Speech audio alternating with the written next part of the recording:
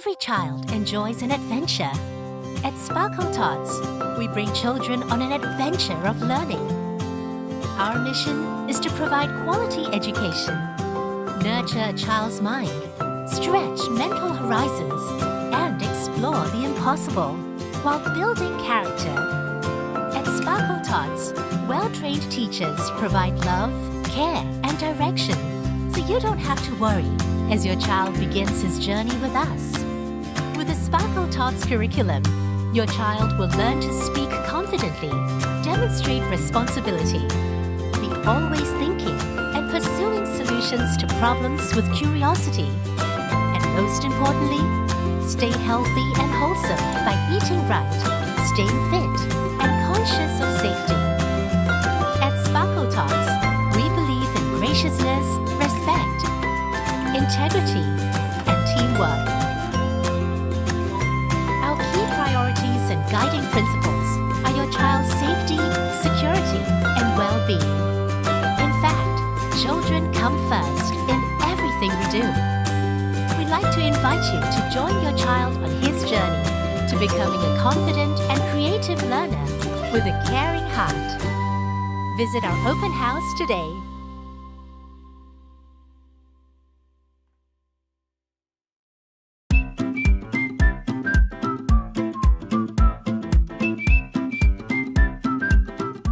Every morning, my nice teacher makes sure everyone is safe to go to class.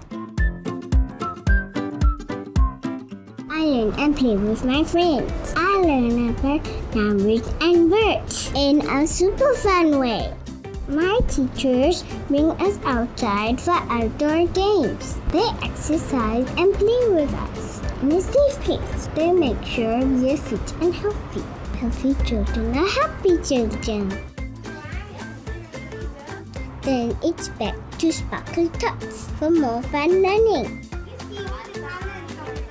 I learn about letters and how they sound. To improve my language and thinking skills, my teacher tells me a story. This is how I experience the joy of reading. All that learning makes me hungry. At Sparkle Tots, the meals are balanced with vegetables and fruits. At Sparkle Tots, the food is so good. I want more, but I must watch my weight. After lunch, my patient teacher makes sure I wash up and gets me ready for nap time when I can dream happy thoughts.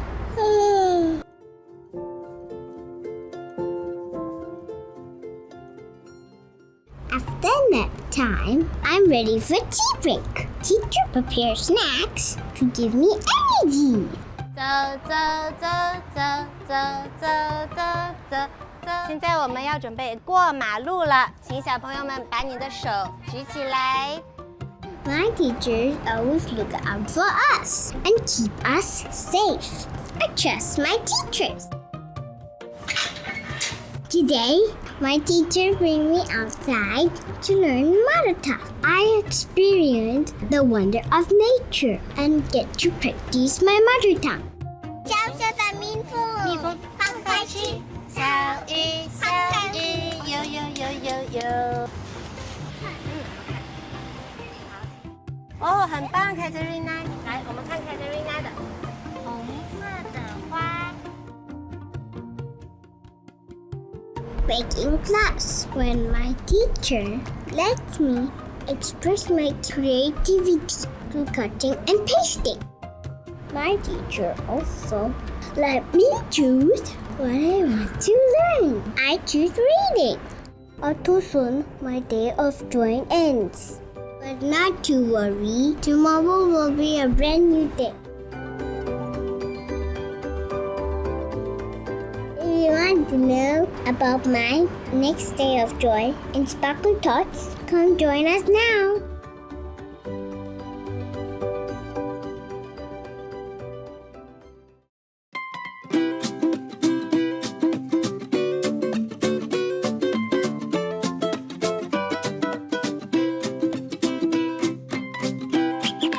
Every day Tots keeps me safe.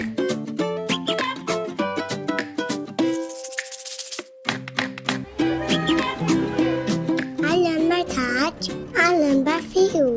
This is how my learning begins.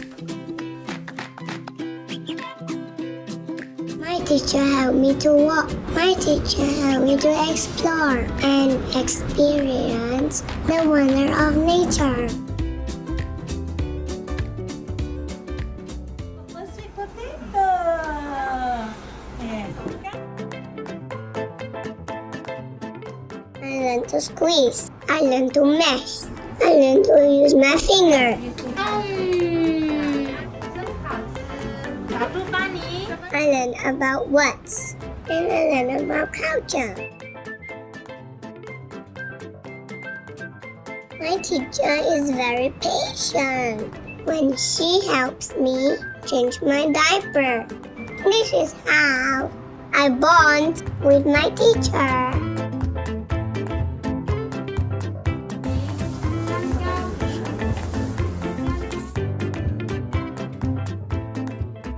At Sparkle Tots, my food is healthy and balanced with fruits and vegetables. All natural. It's very yummy.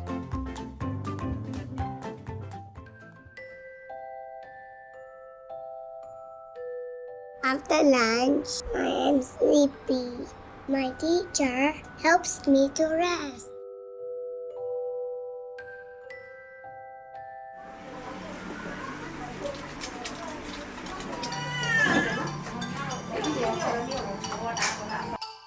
After resting, I'm hungry. My teacher feeds me again and reborn again.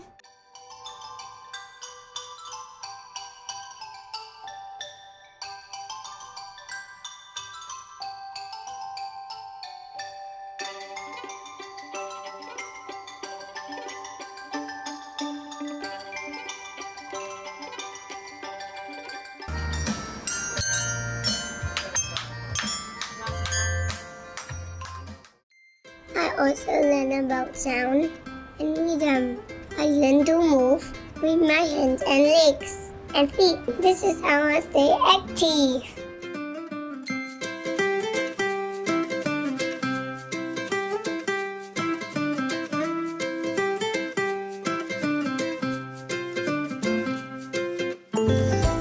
And then I learn what's big and small.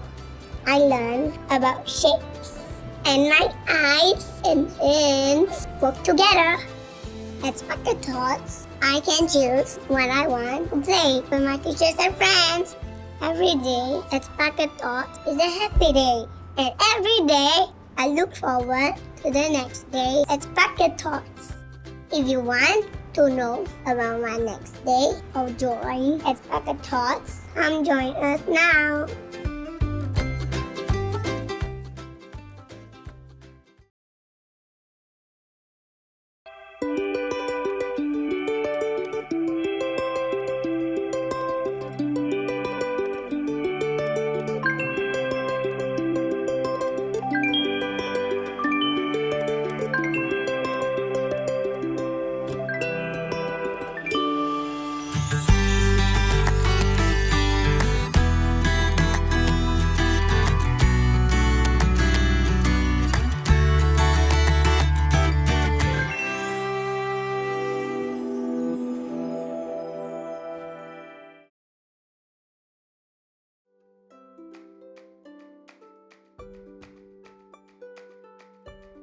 Hi, my name is Dylan. My daddy wanted to give my mommy a surprise on her birthday, but something happened. No! I ordered flowers for your mommy, but the delivery van broke down. And all the shops are closed. And your mommy is coming home in half an hour. Aha! We can still get her flower. How? My teacher wanted to teach us about 3D visualization, so she showed us a hologram. Hello, what? Hologram! Where to order hologram? We don't order, we make.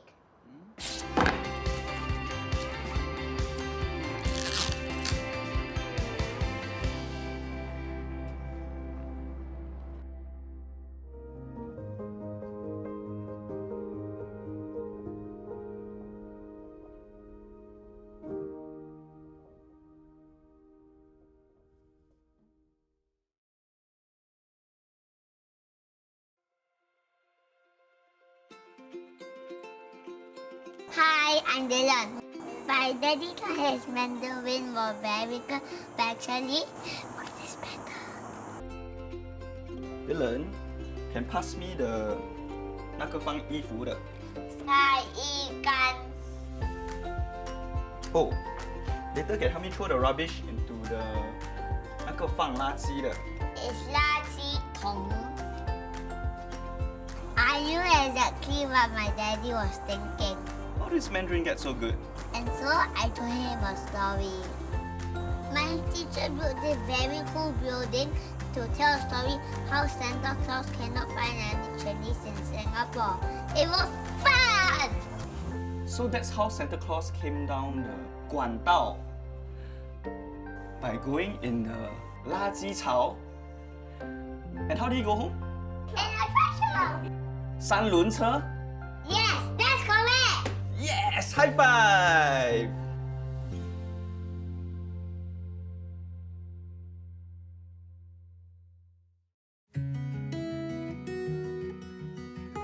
Hi, I'm Farah. I used to be very shy. Cucu saya ni seperti seekor tupai. Bila dia melihat saya, dia lari. Sehingga dia ke sekolah Sparkle Tots. My teacher want me and my friend to meet new friend at Sparkle Care. I met many people like my nenek. Bila dia pulang dari sekolah, dia menceritakan bagaimana dia bermain dengan kawan-kawan barunya. Itu pasal dia dah tak malu lagi dengan saya.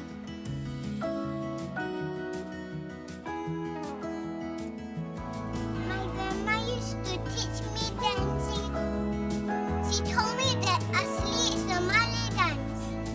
It's about respect and being gracious.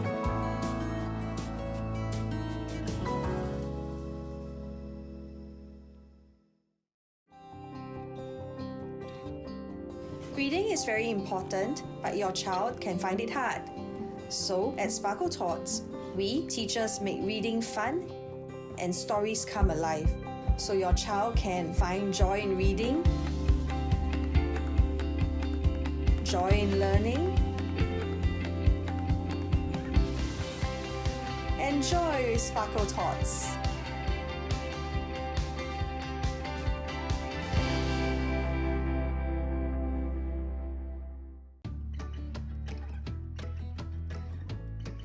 Hi, I'm Farah. At Sparkle Tots, I have STEMI class. STEMI stands for Science, Technology, Engineering, Math, Invention, and Entrepreneurship. During STEMI, my teacher will ask me to look around, find something that is a problem, a real world problem. And guess what? I found one in my class. This boy Dylan always forgets to put back our chairs. How do I solve it? I spent a few days thinking, coming up with a prototype. It didn't work. I was sad. But my teacher said failure is a success if I learn from it. So I did. I tried again and again and again. Until one day, yes!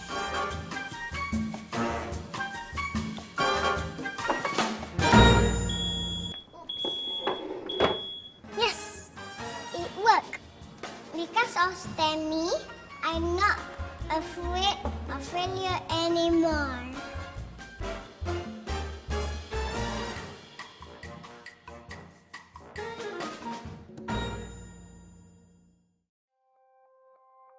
Every child enjoys an adventure. At Sparkle Tots, we bring children on an adventure of learning. Our mission is to provide quality education, nurture a child's mind, stretch mental horizons, and explore the impossible while building character. At Sparkle Tots, well-trained teachers provide love, care, and direction, so you don't have to worry as your child begins his journey with us. With the Sparkle Tots curriculum, your child will learn to speak confidently, demonstrate responsibility, be always thinking, pursuing solutions to problems with curiosity. And most importantly, stay healthy and wholesome by eating right, staying fit, and conscious of safety. At Sparkle Tots, we believe in graciousness, respect, integrity, and teamwork.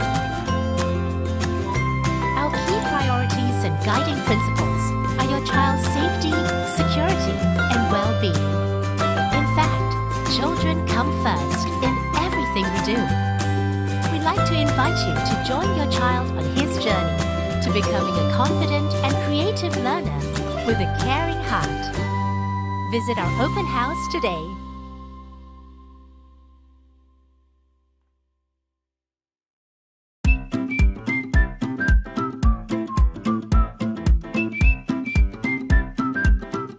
Every morning, my nice teacher makes sure everyone is safe to go to class.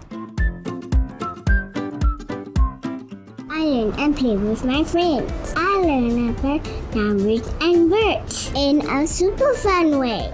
My teachers bring us outside for outdoor games. They exercise and play with us in a safe place. They make sure we are fit and healthy. Healthy children are happy children. Then it's back to Sparkle Tots for more fun learning. I learn about letters and how they sound. To improve my language and thinking skills, my teacher tells me a story. This is how I experience the joy of reading. All that learning makes me hungry. At Sparkle Tots, the meals are balanced with vegetables and fruit. At Sparkle Tots, the food is so good. I want more, but I must watch my weight. After lunch, my patient teacher makes sure I wash up and gets me ready for nap time when I can dream happy thoughts.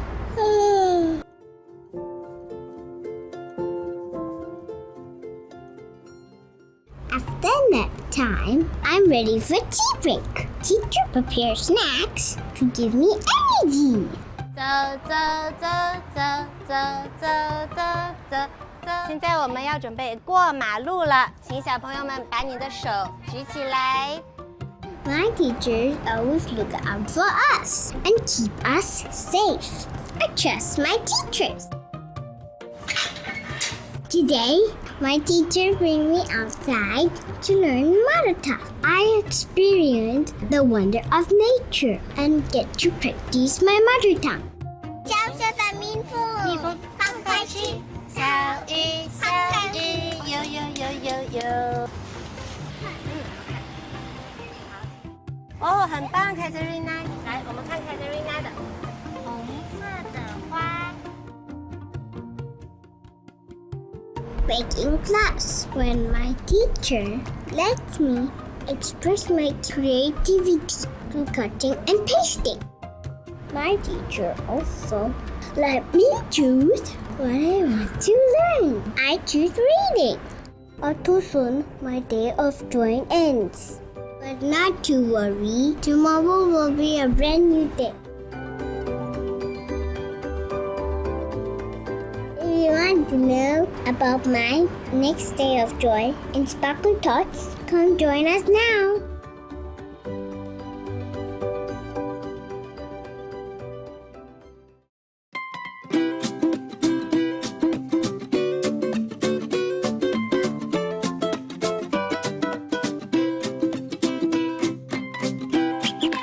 Every day, Sparkle Tots keeps me safe.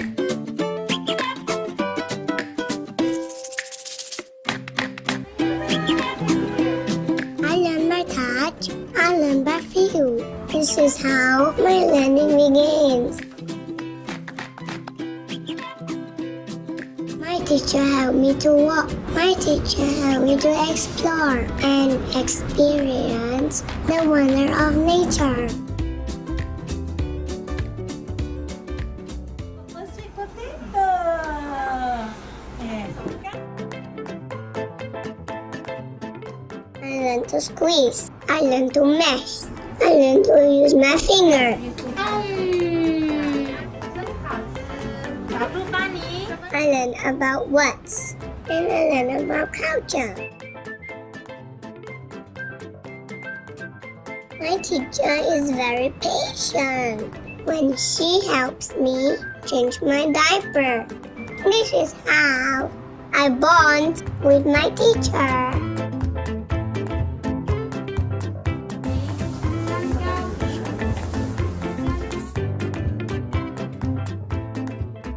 At Sparkle Tots, my food is healthy and balanced with fruits and vegetables. All natural. It's very yummy.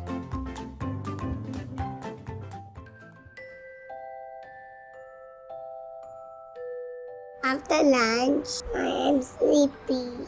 My teacher helps me to rest.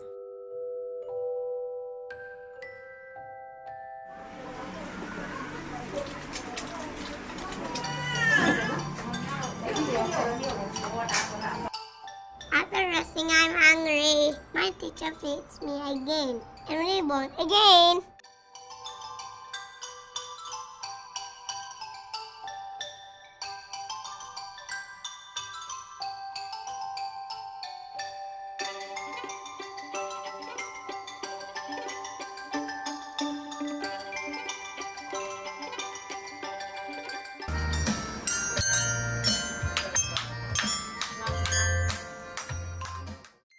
I also learn about sound and rhythm. I learn to move with my hands and legs and feet. This is how I stay active.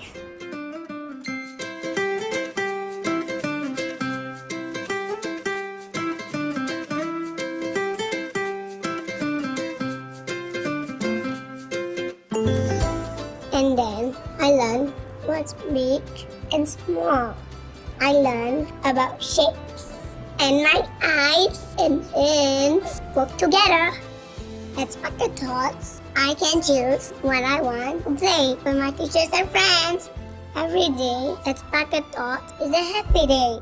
And every day, I look forward to the next day at Sparkle Tots. If you want to know about my next day of joy at Sparkle Tots, come join us now.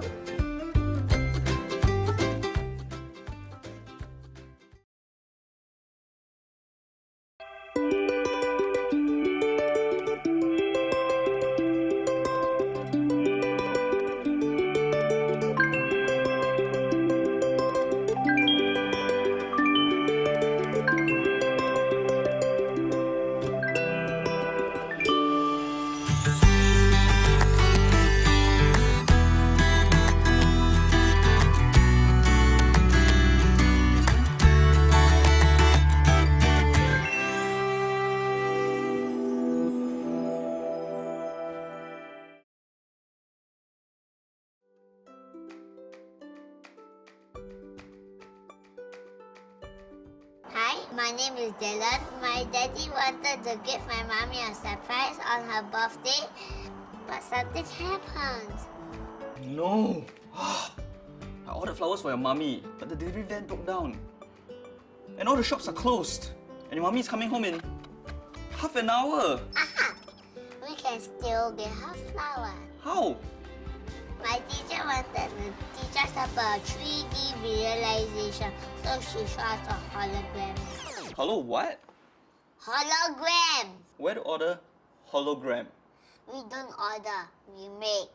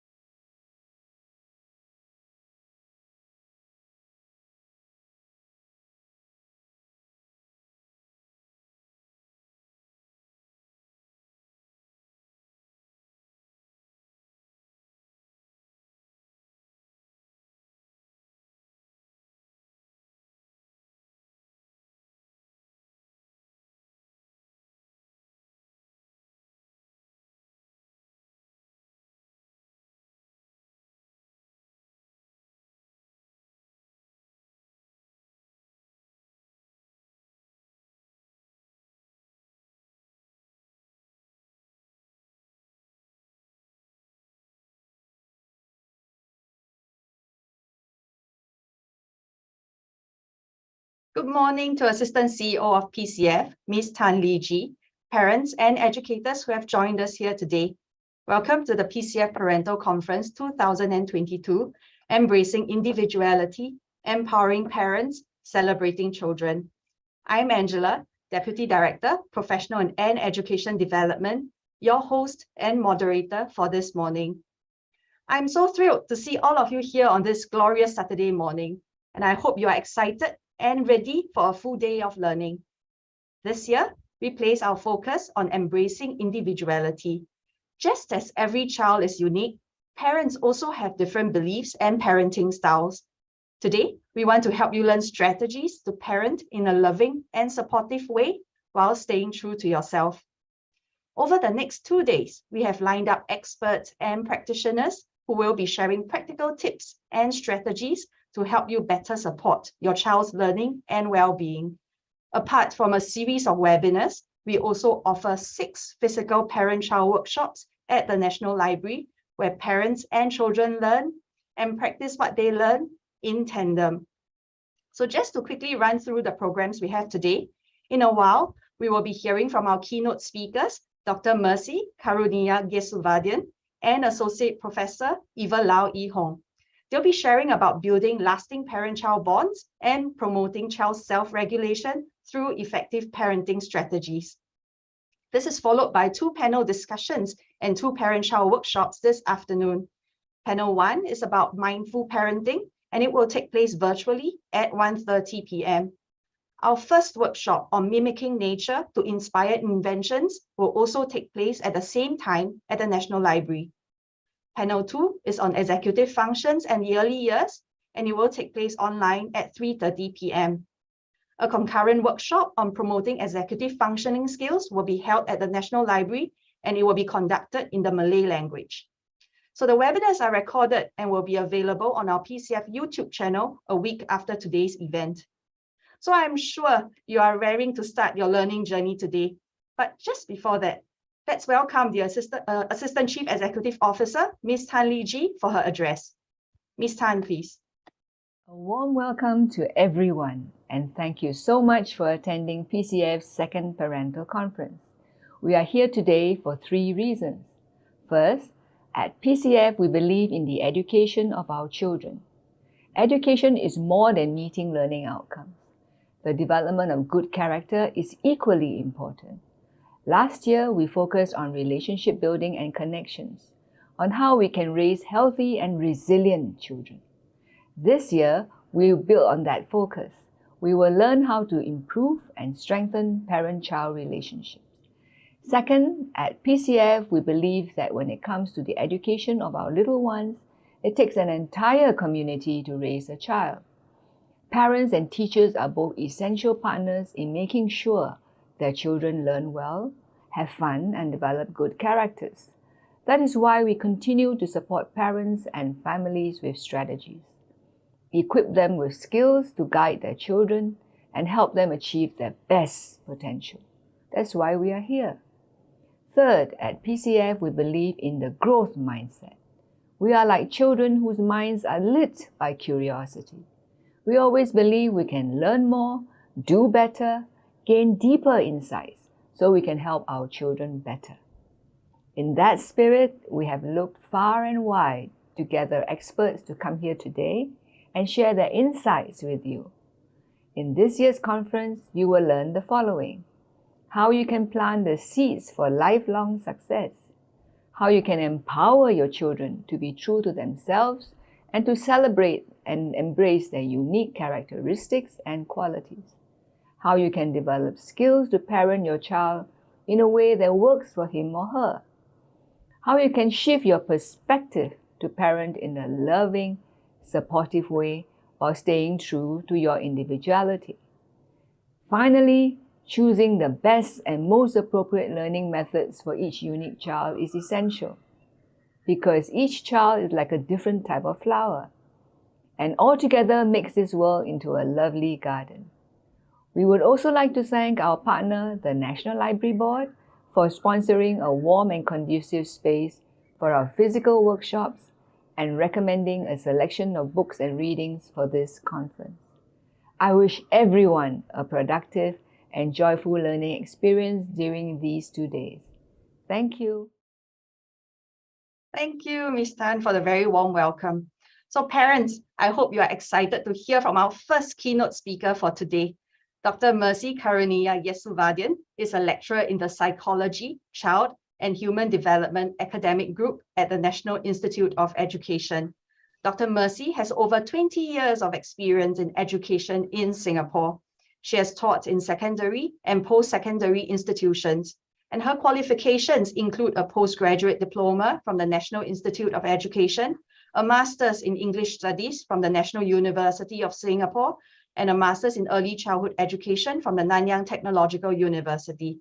She obtained her PhD in early childhood education from NTU, and her research interests include many aspects of child development, parenting, and related research methodologies. So her topic for today is butterflies and hurricanes, building parent-child bonds that last a lifetime. For our audiences who are watching the stream, should you have any questions that you might want to ask Dr. Mercy, please feel free to send your questions via the live chat box. So Dr. Mercy, are you ready? Yes, I am ready. Okay, that's over to you. Okay, thank you very much. Let me share my screen first so that everything is aligned. Okay, right. So my warm wishes to PCF staff and leadership, fellow speakers and panelists and dear parents. It's really wonderful to meet all of you virtually today. So let me begin in the interest of time. So Edward Lawrence was trying to work out how human beings could accurately predict the weather back in the 1960s, right? When he conceived of this idea of how the flapping of butterfly wings in the northern hemisphere could trigger a mighty hurricane in the tropics. Now, he was actually a pioneer of chaos theory, a branch of mathematics that was seeking to understand how outcomes of complex systems like the weather could be accurately predicted using computer modeling, right? When the initial conditions governing these phenomena, the complex phenomena like a weather, right, cannot be easily monitored. Of course, today, with modern science and sophisticated computer programming, we know that butterflies can actually safely continue to flap their wings anywhere in the world, and they will not cause a hurricane. But the idea has stuck around, right? And the idea, there are two of them. The first one is small actions can amalgamate and in time enable catastrophic happenings if they are not monitored. The second one, and I think more important for us as parents and looking at the parent-child relationship, is how we seek predictive ability in order to better control our world, right? So now when we look at complex systems, parenting is actually a very complex system. Right? And parents and scientists alike have been creating models to actually explain and predict how particular constructs that are coming together in a given place and time can actually turn out the next generation of human beings. The thing is that I think as parents we must know is the models of parenting they function actually with one central caveat, that the implications of any given model in any given time, right, cannot apply to every parent and every child anywhere in the world, right? And the key thing here is the parent, even if you are a parent with 5 children, right, your impact on each of your children will be different. And even if it's the same parenting style, it's the same set of parents, same resources, same house, you would still impact your child differently, right? So for example, your eldest may actually love your hugs and crave so much of it, but your youngest will try to avoid it, right? And your middle child actually wants your attention, while your eldest teen might just, slam the door in your face, right? So it's the same parents, same house, same system, but different responses.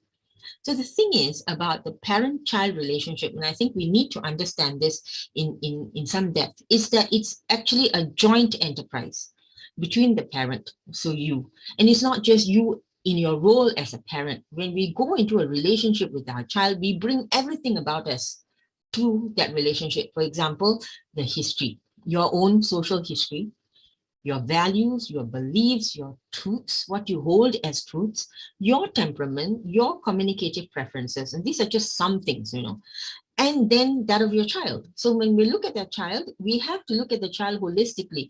So it's his temperament, his ability to self-regulate, her ability to maybe articulate what she needs to say, her abilities, her disabilities, her communication patterns. So what you actually see is two unique individuals who are in interaction with each other. And it's the nature of interaction that forms the relationship. But before we get there, let me define the term relationship.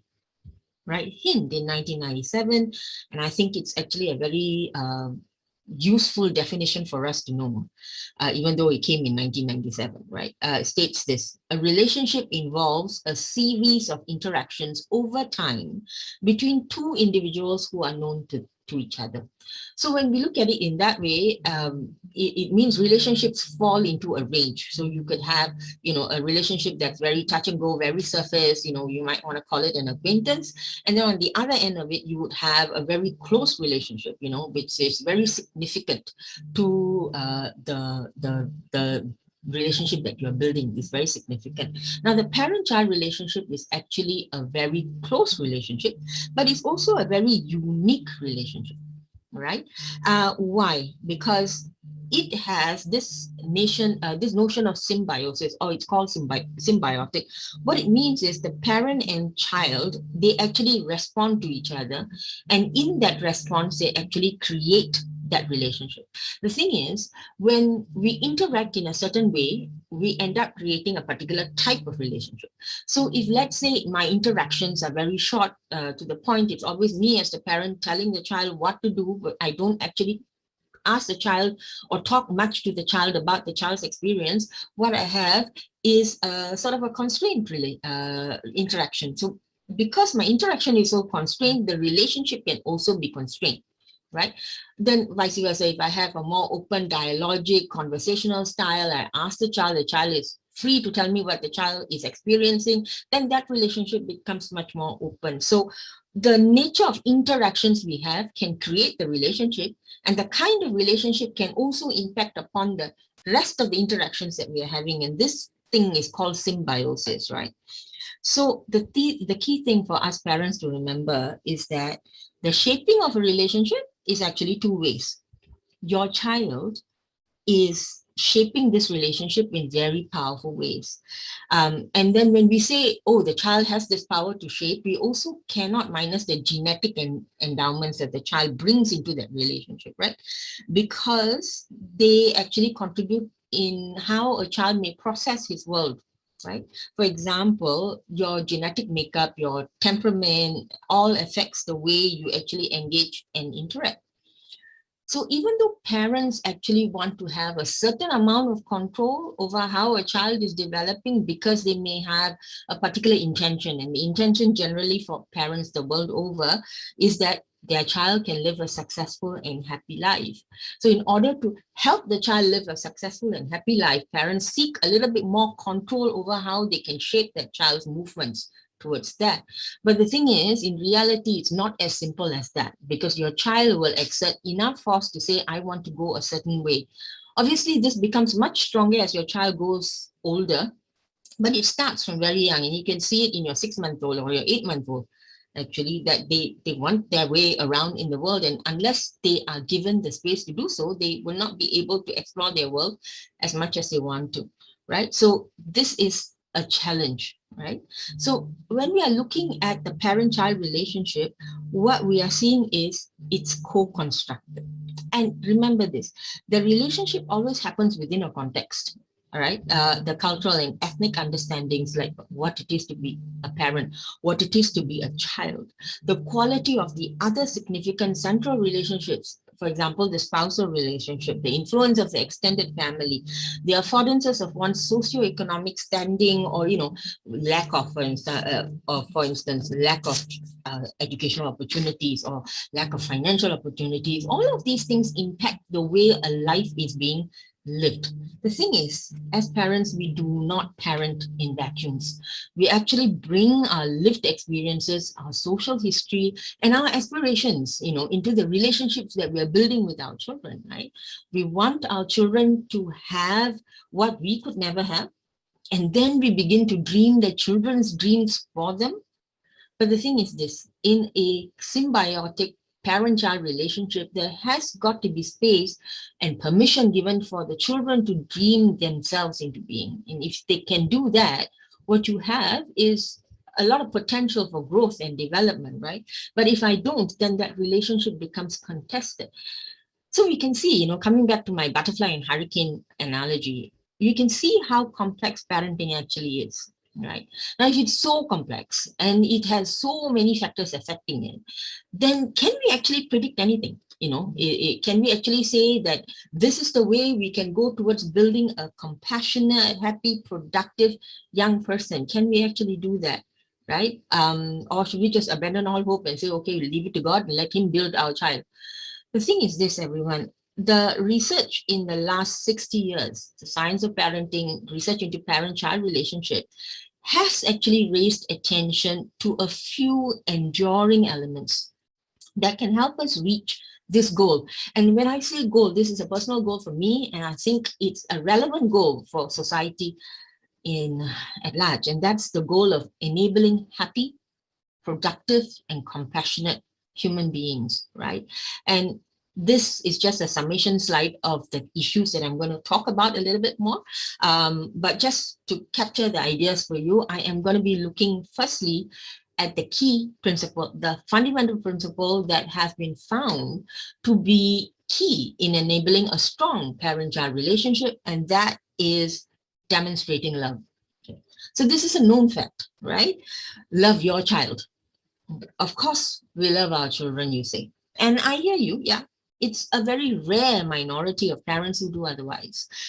Yet, when we look into the research on parenting, this idea of demonstrating love recurs all the time, demonstrating love. So what does it mean to demonstrate love? Obviously, the age and the stage of development of your child would determine the kind of love that you demonstrate. Like, for example, if you have an infant, touch is primary, and a calm, responsive mothering is vital. But if, let's say, you have a preschooler, then it's active presence, a time to play together, do things together, and have conversations about what they see around them. It could be mushrooms that grew after a thunderstorm, or it could be the moon. Like, for instance, I have a 4-year-old, and he would always notice the moon, right? And he would say, Mom, today it's an orange moon, meaning it's round, right? Or he'd say, oh, Mom, today it's a watermelon moon, meaning it's a crescent, right? And we end up gazing into the night sky, and we spot stars, and sometimes we spot planes, and we talk about it, right? The key with the preschooler is that you engage the observations that he has about the world around him. Now, it's a primary age child, it could be doing things together, read a book together, do comics, even do homework. If we manage the homework aspect well enough, that relationship with that child actually grows far, So demonstrating love is about showing your child that you adore him, and not in words alone. You actually have to show it in deed.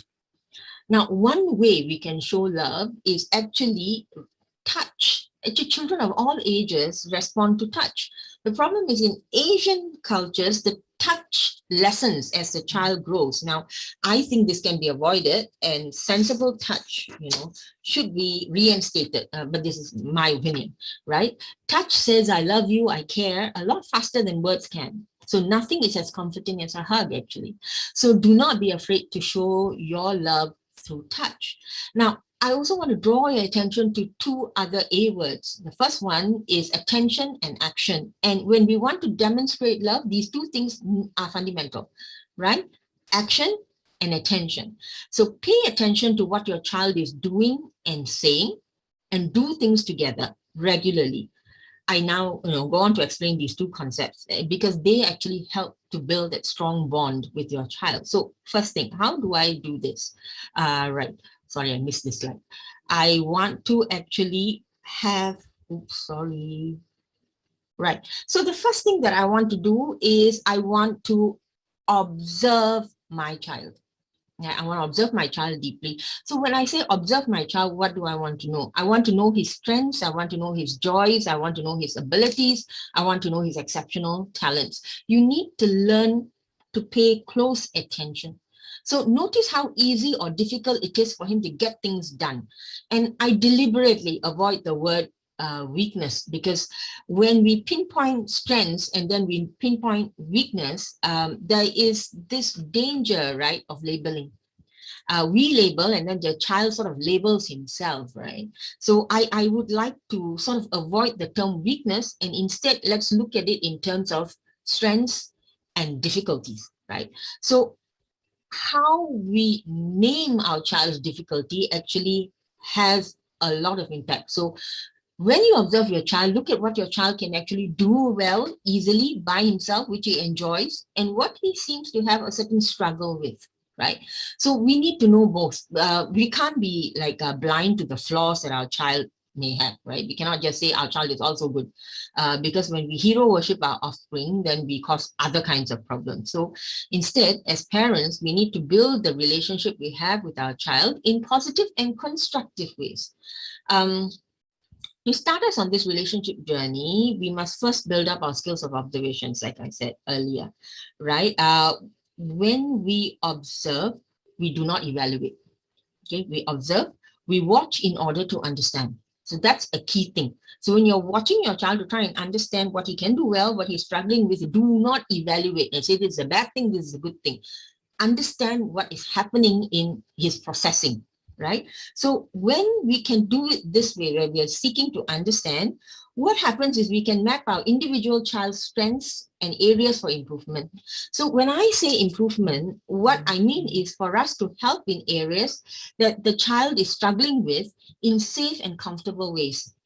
For example, if my second child is an introvert, right, loving his own space and is quite happy in his own company, I would not force him into any social situation in an abrupt way, right? Like telling him to go and play with my friend's child just because they're both at the playground, right? I may introduce the other child and ask if he would like to join her in play. I may even join in that play to sort of model for him how he could join in a group. Right now, this is important because he will need to know the social rules and to learn to play together, right? Because he cannot be a hermit on a rock island. So he needs to know. So I model, right? By doing this, I can also harness my child's own sense of observation and get him to be sociable in a safe, non-threatening way. And the key word is safe, non-threatening, right? Now, this is what I mean about being constructive. Now, when I say parents are constructive, this is what I mean, right? Now, instead, if I try to make him an extrovert, like my eldest child, for instance, then I am inviting trouble because my second child can actually reject my moves and resentment can set in. And that means if I continue to do this kind of control over him, over time, I will experience a strained relationship with my second child.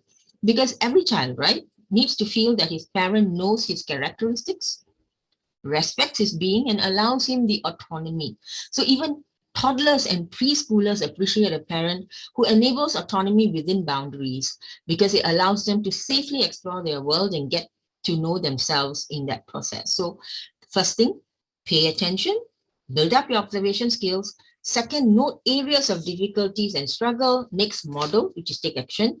Appropriate behavior in safe and non-threatening ways. The thing is, the child must feel that we are responding to them in a sensitive manner, right? Then the next thing that we are going to be looking at that will allow us to build a strong bond, right, is open conversations, right?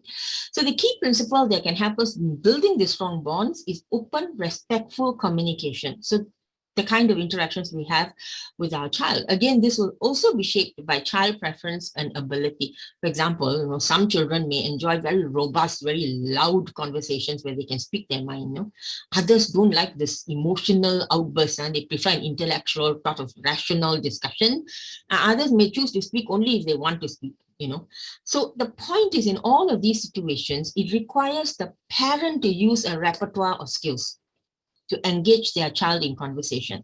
The key thing is to engage your child in conversation, right? And the other thing is this: when it comes to relationship building, everyone, talk is action. Talk is action, okay?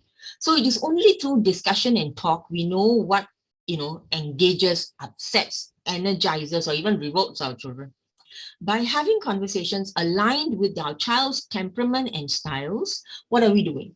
We are signaling to them that we are keenly interested in their world.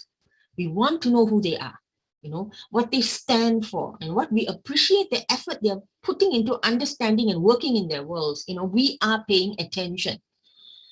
All children seek validation, and attention, everyone, is a key vital ingredient to this. Now, notice when I said have a conversation, it basically means two-way language. Flow of language is two ways. Teens, especially in Singapore, share that as they move from childhood into teenage, parents actually do more monologues, leaving very little room for autonomy and negotiation. So in order for us to validate our children and instill a sense of confidence and a sense of belonging, we need to enable voice. This is another word that I think you remember. Attention, voice. Okay, so what does it mean?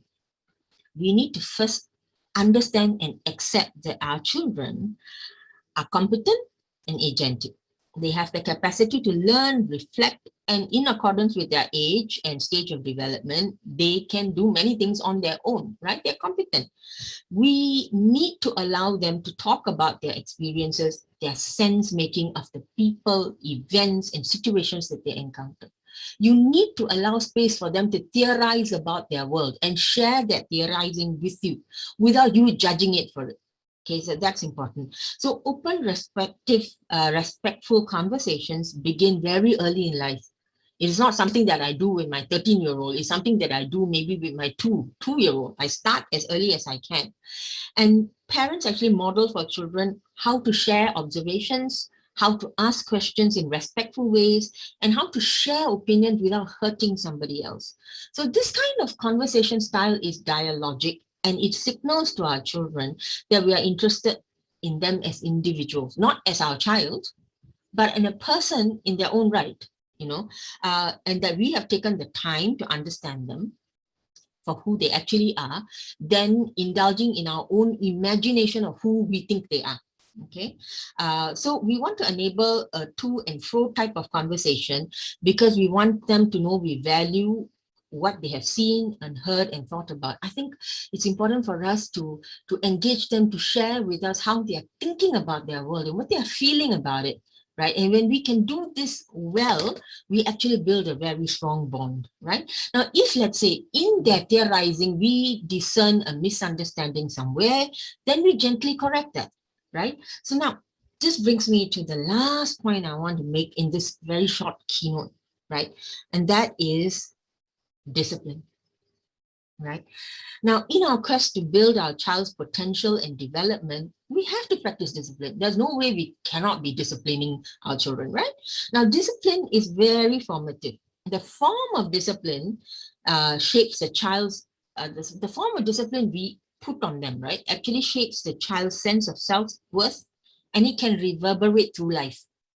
What you do with them at 2, at 6, at 10, at 15, this thing reverberates through life. So you are very, very powerful in that way, right?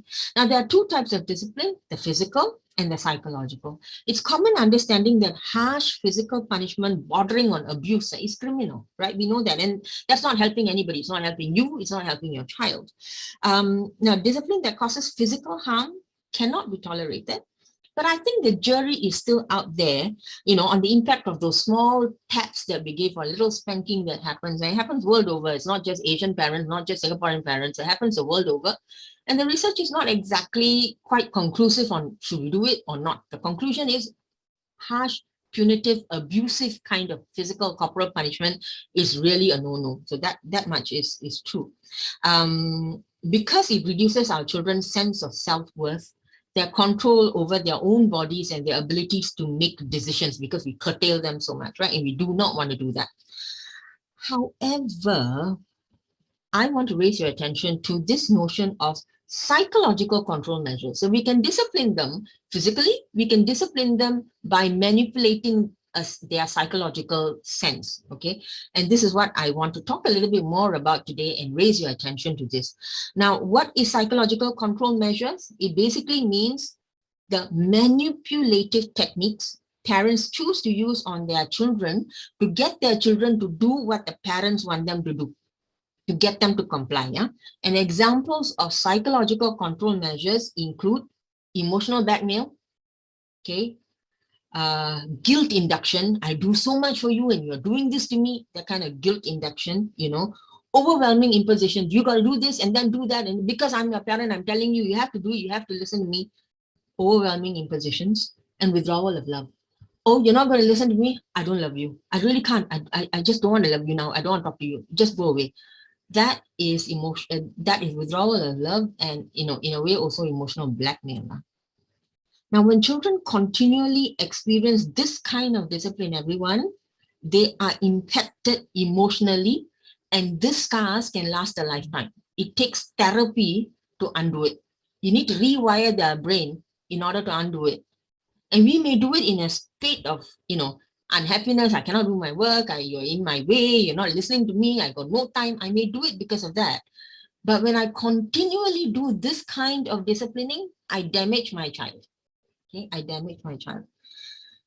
The thing is, when children experience psychological control measures for a large extent of their life, then they cannot establish emotional connection with other people. Right? It can actually limit their identity development. It can severely curtail their autonomy to make decisions for themselves, right? This kind of measures actually leads to depressive symptoms later in life, and the child may suffer with anxiety for the rest of his lifetime. Okay, so it's quite serious, this one, all right? So the way we choose to discipline our children really need to be rethought out.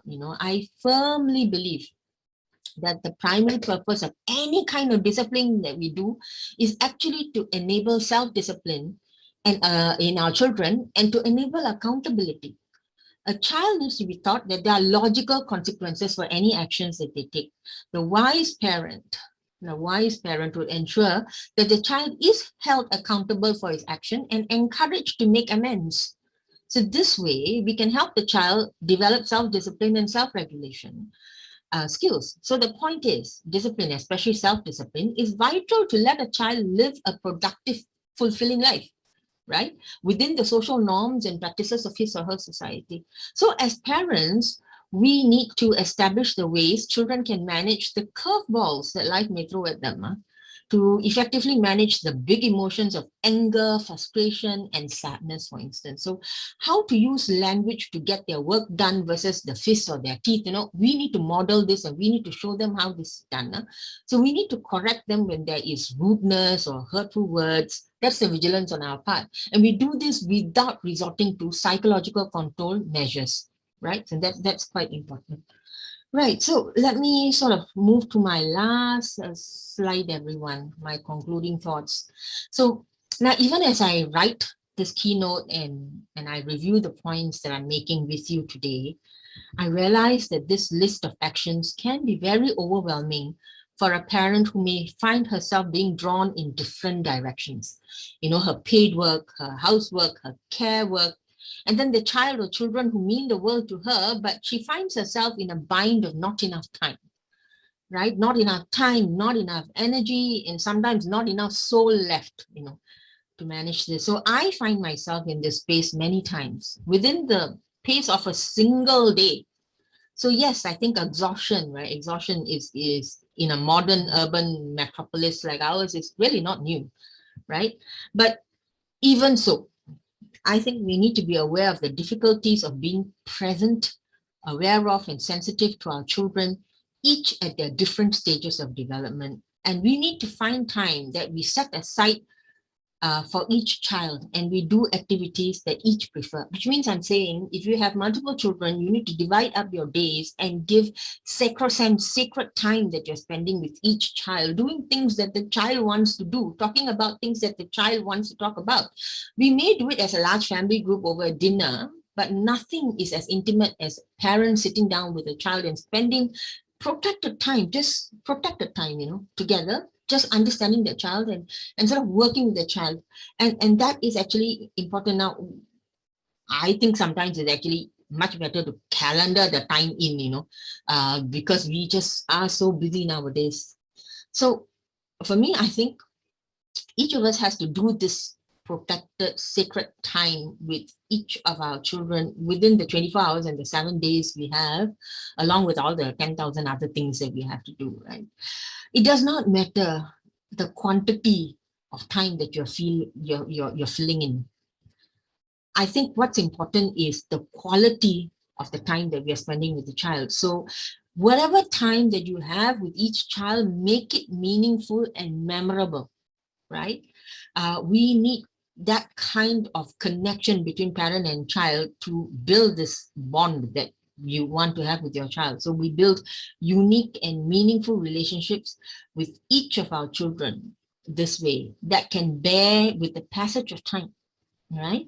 The ups and downs of growing, and each child finding their own purpose and their own happiness, right? When we do this kind of building relationship, understanding, and working with the children from where they are, and working with the children on where they want to go, right?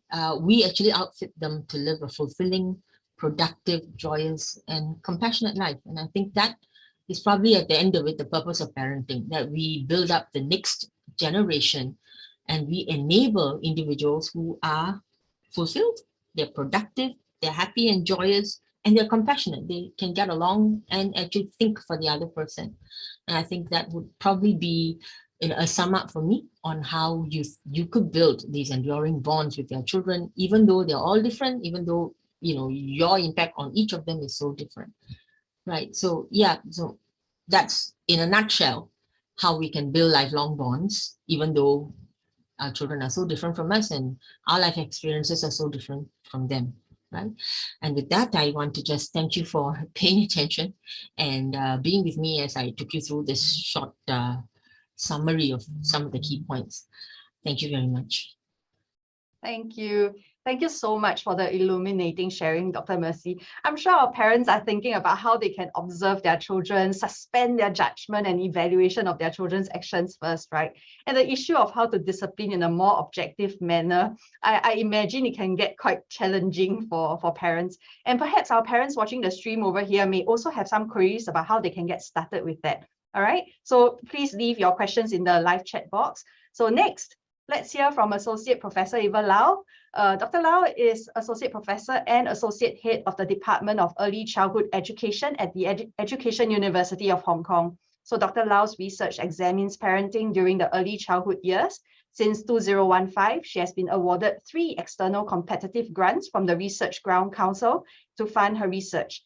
She's currently Director of the Education University Hong Kong Jockey Club School Transition and Readiness Project and has conducted over 100 sessions of parent education training. So today, Dr. Lau will be sharing how parents can promote child self-regulation through effective parenting strategies. Dr. Lau, over to you. Thank you, Angela. Good morning, everyone. A big hello from Hong Kong. And it's my great pleasure today to share with you how parents can promote children's self-regulation through effective parenting strategies. I'm not able to share my screen yet.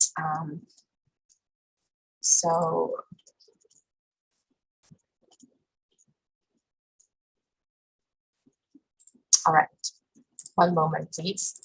So today I will be sharing with you what parents could do to promote children's self-regulation using different parenting strategies that you can use daily. And I did not know Dr. Mercy before, but I see that a lot of things that she has mentioned is very similar to what I'm going to say, because these are really the fundamental things that parents need to do when children are really young to build up the relationship, to foster the self-regulation skills when they are young so that they can use them for their lifetime. So before we start, I want to first define what self-regulation is. Many parents, I'm sure you have heard of this term many times in school, from the teachers or among parents. In fact, self-regulation is very important for young children because it refers to the capacity an individuals have to regulate the internal cognitive activities, such as regulating their attention, shifting their attention, using their memory, right? And also to regulate and monitor their emotions, behavioral tendencies, and impulses so that they can achieve their goals. You can achieve, the positive well-being or positive behaviors. And we know from research that children's self-regulation is related to their long-term positive development, including better academic achievement, better physical and mental health, better social relationships, higher income, and higher life satisfaction. And it is not difficult to understand why self-regulation is related to all the benefits that I just mentioned, right? Because you can imagine if a child who is able to regulate their emotions, regulate their behaviors, regulate their impulses, they are more likely to be able to pay attention in school during the class, to avoid being distracted by things or doing things that they are not supposed to do in the classroom. These kids are more likely to be consistent in achieving their long-term goals. They are more likely to persist than giving up halfway. These kids are more likely to adjust their emotions when they are encountering difficulties and setbacks. They are more likely to resist temptation and delay their gratification. They can wait for longer. They can use their cognitive capacity to help themselves wait and persist. These kids are also more likely to actively and consciously complete their timetable or things that they are supposed to do. When it comes to social relationships or interactions with others, these kids are also more likely to control their impulses or negative emotions, and they are less likely to get into troubles or get into interpersonal conflicts with others, and therefore people tend to like to be with them.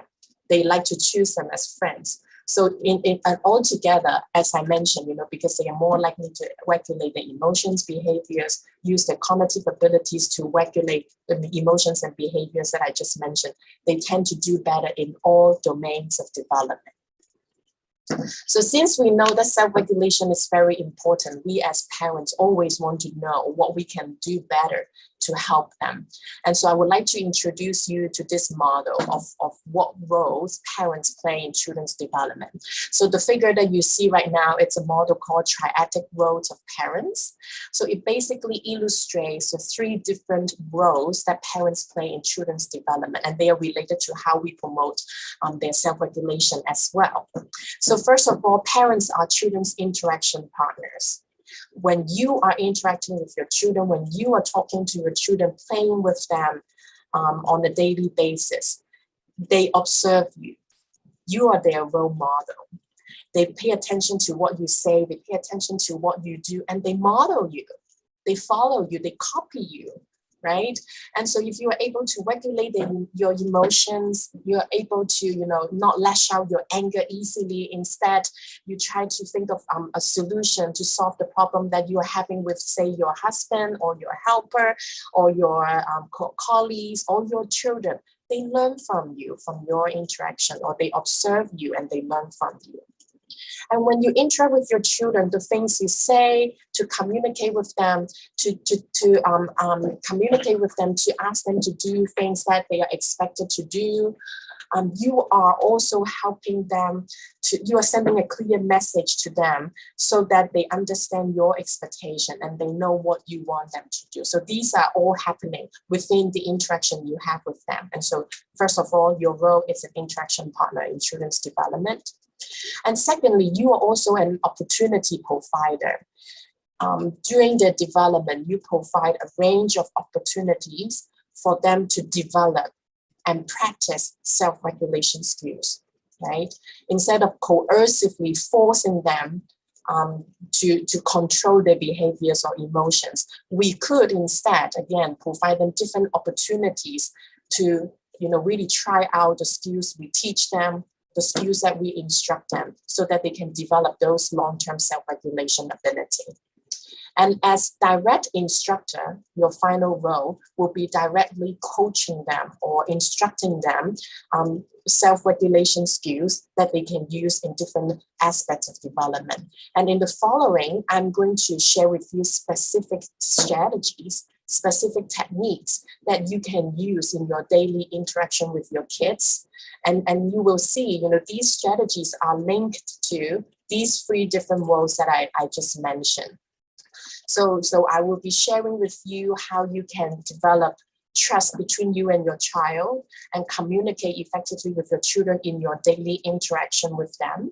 These are important because with our loving relationship, with our trust in your relationship with your child, you can really communicate clearly or effectively to them, right? And when you don't have this foundation in your interaction, in your relationship with your child, it is really hard for you to instruct them as direct instructor, to teach them and coach them self-regulation skills. And it would also be hard for you to provide any opportunities to support their development. And so I will first of all talk about how we can develop trust in our parent-child relationship. Then I will share how you can communicate effectively with your child to, give them your commands, and also to point out or to communicate to them things that you want them to improve. And finally, I will share how you can provide different opportunities and how you may coach your child to support their self-regulation development. Okay. So first of all, a loving relationship is very important to build that trust. And there is no quick fix. It's no easy way to achieve that. You need to spend time together. It could be eating together. It could be reading together. You could be having a conversation together or playing together. All these things have to be done on a daily basis to build up that loving relationship. Imagine if you are only a parent who would only speak to your child when you want to discipline them.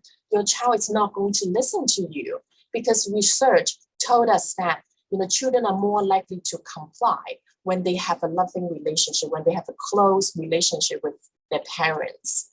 So please invest your time in your relationship. When you are having dinner, it's a time when you can have a good conversation.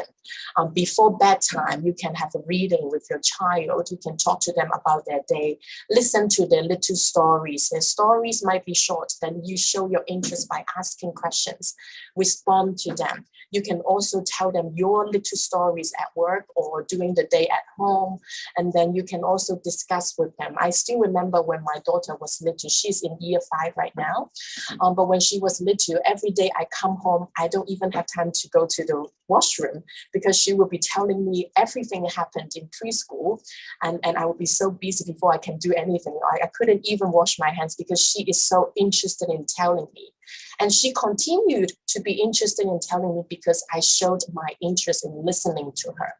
Now that she's older, she doesn't really tell me many little stories every day, because she tells those stories to her friends, and that's natural, right? But when it comes to having a big decision making in school, whether she wants to take up this leadership role, or when there is a conflict with her peers, she would come to me and she feels comfortable seeking my advice because of the good relationship that we have already built from the early years. Okay, so make sure you really, spend time doing these different things together as a family. It's not only about the quantity. The quantity matters, but the quality also matters. So give them your full attention, put away your cell phone, turn off your TV, and really play, discuss, enjoy these shared moments with your child.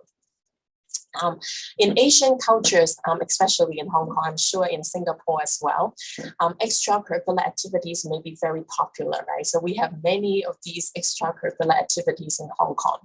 And I can share with you one of my research findings several years ago. So several years ago, my student and I did a study on how these extracurricular activities may promote children's development. And we found that, yes, when parents send these kids to extracurricular activities like having a play group or learning arts or doing sports, kids tend to have better readiness for school. They have better social skills, they have higher confidence. So extracurricular activities seem to play a good role, having a good impact on children's development. But the very interesting finding in our study was that when parents are highly involved in children's development already, the positive effect of extracurricular activities that I just mentioned disappeared. In other words, if a parent can devote time in helping their children read, talking to your child, encouraging conversation, helping them build up those language skills. When you are having a family time, everybody takes turn to play or to speak. You are already cultivating or fostering those skills that they need for school. And the effect of extracurricular activities may no longer exist when you are able to do that yourself as a parent. So I think this is a very important message for parents, especially Asian parents who are a big fan of extracurricular activities, to know that your role in the early years is most important. Okay? So after having a loving relationship, it is also important that you praise your child. You praise your child to build up that trust. You want your child to know that you trusted them. You trusted in their ability and you see their efforts. Praising them is also important because you are showing your appreciation, acceptance, and recognition of your child's action, efforts, or strategies. And again, Asian parents in our culture, we often think that, I don't know if you have heard of it, but I hear a lot from the older generation or even parents in this generation that we shouldn't praise our kids. Because if you praise them, they will be spoiled. They will be thinking that I need to get a praise before I do. Next time if I don't get a praise, I'm going to stop behaving well. So their good behaviors would rely on the praises that we give them. And so we are spoiling them because Asian parents, value modest. We want our child to be modest and humble. We don't want to praise their child. Do you agree? I often disagree with them because the fact is children would only rely on praises for good behaviors because they don't receive enough recognition and acknowledgement. If you are praising your child correctly, okay, not only praising them because saying that they are smart, saying that they are clever, or saying that they are handsome and beautiful, these are things that they probably can't do anything to change. These are something that it seems that these are things that they are born with. These are not things that they can change, right? Using different behaviors or strategies. And if you praise them and say that they are clever, smart, beautiful, and handsome, they would be spoiled. But if you praise correctly by praising their appreciating their actions, praising them for their contribution, being specific about what they did, that you are acknowledging them, and praise their efforts and strategies that they tried, and be explicit about their improvement. You don't necessarily have to praise them when they get 100 marks on their exam. You don't have to praise them when they get the first prize for a competition. In a competition, you just need to show your appreciation, praise them when they have an improvement. It's already enough to help your child to build up their confidence and to help them believe that they can trust you. And our relationship makes me feel more confident. Okay, so make sure you praise your child. One example for very young children could be, you can say, wow, you tidy up the toys and you put all the toys in the toy boxes after you finish playing them. Mommy can see that.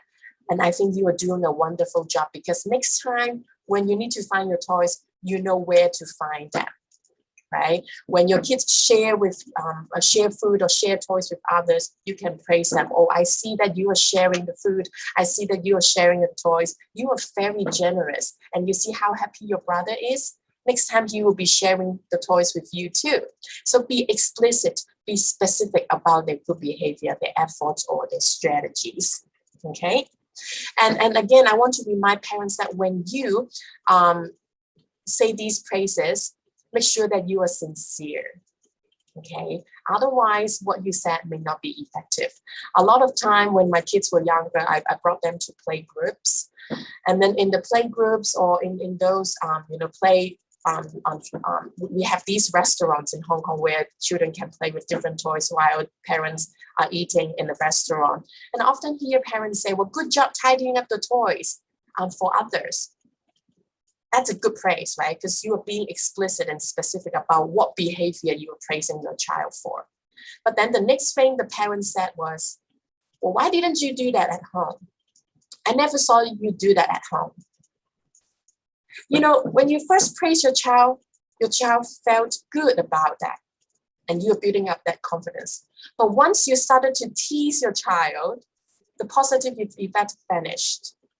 Okay. And the next time you praise your child, he or she might think that, well, I should just ignore that comment because my parent is not sincere and I shouldn't take that seriously. So please, when you praise your child, be sincere, be specific, and really show your attention, show your appreciation so that you can build up that trust and confidence in your relationship and in your child. Okay, so once you have that trust, we can then communicate. We can use some communication skills to communicate with your child. These communication skills are important because it helps us to communicate to our child about our expectation. And it also helps our child be more receptive in case we are telling them there are things that we want them to improve or there are misbehaviors that you are concerned with. So the first skill that I want to teach you is to give very effective and clear commands. A lot of time, parents may be giving ineffective commands such as these. Don't be mean. Stop that. Don't grab. When you are framing your commands in a negative way, it's very hard for young children to know exactly what they need to do. Because if you tell them to stop, if you tell them to don't be mean, don't grab, all they know is I should be stopping the thing you said, but I'm not sure how I can be better, right? Because there are two steps involved. You're telling them to stop this, but you should be also telling them what they should be doing instead. Some parents might say, be kind, do faster, be clever. Again, these are framed in a positive way, but still they are a bit ambiguous. So children might not know exactly, again, what I should be doing to be kind because I'm not kicking my brother. I'm not hitting my sister today. Why are you saying that I'm not kind? What should I do to be kind? If you want your child to be kind by sharing toys, by saying hello to people, by greeting people, then you should be explicit and be specific about what you want them to do. So describe the desired behaviors using observable terms. Another communication skill that I would encourage parents to do is to avoid using negative labeling when you describe your child's misbehavior. Because when you are using negative labels such as lazy, you are stupid, you are annoying, or you stole your brother's toys, you are disobedient, you are impolite. When you hear these negative labels, immediately children will become defensive and they will no longer be open or receptive to the comments or recommendation that you are going to make. So try to describe the event and or behavior objectively. If you think your child is lazy because he did not study today, simply describe the event. You can say, well, you did not practice your piano today. Then you may suggest what your child could do now. If you just simply say, well, you are so lazy, you never practice your piano, your child would think, well, I practiced my piano 5 days ago. I'm not lazy. What you say is not correct. So I'm not going to listen to you. You see how they can be defensive. So to avoid them being defensive and to encourage them to be more receptive, please describe the misbehavior or the things that you want to bring to their attention, again, objectively and using observable terms. And once you have described the event or behaviors that you are concerned with, we can use a skill called active listening. This is an important skill that I want to introduce to parents because it helps parents to listen to the child. And during the process of listening to your child and talking to your child, you are encouraging your child to regulate their own emotions because your child will be able to listen to themselves while they are talking to you and sharing with you. And you are also allowing your child to listen to you when you reflect their feelings back. It seems construct, and I will use an example to illustrate this. So basically, in active listening, what you need to remember is you need to first listen to your child. For very young children who are not able to articulate themselves very well, you should pay attention to their nonverbal languages as well. And then you can show your empathy. But I would highlight that showing empathy does not necessarily mean that you agree with their behaviors. So when a child hits his brother because he's very angry, you can show your empathy by saying, I understand that you were angry because you didn't get the toy you want. But by saying that, you do not necessarily agree with their behavior, which was, hitting his brother. Okay, so showing empathy does not mean that you agree with the behavior, but by showing your empathy and reflecting back to the child what you heard the child saying and reflecting to your child what you think the child is feeling, you are helping your child to get a better understanding of their own emotions. And you are also showing your child that I listen to you and you can trust me and you can share more. And so this strategy is similar to the communication strategies that I just mentioned in the last slide, that you are encouraging more sharing and encouraging your child to be more receptive and open in this conversation. And you are also building the trust in your relationship with your child as well. And once we use active listening to handle the child's emotions, we are more likely to be successful in handling their behaviors later on. Okay, so I will be showing you a video very quickly to give you an idea of what I was mentioning about addressing children's emotion first. So in the following video, this is a video that our university did last year, 2 years ago, inviting parents to come into our university to engage in some activities. And in this particular video, or the short clip, you will see that the little boy in the middle had an emotional meltdown. He had a meltdown during the play. And I want you to pay attention to the skills that the mother used to manage his emotions, and you will see whether it was effective or not. And to just give you a heads up, the mother did not use active listening in these scenarios. Okay.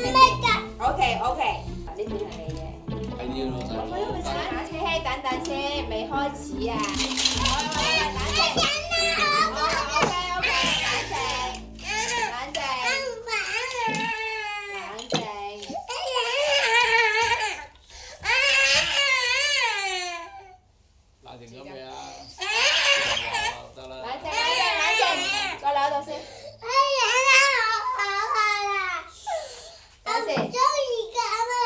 頭先你有冇聽到啊？頭先你有冇聽到？等陣先。頭先你有冇聽到？頭先有冇話開始先？有冇話開始？未開始啊嘛。咁未開始，我哋要將啲 LEGO 全部擺喺度，平均地分配嘅。點解？你講先，俾你講先。好，俾你講。你要點樣？有衝突，俾佢哋試下解唔解，你先至入手。So I don't know if you see in the video, the mother kept saying, calm down. She tried to calm the child's emotions, but it was not successful because the mother did not use active listening. She did not address the child's emotions. She did not label the child's emotion. And therefore, in that situation, the little boy felt that you did not understand me. And so I'm not able to calm down because my emotions have not been addressed. So after that scenario, we coached the parents and we told her, well, we want to introduce you to this active listening skills. What you need to do is very simple. You have to pay attention to the emotions your child is experiencing. And I want you to label that emotions, reflect to your child that you understood why he is being upset.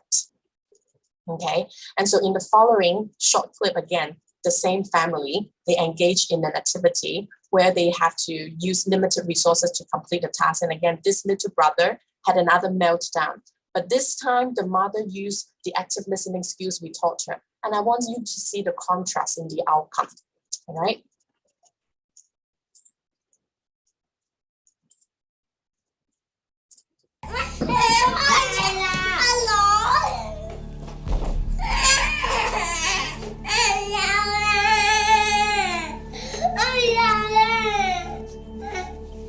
咁啊，其實咧，我明白咧，你冇紅色嘅有少少唔開心，紙巾先，係啦，有少少唔開心。不過我哋可以將個公仔變噶嘛。雖然姐姐就話咧就要用紅色啫，但我哋可以將頭先個白天變咗搞笑嘅眼睛，係咪啊？搞笑嘅手手，搞笑嘅腳腳，咁咪可以令到佢變咗形咯。不如我哋試下啦，好唔好啊？係啦，揸住先，係啦。Well, I did not have much time to explain the context, but in this very brief short clips, you will see that they have limited resources. The boy didn't get to use the red crayon to color, and he was very upset. But the mom simply said, well, I know you are upset because you don't get to have the red crayons that you want. She described the incident. She described his emotions. And immediately the boy calmed down. You don't even have to say the word calm down. He was already calmed. And then the mom suggested, why don't we just use a white crayon to color the black area? Well, it wasn't so fun to me, but the boy was okay with it.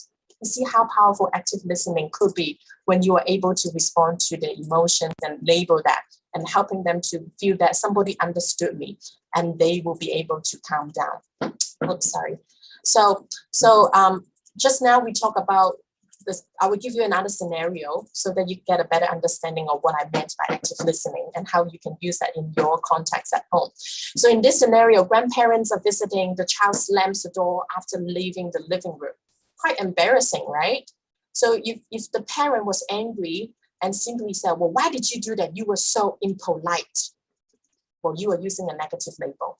And immediately the child felt, well, I don't have to communicate with you because you don't understand me. No trust in our relationship. But if the daddy, in this case, used active listening, you will see how the son will be more able to share more and willing to share more. So what this daddy did was, just now when your grandparents are here, you left the living room and you slammed the door. What happened? The son said, I was reading. You are all very noisy every time grandparents visit because they were talking loudly in the living room. Because the father used the active listening to describe he simply described the behavior without using negative label. The son was willing to share more. And now this is an opportunity for the fathers to use active listening by reflecting back the feelings and meaning in the conversation before. So what this daddy said was, you think we were too loud, making it hard for you to concentrate on reading. That's why you are angry. And the son said, yes, you were always talking for so long and ignoring me. So I decided to go back to my room. All right. Now the son is sharing more. So the daddy said, you were sad because we were chatting and not playing with you. It wasn't just about them talking loudly, you see. It's also about them ignoring him and no one playing with him, and he felt lonely and bored. Right? And so the son said, yeah, I was so bored. I was reading alone and you all neglected me. At this point, pretty much the son's emotions are addressed. But that's not the end of it. I'm not telling parents to use active listening and to just leave the behaviors there. I'm saying we need to first address their emotions. And once we get to this point where we have a mutual understanding of the child's emotions, and when the child feels like you understood him or her, then we can move on to do other things to support their development in the self-regulation domain that will support their long-term self-regulation. And the first strategy that I will introduce you is called induction. We will use the example from before, okay? So the scenario again is grandparents are visiting, the child slams the door while leaving the living room. So after you have addressed the emotions, now you can point out the misbehavior, okay? So slamming the door is not an appropriate way of expressing yourself, although you have explained to me how you felt lonely and boring, because your grandparents will feel unwelcome. So you are showing your child how it affects others, and that helps them to build up their empathy as well. And then instead of telling your child what they need to do now, instead of telling your child, you need to go apologize or you should never do it again, guide your child to brainstorm alternatives or what they can do to make it up. So let's think of ways to let your grandparents know how you feel. Or would you suggest things that we could play with you next time so that you won't feel so lonely? But some board games or some games may not be familiar to your grandparents. So let's brainstorm what we could do as a family so that you won't feel so left out. But you need to help think about it together. So identifying what the misbehavior is, explaining how it affects others, and then in the end, coaching your child, guiding your child to think together what they could do instead next time. And in this process, you are coaching or co-regulating with them to develop their self-regulation skills, because children are receptive to your comments and suggestions. And at the same time, you are helping them to think in a way that, next time when I'm alone, when I'm experiencing frustration, what can I do to regulate my behaviors and emotions, following, what my parents taught me or coached me the other day. Let's use one more example to help you understand. So in these scenarios, others are playing with the toys, but your child has been waiting for a long time and it's still not her turn yet. So she became very upset and impatient and hit the others who were playing the toys. So the misbehavior in this case would be hitting others is not acceptable.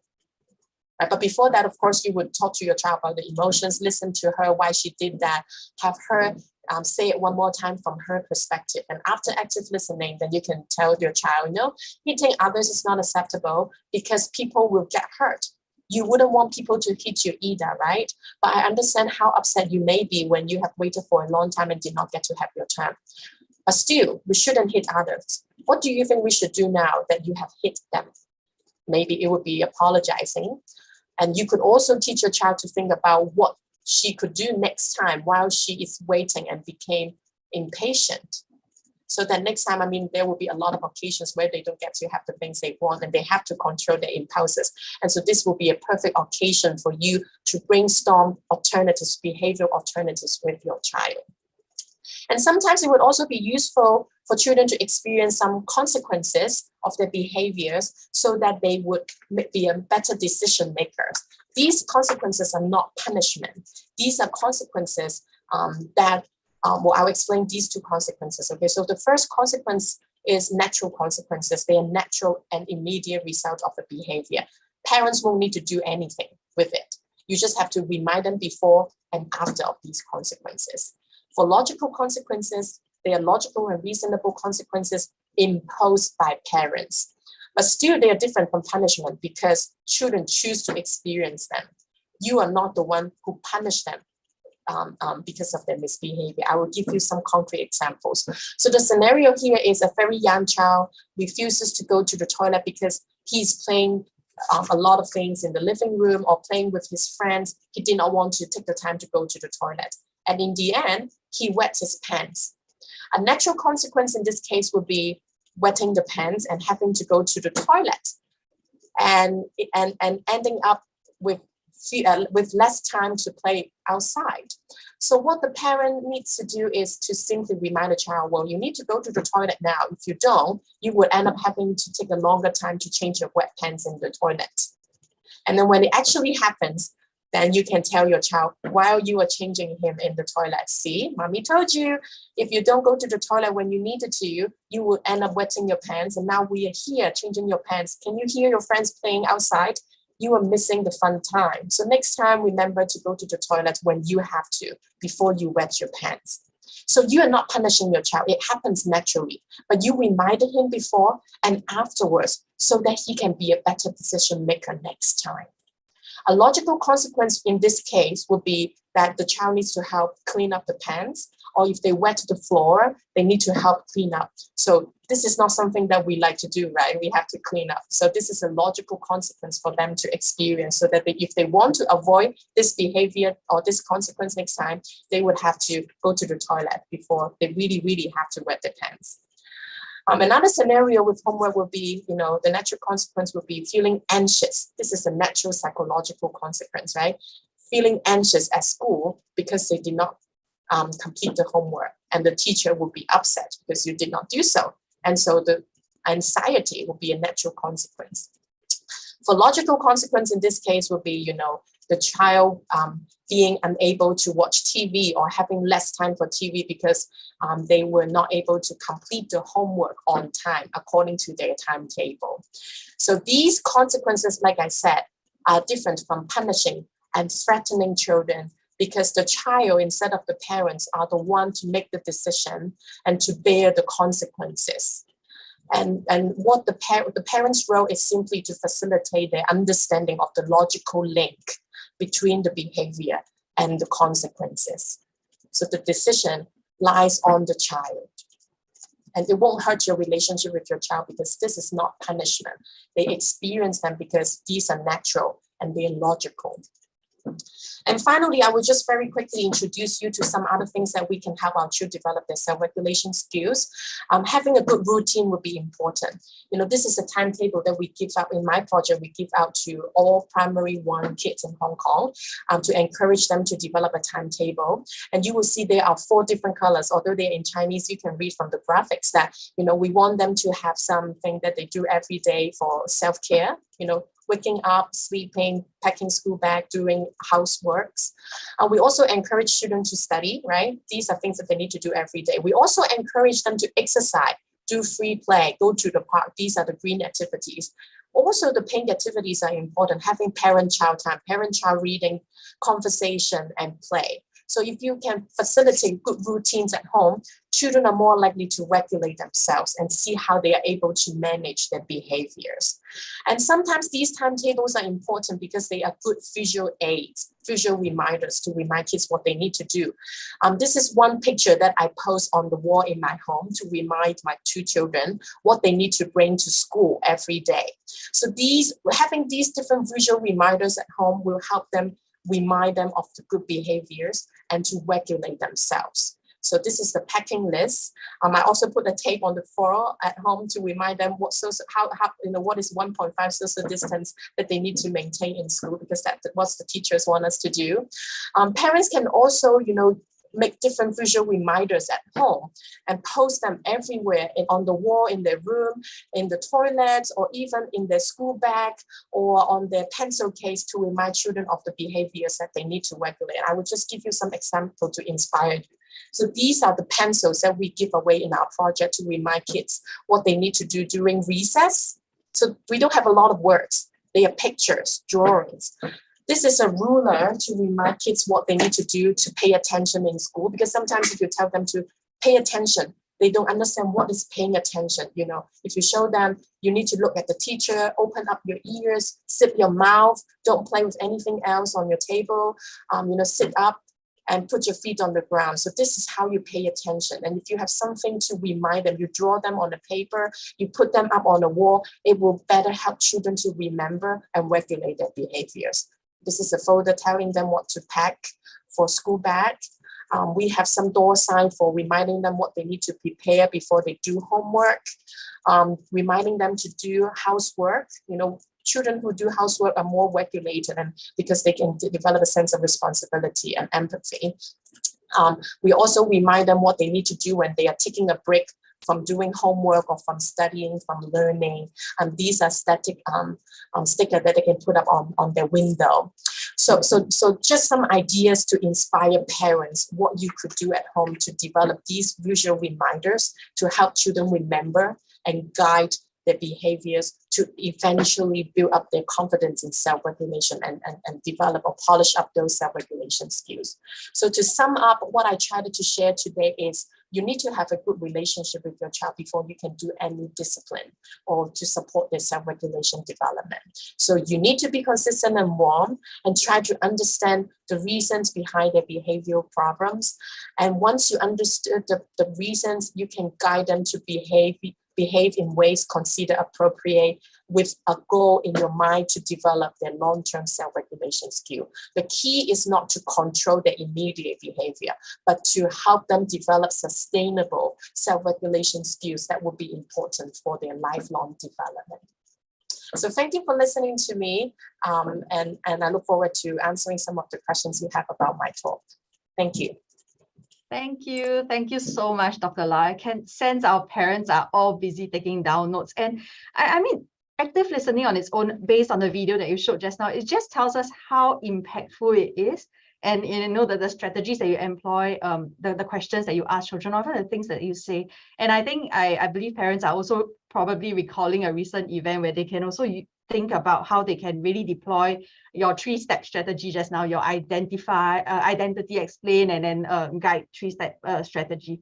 All right. And I also checked on our YouTube page. I can see some questions coming in. So why don't we begin our Q&A session right now? So let's welcome Dr. Mercy back on screen right now, and we can take our first question.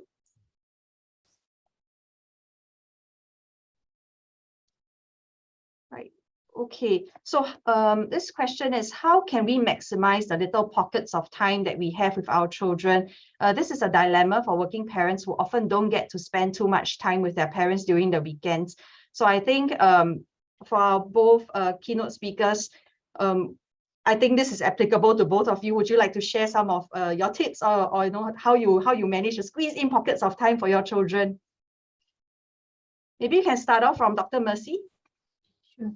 I think when it comes to maximizing whatever little time we have to look at it in the sense that we incorporate what we need to do for the day, and we include our child in it.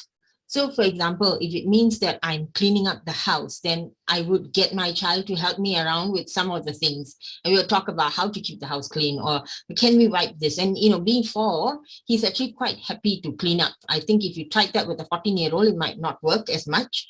But with a 4-year-old, it's actually quite easy because he can follow you around. He's happy to help with the cleaning. So I think look for the activities that needs to be done over the day. And as far as possible, include your child in that activity. So even if it's a household chore, in fact, I think using children or teaching children how to do housework, cleaning up after themselves and keeping the place clean is actually good life skill. You could also help them, you know, they can also help you with the cooking, for instance. If you decided to bake that day, what can your child do? So it's doing things together, it's talking about things together, and it's being together. Right?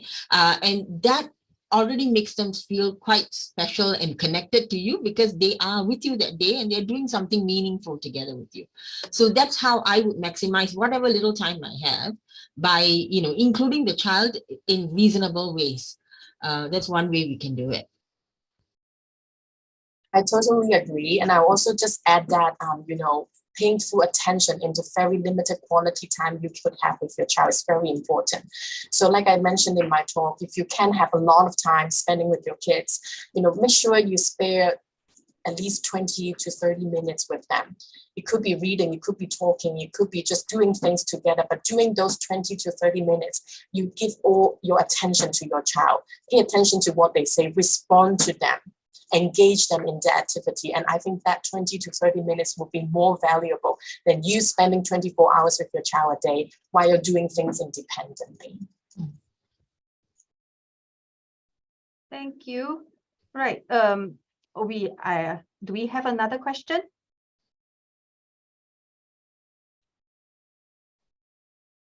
Okay.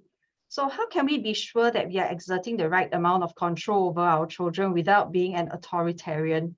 So I think, Dr. Mercy, you spoke about discipline, right? Or I think on the last slide on your deck. So I was just wondering whether you would be able to take this question. I think when we're looking at the right amount of control, it very much depends on the issue that we are dealing with and the child that we are talking to, right? Authoritarian basically means simply, I, the parent, I know everything. I tell you, you do exactly what I say. If you don't, I will send you on a, you know, whatever list of punishments I may have, which will force you to comply. But instead, if I want to, I want them to get into a particular behavior that I want them to do, the best thing for me to do is to ensure that first I find out what went wrong, like why were they behaving in a certain way, what caused that outburst, for instance, right? And that it dovetails very much with what Eva was saying earlier. We find out from the child's perspective what was going on with them, try and understand why they may have you know, behaved in a certain manner. That's step one. Then we ask them, how else can we do this? So if you have an older child, that child can tell you how else that can be done. Like, you know, I could have done this differently, or I was very angry. I may needed, I maybe needed 20 minutes and I'd be okay. And then I can come back and do it. So there are alternatives that the child would do. And I think when you're wanting to build up a close relationship with the child, you need to have two aspects to it. You need to ask the child why the child did what the child did. So the theorizing that the child has, you know, and sort of encourage the child to share the emotions with you. That's one. And the second thing is to ask the child, okay, what you did was not correct. I may explain why I think it's not correct. And then I ask you how I think we can solve the matter. And what's important is we would have already set a boundary with our child on what the child can do and what the child may not be able to do, right? And normally children will push that boundary. They will push that boundary to see how far they can go, right? So it's important that we bring them back to the boundary and we remind them why certain things were not, that certain things cannot be done. And in order to hold them accountable for the behavior that they did, I would enact my logical consequences. I would say, okay, because you did this, this is the end product of that problem that you caused. Now, this is how I think we need to solve it. But before I tell you how I think you can solve it, tell me how you think you can solve it. But I hold them accountable, you see. That way, I don't become authoritarian. I give them the space to tell me what they're thinking, why they think they did it, or how they can improve it. I actually give them the autonomy in a way, but within the boundaries. So it doesn't come across as, I'm the parent, I tell you, you just do. I don't care what you're thinking about. I just tell you, you do it. I think that's how we avoid it. It's the space and the negotiation that we have to do, while at the same time, you got to hold them accountable for what they did not right. And if we do not hold them accountable by giving them the consequences, then it becomes that much easier for them to break the rules all the time, because that's what they will do. They'll push and see how far they can go. And if we don't hold them accountable, they'll break it again. So it's the thing about accountability, but within reasonable bounds. I mean, that's my take on it. I understand that Dr. Lau also has a slide on key points on discipline. So you also mentioned that parents should understand the reasons behind the child's behavioral problems, right? And to guide them to behave in ways that are considered appropriate. So would you have some more tips to share with our parents just on that point? No, but I think what you mentioned about the last point on my PowerPoint, it's important, because a lot of time the solution might still be the same. What you want to coach your child might be the same, sometimes regardless of the reasons, because hitting others is definitely not okay, right? But if you could be able to understand why the child was hitting others, you are engaging in the process of asking your child, asking her to share her perspective. And again, in this process, the child is listening to him or herself, the reasons why I was so angry. So next time, if I want to avoid that, by my mom listening to me, my dad listening to me, and I listening to myself, I can avoid the same situation happening again. And so the control is not on my parents. The control will be relying on me. The power is on me, because I am able to regulate myself. So now I have the ideas about what I can do instead of hitting out the next time. So this is how you can hand over the power to the child, by trusting them, by helping them co-regulating their emotions, and brainstorming and coaching them what alternative behaviors they could engage in the future. Thank you. Right, can we bring up the next question?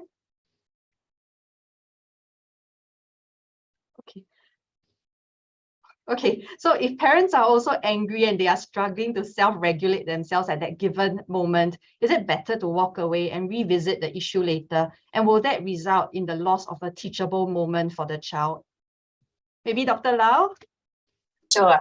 I think it's completely okay to calm yourself first, and it's very important that you can regulate your emotions.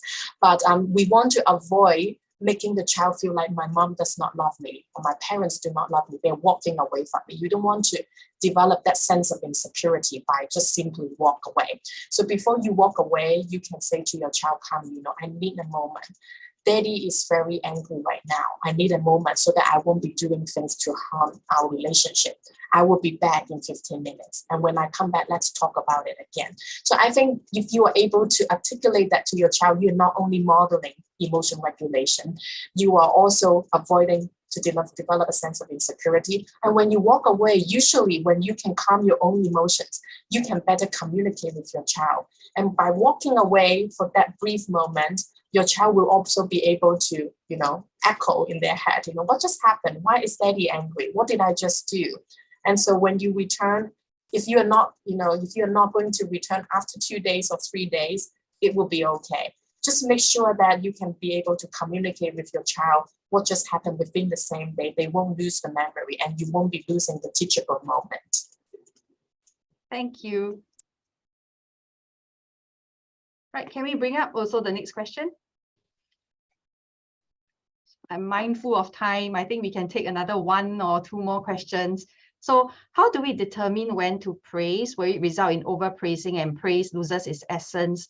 So I think Dr. Lau spoke about it in her deck as well. Dr. Lau, would you like to elaborate on this? Never. You can never spoil your child if you praise the way I just explained. So you praise your child in a concrete ways about what they have done, so that they can understand from your praise what they can sustain, how they can sustain, and how they can keep up the good work. And because I praise my own children a lot, when my son was very young, he even praised himself, I feel good because I helped others. Well, he did not say I feel good about myself because I'm smart. Right? He said, well, I know what I did well. And so next time, if he wants to continue to feel good, if I want my parents to continue to praise me and acknowledge me, I know what I need to continue to do. So I don't think, like I said in my talk, you won't be praising your child to spoil them if you are praising correctly by describing their efforts, by describing their strategies, by describing their behavior, and be sincere. Thank you. Okay, right, I see we have another 2 more questions. Shall we answer both questions as well? Yeah. So, okay, so would you be able to share some examples of positive language? So I guess this relates to praise as well, or even when you start disciplining your child, how do you phrase it in a way where it's not mean to them or doesn't hurt their feelings very much? So maybe I open this to Dr. Lau first. Yeah, well, I'm not sure what the question about positive language is about, but from my perspective, my perception is that you could display positive language using verbal and non-verbal way. So if you want to display, show your child your love, you can hug them, you kiss them, you make eye contact. These are the non-verbal way of expressing yourself positively. You could also use the strategies we introduced in our talks, praising your child, or when you have something that you want them to do, frame that in a positive way, a concrete, observable terms. And also, I would just say that, spending time with your child, like we have been emphasizing, would be another way for you to be able to really channel those verbal and non-verbal languages to your child. I think I agree. Language is verbal and non-verbal. I think some of the struggle that parents have when we say positive language is they tend to look at it in the, the general words that we use. You are so good. You are so nice. Those words sometimes don't mean much to the child. So I think when we say positive language, we sort of break down those concepts. So when I say you're good, actually, what does that mean? Right? So I might say, okay, it was good that you picked up your toys. You were nice because you said thank you. So I think when we say positive, as far as possible, make sure that you don't use any do not. That means you don't negate, you don't put a do not in front of something, right? Because, like, for example, when my son is running, right, and it's slippery, and I say don't run, they usually ignore the don't and continue to run. Right? So it's much better, to turn it the other way and say, please walk, right? I suppose it's the same. So don't hit. It basically means, maybe you might want to say, don't hit. I might want to say, you may, well, I suppose if I say don't hit, I might have to say stop first. And then tell them, okay, I think you have to put your hands down first, or okay, close your thumbs over, stop, right? I have to sort of make it clear to them. I think when we say positive language, it's not always about saying nice things, like nice and good and very neutral terms, not neutral, what would you say, very usual terms that they use, which the children cannot unpack. So when we want to use positive language, make sure it's very specific and very clear to the child, which means it must be concrete. You can't use abstract terms, kindness, for instance. I know I end up telling my son, oh, don't be rude. Then sometimes he looks at me like, what does rudeness mean? right? So when you have to use language, you've got to be as specific as you can. So I think that's my take on positive language. Yeah. Thank you. I think that's a skill that everyone will struggle. I personally will struggle with Yeah. it. Yeah. Right. So okay, let's take one last question, shall we? Okay. So how to control if you have a child with attention deficit hyperactive disorder, so ADHD? So Dr. Mercy, do you want to try with this first? Well, I'm not an expert with the special needs, so I can't really comment on this. But I remember when we were teaching in school and the experts on ADHD came, they used to talk quite a bit about visual cues and creating boundaries, like, you know, they tape in the floor, or they would actually have a routine in pictorial form kind of thing, so the children can actually see it and then they can follow. So here I think control is number one, to be able to sort of stabilize the child's external environment so that the changes don't cause abrupt emotional change for them. So to sort of standardize that, and then provide visual cues for the child to develop self-discipline. I think when you look at it in terms of a control that is imposed from outside, it gets harder when you are working with a child with ADHD. When I try to impose control on them, it needs to be in a way that I empower them to go into a place of self-regulation. But I'm very sure Eva will probably have more to say on this. Thank you. I'm not an expert in SCN either, but I agree with what Dr. Mercy just mentioned. Because from this question, it seems that the child has displayed certain misbehavior that you want to control or keep it down. I would say if you are not trying to control the behavior at the moment, what I just mentioned in my talk can be applicable to children with special needs, particularly those with ADHD as well, because they will need you to build that relationship with them, to trust you, to be able to listen to you, and to be able to understand your commands, and be able to develop that long-term regulation ability. So if you are having a moment where you have to control the child, I would say, give very clear commands about what they need to stop doing, so that the child will be able to hear. You don't want to use long languages, long sentences. You want to be really concise and really specific about what the child needs to stop doing, or what the child needs to stop and do instead. And again, visual cues and visual reminders that I mentioned at the last part of my talk is also very relevant to kids with ADHD, because sometimes they may not understand what you are trying to say. They don't understand what you want them to do. Having these visual cues will help them to visualize as you talk about them, about these rules of proper behavior. And having these visual cues will remind them, what they need to do with the absence when the parents are not around. So reminding them, teaching them so that they won't forget. And when they have these experience where they are able to follow the rules and follow the guides, they will again develop these confidence. While you praise them, giving them these positive reinforcer, they will be more likely to engage in the same behavior again in the future, and to avoid, behaving in a way that concerns parents or teachers. Thank you, Dr. Lau. So I do see that it's Miss Jacqueline who asked this question. Maybe you might be interested in the panel that we are hosting tomorrow, which is one on effective communication with your child. So we invited Associate Professor Kenneth Poon from NIE. He will be covering a topic on positive communication when managing challenging behaviors. So he's an expert in inclusion. So I guess he will be the best person to answer your question tomorrow. Yeah. Okay, so thank you so much, Dr. Mercy and Dr. Lau, for all that learning and all the insightful tips shared.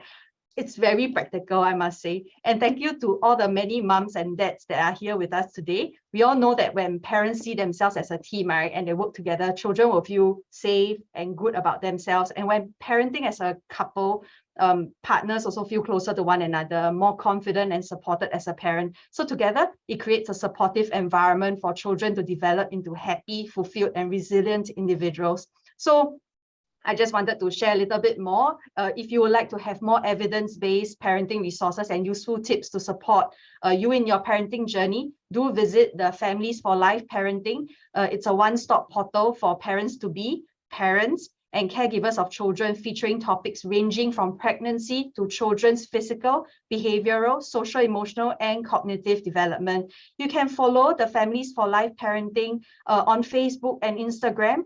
The handle is below, as well as a website. You can follow them for useful articles, videos, guides, and parenting programs. And if you'd like to recap some of the pointers that you've seen today, you can access the videos on our YouTube page at PAP Community Foundation 1 week after today's event.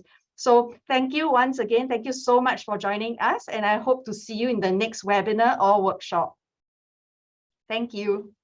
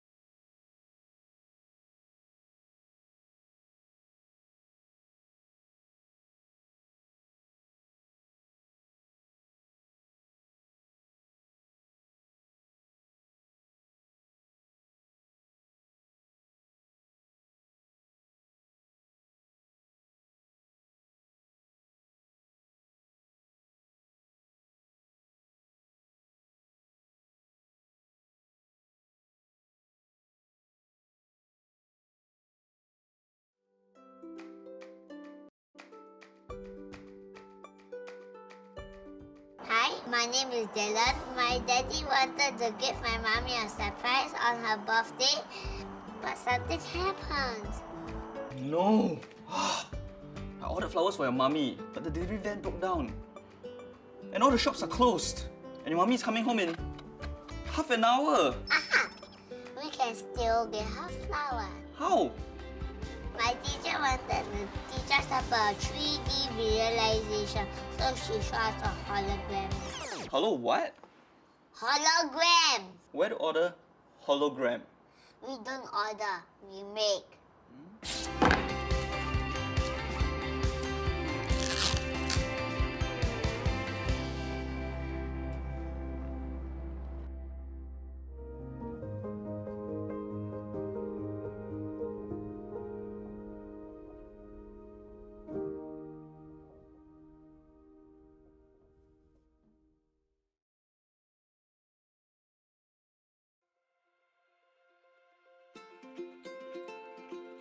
Hi, I'm Dylan.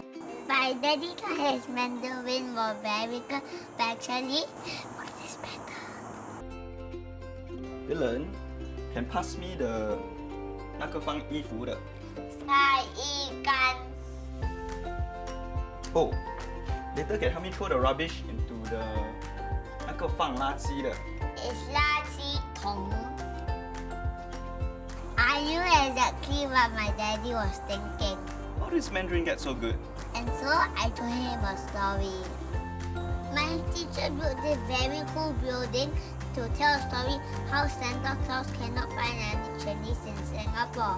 It was fun! So that's how Santa Claus came down the 管道 by going in the 垃圾槽. And how did he go home? In a treasure! 三轮车? Yes, that's correct! Yes! High five!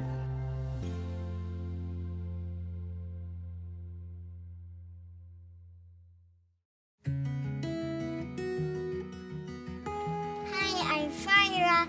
I used to be very shy. Cucu saya ni seperti seekor tupai. Bila dia melihat saya, dia lari. Sehingga dia ke sekolah Sparkle Tots. My teacher want me and my friend to meet new friend at Sparkle Care.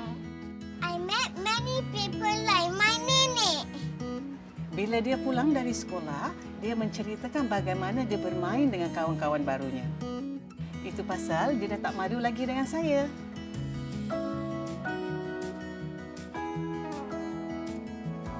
My grandma used to teach me dancing. She told me that asli is the Malay dance. It's about respect and being gracious.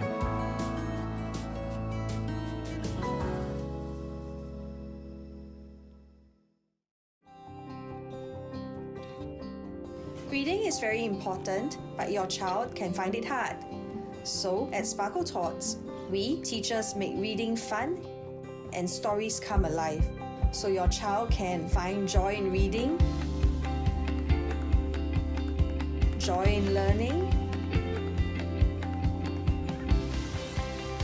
and joy with Sparkle Tots.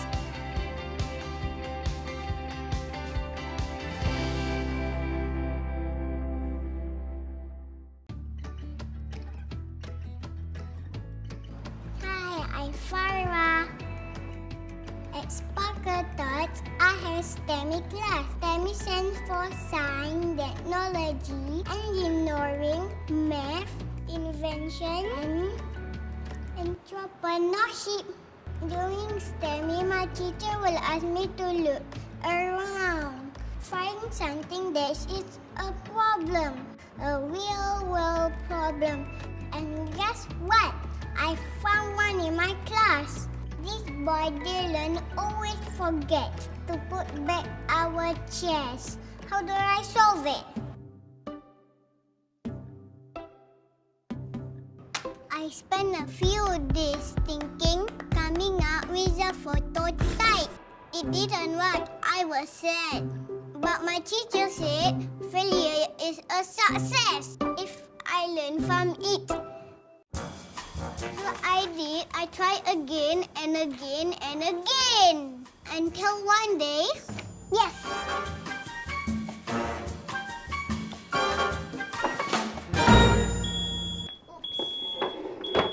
Yes, it worked. Because of STEMI, I'm not afraid of failure anymore.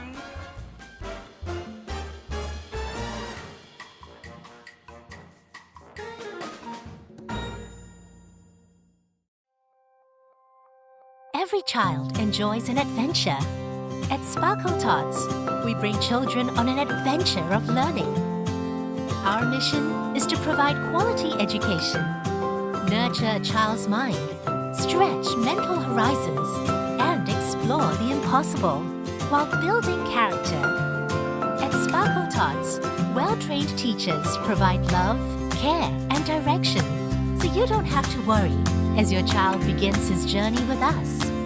With the Sparkle Tots curriculum, your child will learn to speak confidently, demonstrate responsibility, be always thinking and pursuing solutions to problems with curiosity, and most importantly, stay healthy and wholesome by eating right, staying fit, and conscious of safety.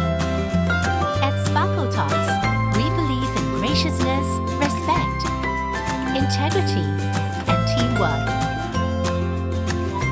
Our key priorities and guiding principles are your child's safety, security, and well-being. In fact, children come first in everything we do. We'd like to invite you to join your child on his journey to becoming a confident and creative learner with a caring heart. Visit our open house today.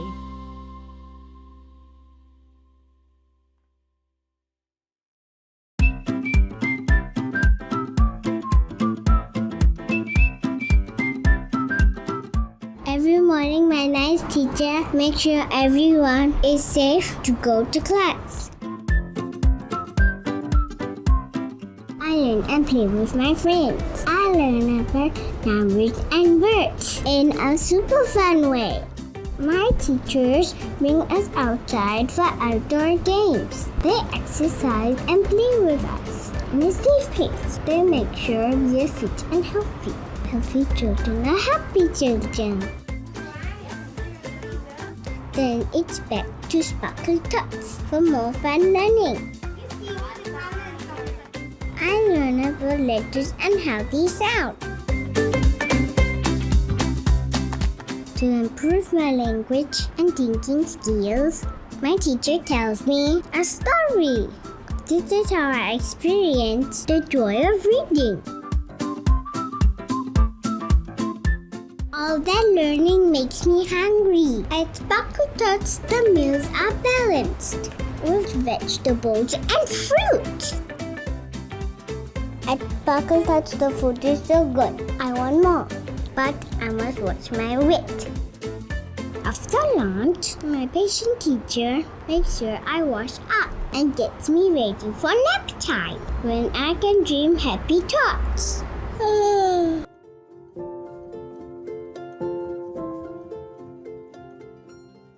After nap time, I'm ready for tea break. Teacher prepares snacks to give me energy.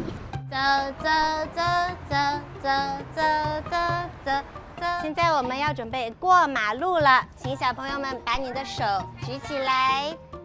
My teachers always look out for us and keep us safe. I trust my teachers. Today, my teacher bring me outside to learn mother tongue. I experience the wonder of nature and get to practice my mother tongue. 小小的蜜蜂放开去，小鱼小鱼游游游游游。哦，很棒，凯瑟琳娜。来，我们看凯瑟琳娜的红色的花。Baking class, when my teacher lets me express my creativity through cutting and pasting. My teacher also let me choose what I want to learn. I choose reading. Or too soon, my day of drawing ends. But not to worry, tomorrow will be a brand new day. If you want to know about my next day of joy in Sparkle Tots, come join us now.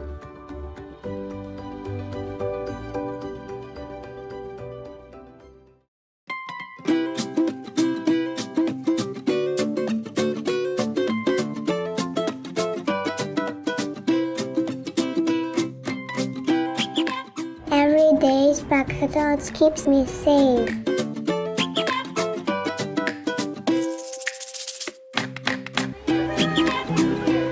I learn by touch, I learn by feel. This is how my learning begins. My teacher helped me to walk. My teacher helped me to explore and experience the wonder of nature. Sweet potato. Yes. I learned to squeeze. I learned to mash. I learned to use my finger.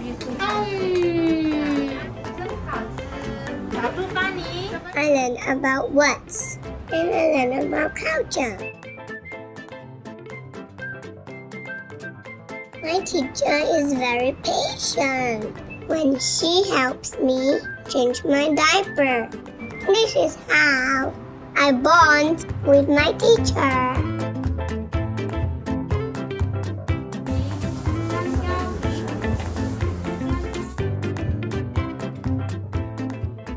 At Sparkle Tots, my food is healthy and balanced with fruits and vegetables. All natural. It's very yummy.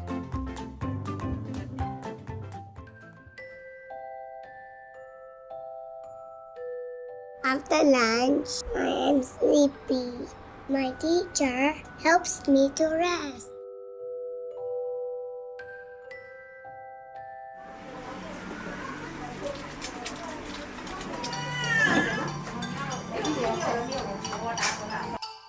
After resting, I'm hungry. My teacher feeds me again and reborn again.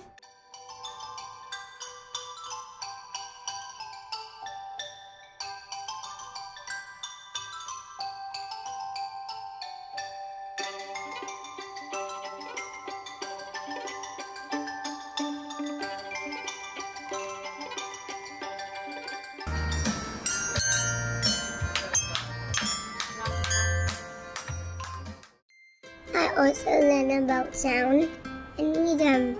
I learn to move with my hands and legs and feet. This is how I stay active.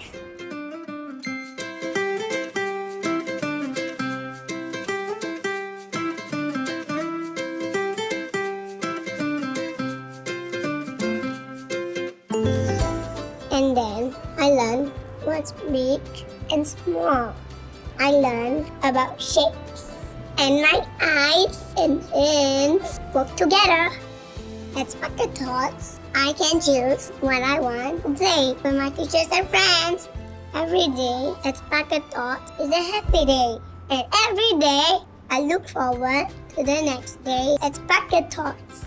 If you want to know about my next day of joy at Sparkle Tots, come join us now.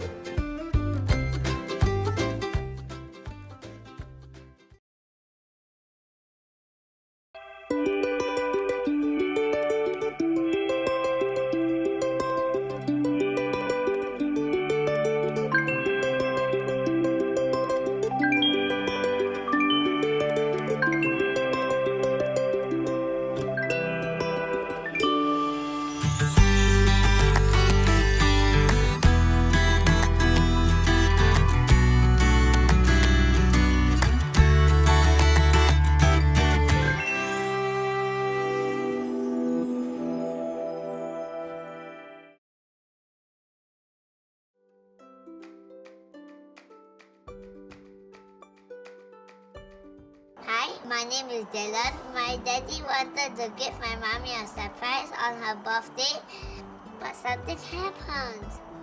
No. I ordered flowers for your mummy, but the delivery van broke down. And all the shops are closed. And your mummy's coming home in half an hour. Aha! We can still get her flower. How? My teacher wanted to teach us about 3D visualization, so she showed us a hologram. Hello, what? Hologram! Where to order hologram? We don't order, we make.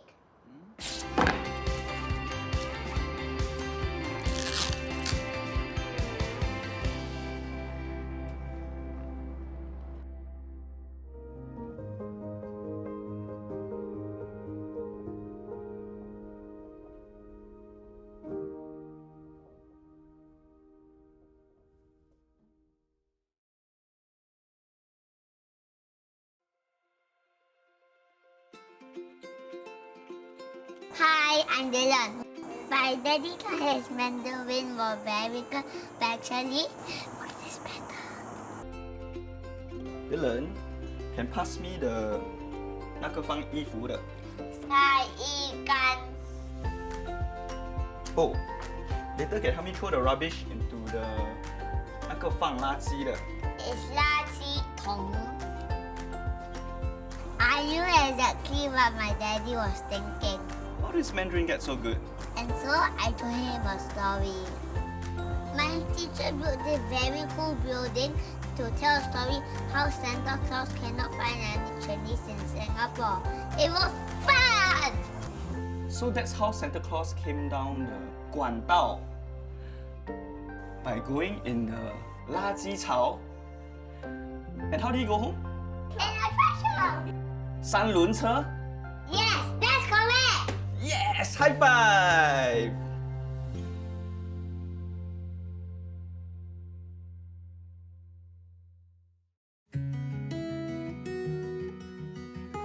Hi, I'm Farah.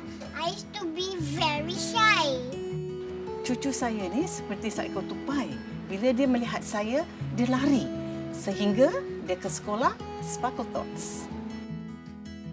My teacher want me and my friend to meet new friend at Sparkle Care.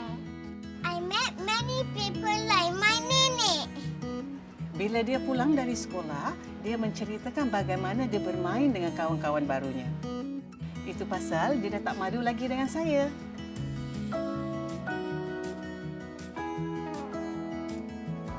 My grandma used to teach me dancing. She told me that asli is the Malay dance. It's about respect and being gracious.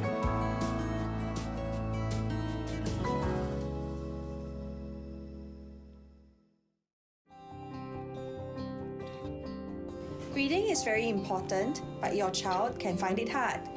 So, at Sparkle Tots, we teachers make reading fun and stories come alive, so your child can find joy in reading, joy in learning, and joy with Sparkle Tots.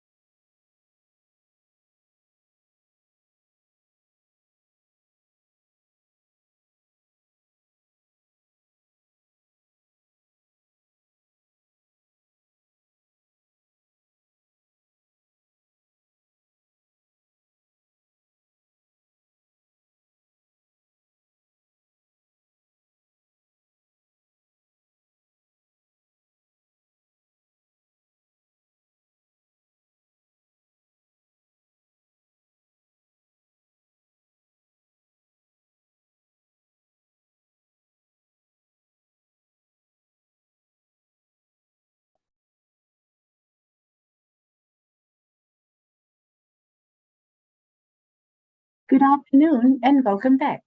I hope everyone has had a good lunch.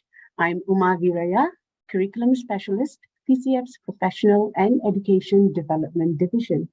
I'm really excited to be moderating the panel on mindful parenting this afternoon. We have an hour and a half, and our goal today is to share with our parents the best strategies on restorative parenting techniques, mindful parenting approaches, and a step-by-step guide on helping parents be intentional. So if you have any questions, please type them in the chat box and we will be addressing them later during the Q&A session. Without further ado, let me now invite our panel speakers on screen.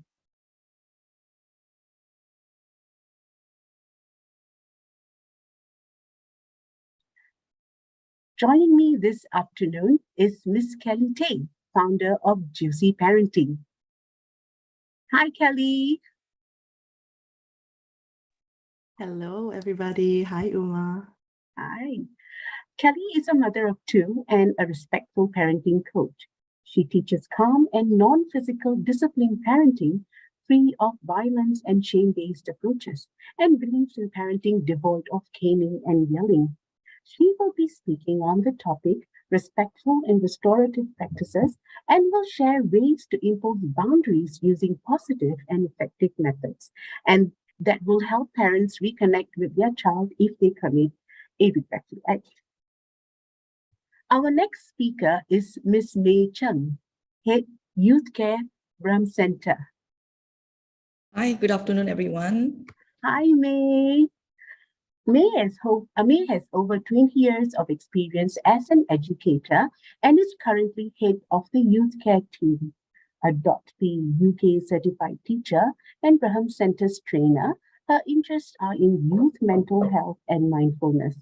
She will be presenting on the topic overcome parent-child conflicts and challenges in parenthood and sharing with parents some mindful parenting approaches to prevent and manage conflicts so that they can develop a closer bond with their children. And also joining us today is Mr. Philip Ang, founder, Peak Parenting Coach. Hi, Philip. Hello, everyone. Hi, Uma. Hi. Philip is a psychologist in private practice for over 2 decades and has worked with both children and parents on parent-child matters. He also specializes in couple therapy for adults with life-challenging issues. Apart from consultancy services to corporations, Philip has taught in a few tertiary institutions. Philip will be sharing on the topic strategies on mindful parenting, and his discussion will touch on the concept of mindful parenting leading to becoming intentional parents who can form meaningful connections with their children. Let me now invite Ms. Kelly Tay to kickstart this panel with a topic on respectful and restorative practices. Over to you, Kelly. Okay, thank you so much, Uma. Thank you to everyone for being here, and also thank you to PCF for inviting me to speak. I'm going to share my screen right now because I do have some slides for you. Let me put it on full screen and then we'll begin. So I want to begin by asking you to imagine a scenario. Imagine you've made a mistake at work.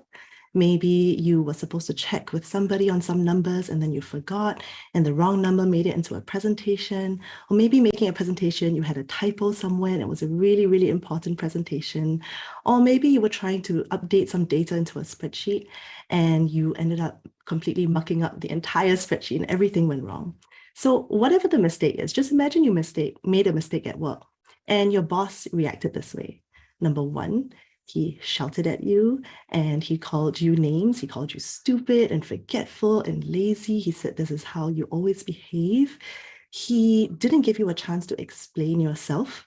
He said, you know what, don't talk to me. I don't even want to hear any excuses. He also told you because of this mistake, you were now no longer allowed to go to your colleague's retirement party that you had been planning for months. And to make things worse, he also said, you are no longer sitting at your usual desk with your colleagues around you. You're going to be isolated into the spare room and you're going to sit there and think about what you've done in silence on your own. So I promise there is a purpose to sharing this very ludicrous example. First, I'm going to tell you about myself and introduce myself. So hi, everybody. My name is Kelly Tay. I am a mom of 2 little ones. I am a respectful parenting coach and the founder of a company called Juicy Parenting. And every time I introduce myself as a respectful parenting coach, people are always like, what does that mean? What is a respectful parenting coach exactly? So respectful parenting, you may have heard of other terms like gentle parenting, positive parenting, conscious parenting. There are many, many different names to describe this approach, and they're all quite similar. I personally like the term respectful because I think it cuts to the heart of the matter. Being respectful to yourself as a parent, making sure that you are confident and sturdy in your role as a parent and that you enjoy parenting. You respect yourself enough to enjoy this really important designation you have, which is mom or dad. And also respectful to the child you have in front of you, accepting that they are worthy of respect right from birth, simply because they're a living thing, right? They're a human being, just like you and I. So they're worthy of respect. And, I think we will all agree that the scenario I just painted is far from respectful. And the sad thing is, what if I told you that every day, this is what we're doing to kids as well? This is exactly what we do to kids. We're completely disrespecting them every single day because of conventional Singapore discipline. And so today, what I want to talk to you about is conventional Singapore discipline, why it's not effective, and what we can do instead. So I'm going to go back to the example of you made a mistake at work and your boss is berating you for it, right? Let's break that down. What exactly happened and what did you come away from this understanding? So the first thing is, when you were isolated in that spare room, you probably had a lot of thoughts running through your head, right? Like maybe the context that no one knew was that your kids were home sick, they had COVID, you couldn't afford to take childcare leave because you had some really important work to do, so you decided to work from home to care for them. And you were clearly distracted. You had sick kids, you weren't sleeping well because they weren't sleeping well. And you're not making excuses, but this really was the context. You were struggling and you were really doing your best, and one mistake happened. But the worst part is, because you were isolated in your own little spare room, you had no one to tell this to. You couldn't tell your colleagues for support. You couldn't explain this to your boss because, again, he isolated you and he said, don't give me any excuses. And there was also probably a lot of confusion and resentment. Like, what do you mean I can't go to my colleague's retirement party because of this mistake? Like, how are the two even related?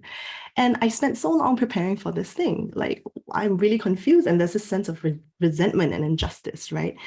And in addition to that, there's probably a lot of shame and self-doubt because it doesn't feel good to be yelled at. It doesn't feel good to be called names. And, if this happened often enough, it's very likely that maybe you would stop taking risks. You would stop even putting your hand up to give a presentation next time because you know that the cost of even making a little mistake was your boss kind of flying off the handle. And the worst thing is that you probably didn't even learn any skills to prevent you from making that same mistake in the future, right? All you came away from this experience learning was that your boss can't really be trusted to remain stable in challenging times. He's not going to be there to support you, which is really sad. And the hard truth here, I'm not going to shy away from saying this, is that this is what we do to children every single day when we respond to them with conventional Singaporean discipline, right? When we yell at them, when we name call, when we revoke privileges, say you can't have ice cream, when we put them in timeout. And by the way, I haven't even talked about caning, right? I'm just talking about verbally what we say to kids.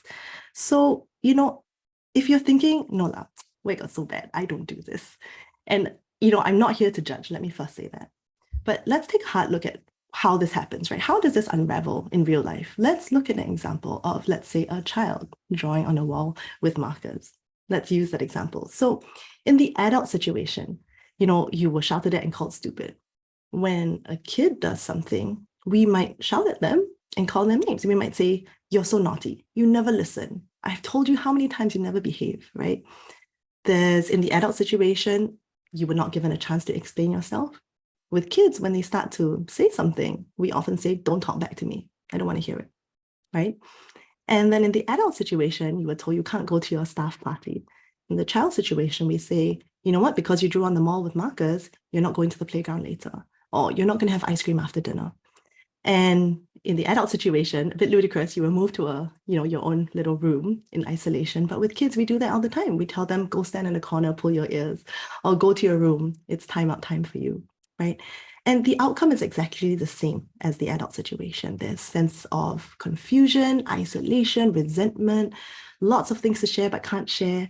And you likely come away with this feeling, the child comes away with this feeling of, hey, I don't even understand how not to repeat the same mistake next time. I was not even given any skills and support to do that. And instead, all I've learned is that my parent gets really, really angry when I make mistakes. So I actually think at the heart of all this is there's this conflation between person and behavior. We do not make the two distinct in our minds. And this is a very costly thing to do, right? What I mean by this is when someone messes up, when our child messes up, right? Say they're exhibiting some poor behavior. We then see it as the child is bad. Bad behavior equals bad child. But that's actually not true. The behavior and the child are two very different things. So when a child is behaving poorly, it doesn't mean that they're bad. It just means that the behavior is poor. The person is still a good person. Our kids have to believe that. We have to believe that of our kids as well, that they are good people even when they mess up. So what is the cost here of not differentiating these two things, person versus behavior? Number one, your child may start to believe, yeah, I am naughty. I never listen. I can't be helped. It starts to become a self-fulfilling prophecy. And they think, well, there's no point trying because my parent just thinks the worst of me every time. They just make the worst assumption. And two, they may be less willing to take risks because risk-taking involves necessarily mistake-making. And mistake-making, if it incurs your anger all the time, then why would a child ever take risks, right? Because no one wants to be shouted at or called names. And over time, they may say, you know what, there's no point speaking up because I'm not going to be heard anyway. It just gets taken as talking back. And again, the kid learns that they don't get support when they make a mistake. And how I would like to drive this home is, how would you feel if your spouse, when you made a mistake, would just completely withdraw love and affection and respect for you? Right? Like you were only loved and supported when you did well. And when you made a mistake, which we all will do, we're human, your spouse then kind of retreated and said, nope, you're not worthy of my love anymore. I'm not giving you time of day. It would feel pretty crap. And it feels even worse for a child. So also going back to the caning thing, I haven't even talked about caning. It's such a common practice in Singapore. And we always hear, I cane you because I love you. I mean, all of us were brought up like this, right? And in Mandarin, there's this phrase, right? 打是疼，骂是爱, which for those of you who don't speak Mandarin, basically means, I hit you, like I beat you and I scold you because I love you. And while our kids are young, this seems like, yeah, makes sense. But actually, I invite you to look at this more closely and think about it in terms of like zoom out. Your child is now 18 years old or 25, whatever, in a relationship. And this relationship is not a healthy one. There's a lot of abuse going on, whether physical or emotional. But if the message they've learned from young is that love is pain, well, that makes it really hard to walk away. And that makes it really hard for them to stand up for themselves and say, hey, this is not right. I'm not taking this. Because they've learned from young, well, love is pain. So,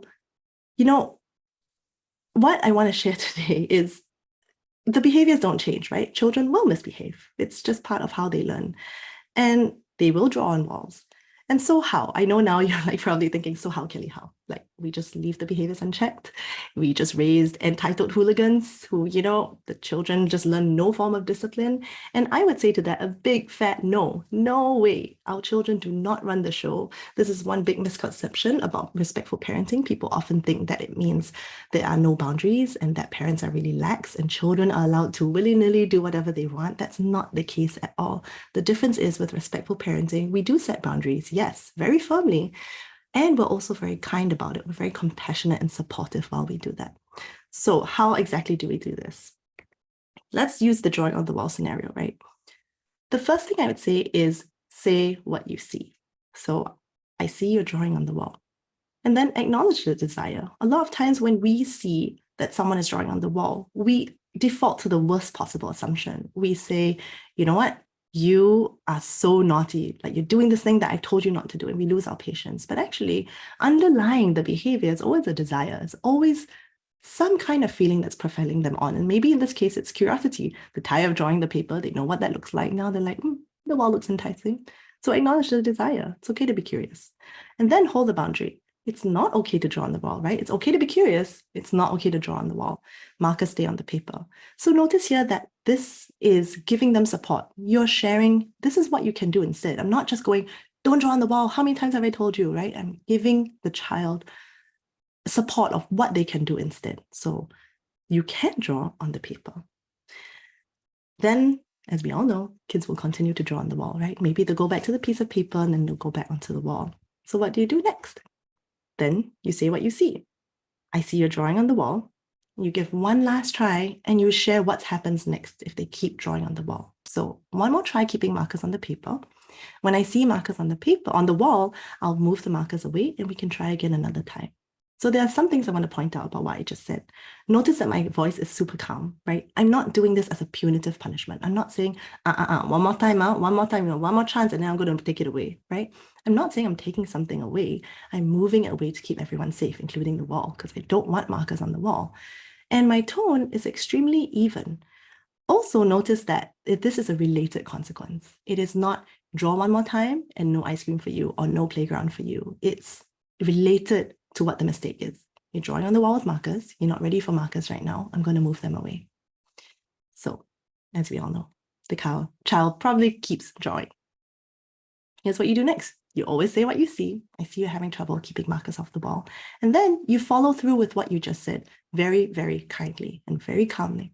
Okay, I'll move the markers away for now. I'm going to keep them safe here and we can try again tomorrow. So that could physically look like taking the markers and moving them onto a top shelf out of reach, right? Again, I am not punishing. I am not shaming my child. I'm not labeling naughty or misbehaving or not like failing to listen to me for the 1000th time.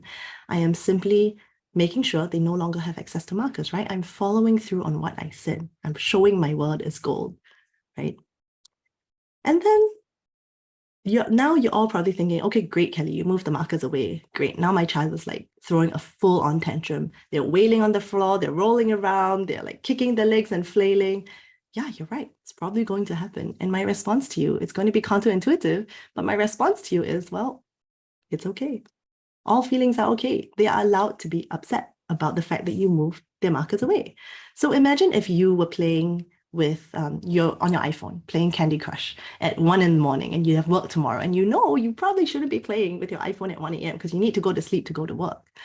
And I came and I snatched your phone away and I said, or even kindly moved your phone away and I said, well, no more phone for you because, hey, it's time for bed. You would probably be annoyed too, even as an adult, even knowing that, yes, I'm right, like I need to go to bed. You would still be upset because it's not fun having someone stop your fun. So it's okay for your child to be upset. Guess what? The markers still go away. The boundary still holds. Your feelings are allowed. You can be frustrated and I'm still holding my boundary.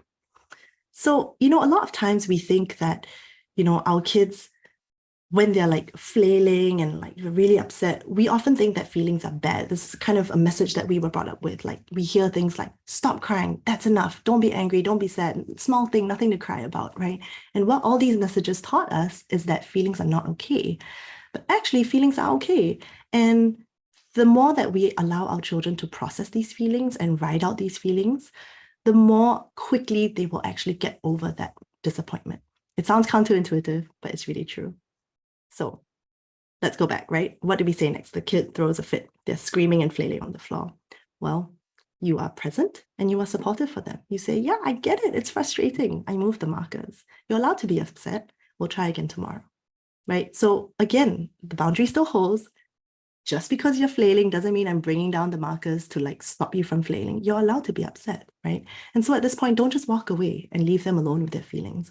Be there, be present, support them through it. It's hard for them too, right? And so this is how discipline is effective. It's effective because it respects you as an adult. You're respecting yourself. You're not flying off the handle and saying or doing something that you later regret, right? It's also respectful to the child because the child is being supported in their feelings. They're also being supported in what they can do better next time, how they can not draw on the wall next time.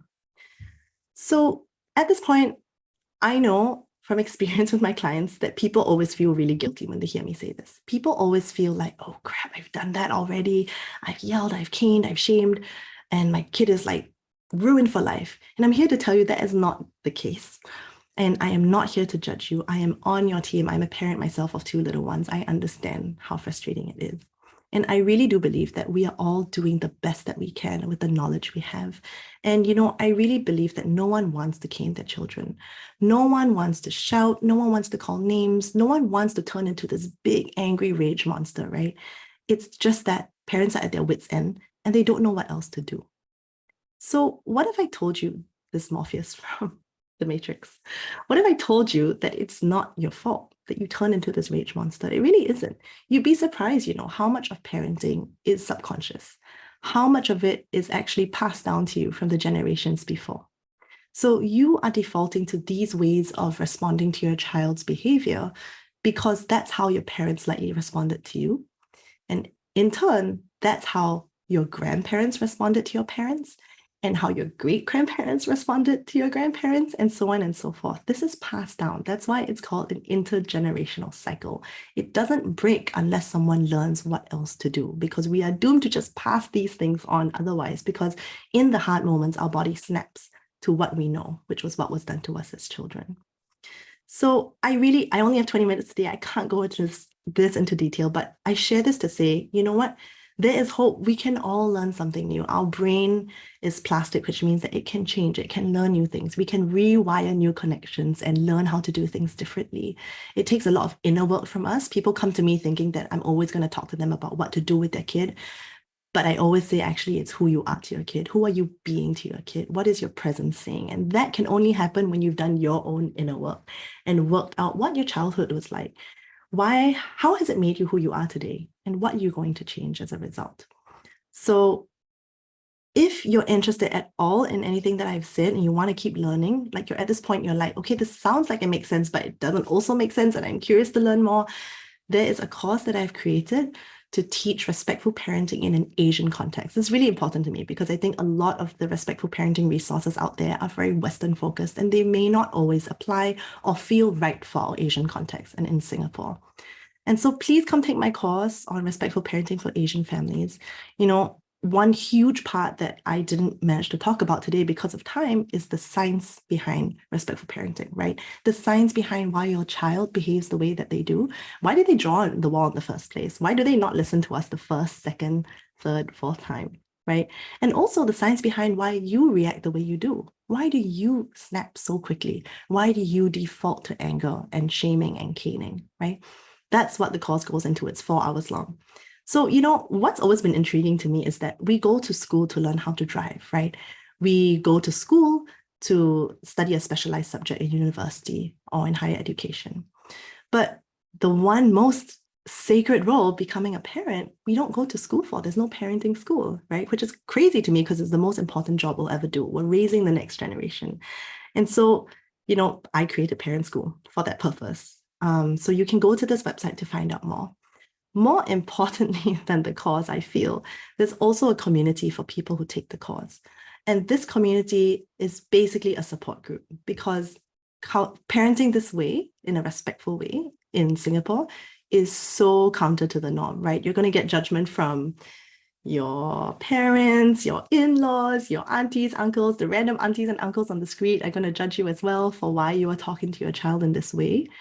And it's really hard to stay the course when people are judging you and when no one else around you is doing it. So what the community is, it's a group of like-minded people who have done the course, who understand these principles and all speak the same language. They're striving together as a team.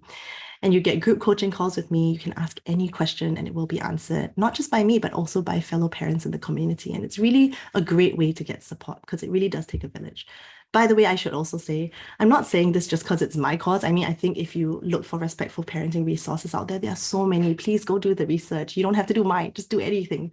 And I really do believe in this stuff, right? It's not just something I do to make money off of. I really believe that parents deserve to enjoy parenting, right? We deserve to feel confident about this. We deserve to not have every day feel like a fight, right? And our kids deserve better too. So One last point I want to say is that the dads who are listening, this is also for you. I purposely named it Juicy Parenting, not Juicy Mama, because, dads are a really important part of this process. There are many dads in this community already, and they're seeing really awesome results, feeling more connected with their children. So yeah, please look into this. If you want to contact me, you can DM me on Instagram. I'm at Juicy Parenting. You can also email me anytime. I don't just want to hear from people saying like, hey, I really agree with what you said. Like, I genuinely want to hear from you. If you firmly disagree with what I said, or you disagree with some part of what I said, let's have a chat. Let's talk about it. There is always room for growth. I can learn from you. You can learn from me. And, I would just leave off by saying, I think our kids really deserve this. They deserve a different way of parenting that doesn't pass down these generational cycles. We deserve to enjoy parenting, like I said earlier, and I would wager our nation deserves it. Singapore deserves a better generation of people than who we are. So that's all I have. Thank you very much for listening. We will take questions at the end after all the speakers are done. Thank you. Hi, Kelly. Thank you so much. I like when I was listening to you, I actually like the part about you were talking about the inner work that parents should be doing, because just like you, I realize that traditional punishment usually leaves the child feeling that they have fallen out with the parent, and there's like no path to reconciliation, and so your strategies would actually allow the child back to the parent after a misdeed. So thank you so much for that. Thank you very much. It was a pleasure to speak. Up next is Ms. May Chung to present on the topic Overcome Parent-Child Conflicts and Challenges in Parenthood. Over to you, Ms. May. Okay, let me just share screen. All right.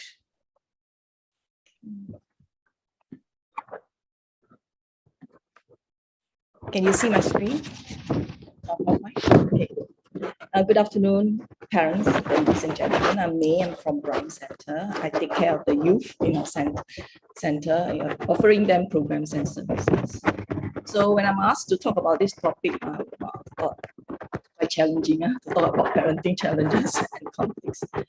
Definitely, we will have parenting challenges, no matter how old our children are, and conflicts they're bound to be. So I was thinking, actually, parents' conflicts will be there, and what is the focus actually? That should be us developing loving bond with our child and significant others.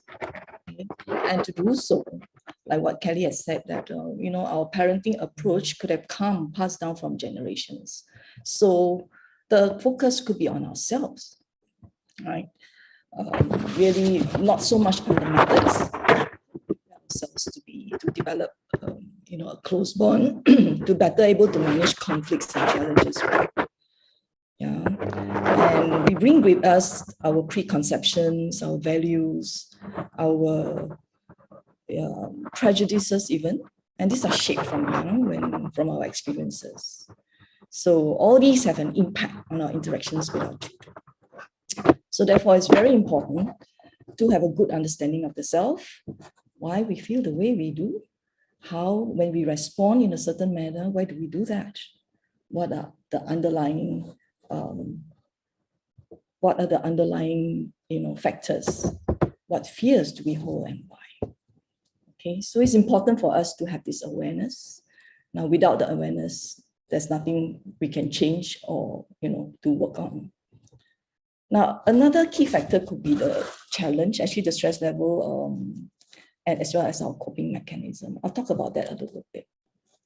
So to focus on ourselves, it's important for us to have self-care.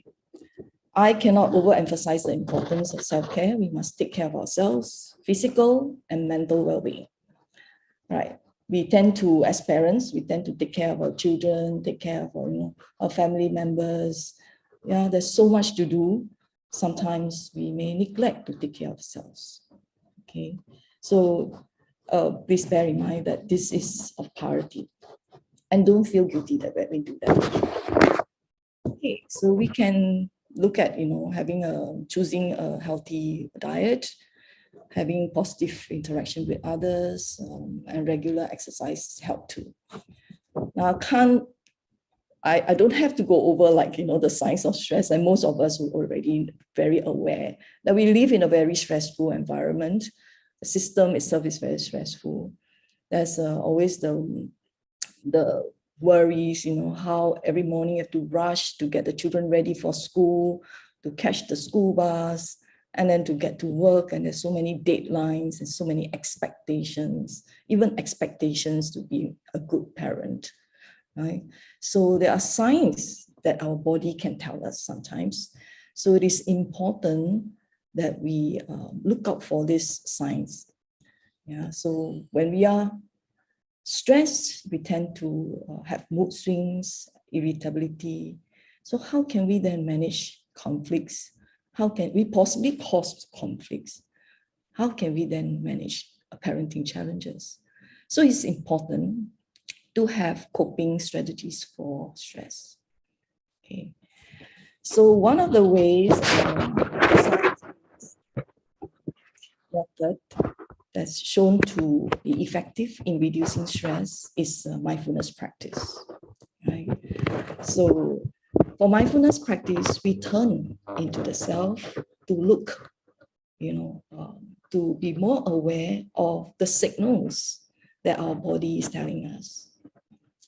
How many of us notice the tightness in our chest area, in our neck area, or even at the tension at our muscles on the shoulders? Or it could be, some discomfort in the stomach, or even bowel irritability. So stress really causes us to be irritable, causes us to worry, and also unnecessarily being anxious. And that's really not helpful in us being a mindful parent. Right? So when we are in the stress mode, we tend to have this flight, freeze response. So mindfulness help in, developing and helping to activate more of the prefrontal, the front part of the brain, areas that are responsible for concentration, for planning, for making decisions, and regulate emotions. And sort of deactivate the part that is our fear response, the amygdala.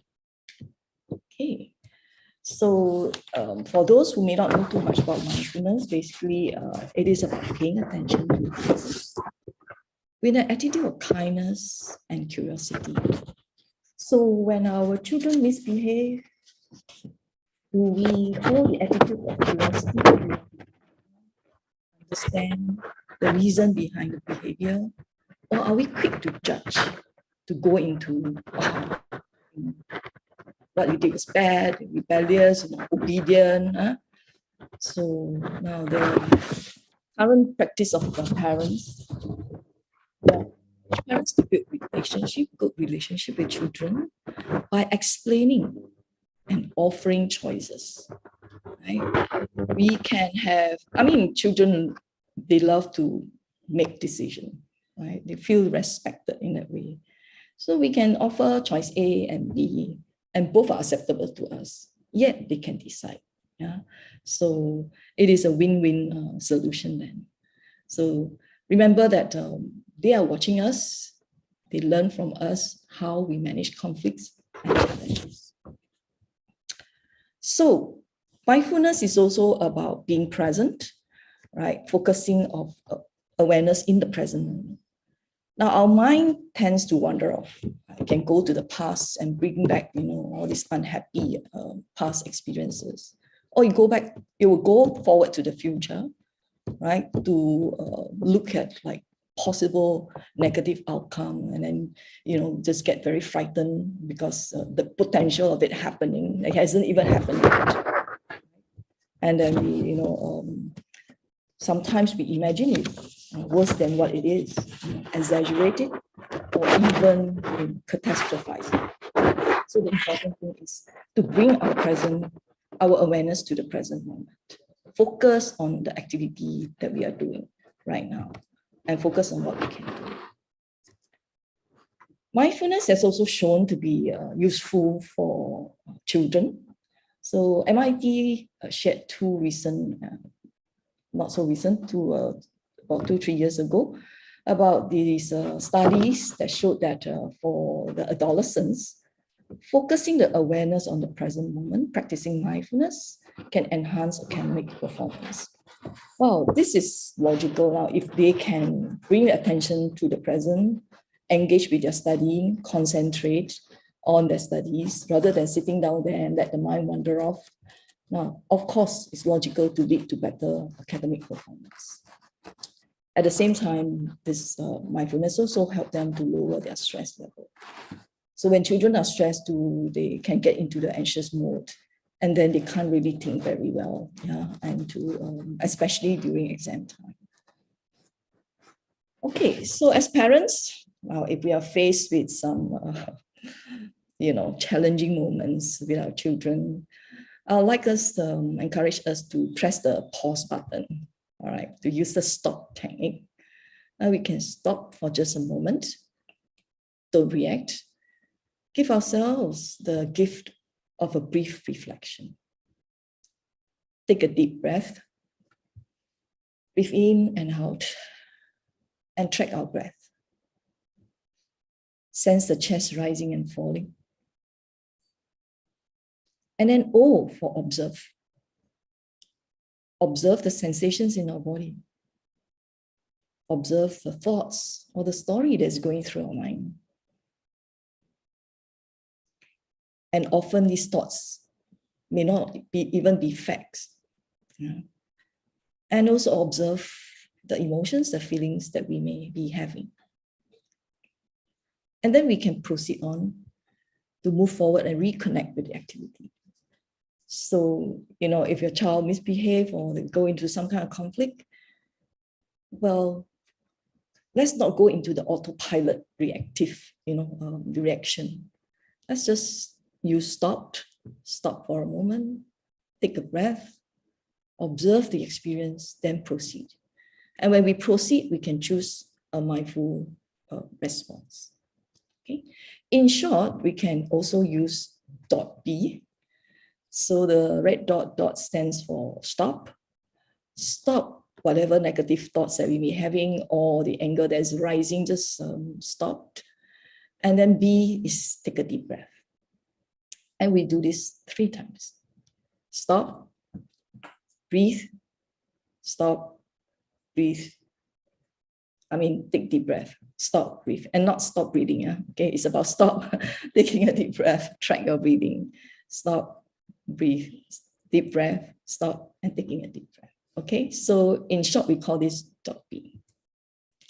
Okay, so the whole idea is for us, instead of, often falling into this autopilot reaction, that we move to a mindful response in our interactions with our children, right? So that to prevent things,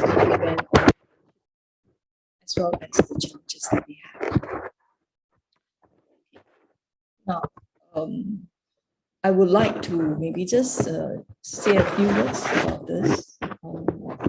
Whatever I've said today that we don't remember, but to remember that stress and happiness are contagious. So it is so important for us as parents to take time for the effort for self-care, right? So when we are taking care of ourselves, in a way, we are better to able to take care of our family. So if we are practicing mindfulness to reduce the stress, our stress response, to make us happier, then in that way, we are not just practicing for ourselves, we are practicing for our family too. Okay, so our children, that they can sense our unhappiness, they can sense that when we are stressed. Yeah, so it's important that to help them we take care of ourselves first. All right. Now, possibly a resource that you may find useful is this Mindfulness in Parenting by Dr. Christopher Willett. He is a leading mindfulness for children expert, and it's really rare for him to come to Singapore. So it may be a good opportunity for you to find out more. And you can either scan this QR code or you can Google us, the Eventbrite and Prime Center, to find out more about this. Okay, so I can end on time to say thank you and wishing you happy parenting. Right. Thank you. Thank you, May, for that fruitful sharing. I think we now have a better understanding of the importance of self-care and to be wary of the identifying signs of stress. And also, I loved your stop technique. I think that would be very useful to our parents, where they can do some reflection before responding to their children. So thank you so much, May. Let us now welcome Mr. Philip Ang to speak on the topic strategies on mindful parenting. Over to you, Philip. Thank you, Uma.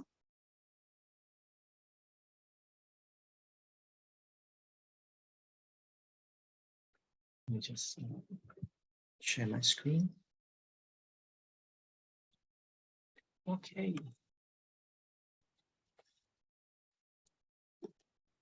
Okay, good afternoon, everyone. Good afternoon. So thank you so much, Uma, Ms. Uma, for inviting me to come to speak on this e-webinar or this Zoom seminar on this topic on strategy for mindful parenting. First of all, I'd like to also thank you for the first two speakers, for Kelly and also Mei Cheng. I think what you all just shared very much in line with what I'm going to talk about later on in this strategy for mindful parenting. And it's interesting because three of us, we have not met, but however, I think all our topics are very much in line with what we're going to share, what I'm going to share later on. Okay. So all of us agree that in this 21st century, parenting has never been easy.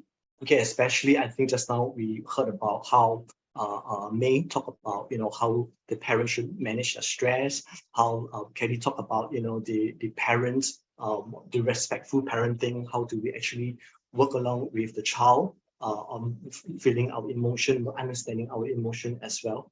So definitely in these generations of parenting, definitely not easy. I think I remember many years ago, those were people who were born probably in the 1970s, early 70s, 80s, or maybe 90s.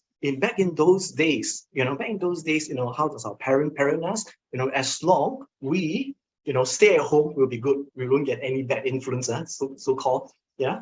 But in this generation right now, whether being at home or going out, we can't be certain that we won't get any bad influences, right? For especially our children today. How do we know that? Basically, we look at in today's world how the children actually so adapt to this thing called the social media, social influence, and the way they spend time, hours and hours on the screen and so forth. So is it so possible for a parent to be purposeful in their role? So basically, in this talk, I will be giving you some concept of mindful parenting. I will provide you some step-by-step guides and how parents also can be intentional as well, so that you can create this meaningful connection with your children. One of the things that I realized in over so many years of doing my parenting work with parents and also raising my own children, two of my kids right now, they are in the teenage years. And I realized something that, because I think the first two speakers talk a lot about stress, talk about how parents are very stressful, especially in their work and all that. And we have so-called, came to get into these cycles of doing, the doing and the doing. And even parenting is also part and parcel of the doing, and rather than the being, So I think it's so important that, in parenting, it's not just about learning a technique and then we get to do it and then to do it again and then we don't get a result and get frustrated. But we forgot the fact that, in parenting, we are also doing the being as well. How do we being present with our children? Okay. I would like to share this concept on peak parenting coaching model with you. Is a model that I founded in 2015. Okay, let me just briefly share with you how this idea came about many years ago when I was actually assisting one of my former professor, Edward Hoffman. So I was assisting him on collaborating data on the peak experience in cultural perspective. for his research. So what is this peak experience that he's collecting? So what happened is that the respondent, basically, they shared about, how their experience in their peak season in their life, what makes them happy, what makes them feel accomplished, in their life. And many of these respondents can range from age 40 to age 70. So as I was reading through the data, it's very interesting that they talk a lot. The respondent talk a lot about their families, talk a lot about the time they spend with their children or with their parents. So and this is how this thought it inspired me to come up with this title called the peak parenting coach or peak parenting approaches. Why? I think so that by adopting these peak parenting approaches, I hope that eventually the children that we spend time with will have that similar peak experience with them and with you as well. Just go to the next slides. So what peak parenting coaching is? So basically, it is not really specifically about certain goals or results that you want to see on your child, or basically about the demand and expectation. Basically it's more than just a methodology.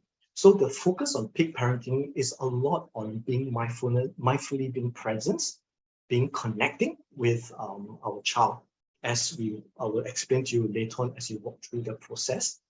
So it's very much about how in the interaction with our children, just like some we mentioned, and also Kelly mentioned about the interaction that we have with the children, processing with them the emotion. So basically it's all about how do we develop the intimacy and the connection with our children. And also more importantly, to understand the thoughts and also emotion of ourselves and also our child. So basically, it involves a lot of emotional processing, yeah. And more importantly, in this peak parenting, basically is how you create that safe space where you can connect with your child. Basically, out there are many different types of coaching models. And if you Google around, you'll read that a lot of coaching models focus a lot of outcome, a lot of results rather than the process itself. So, and a reflection and also the emotional awareness. So I would say that though some of these approaches definitely it help us, in achieving our goals. However, if we apply some of those techniques in with our children, what happens? We don't get to see the result we expected. So some of the parents, maybe they get frustrated. They start to get impatience. As a result, probably sometimes we may develop even resentment rather than compassion. So basically, this peak parenting approach run contrary to what the other approaches. Here in parenting coaching, basically is instead of focusing on outcome, we want to help parents to focus on what we do and where we are with our children.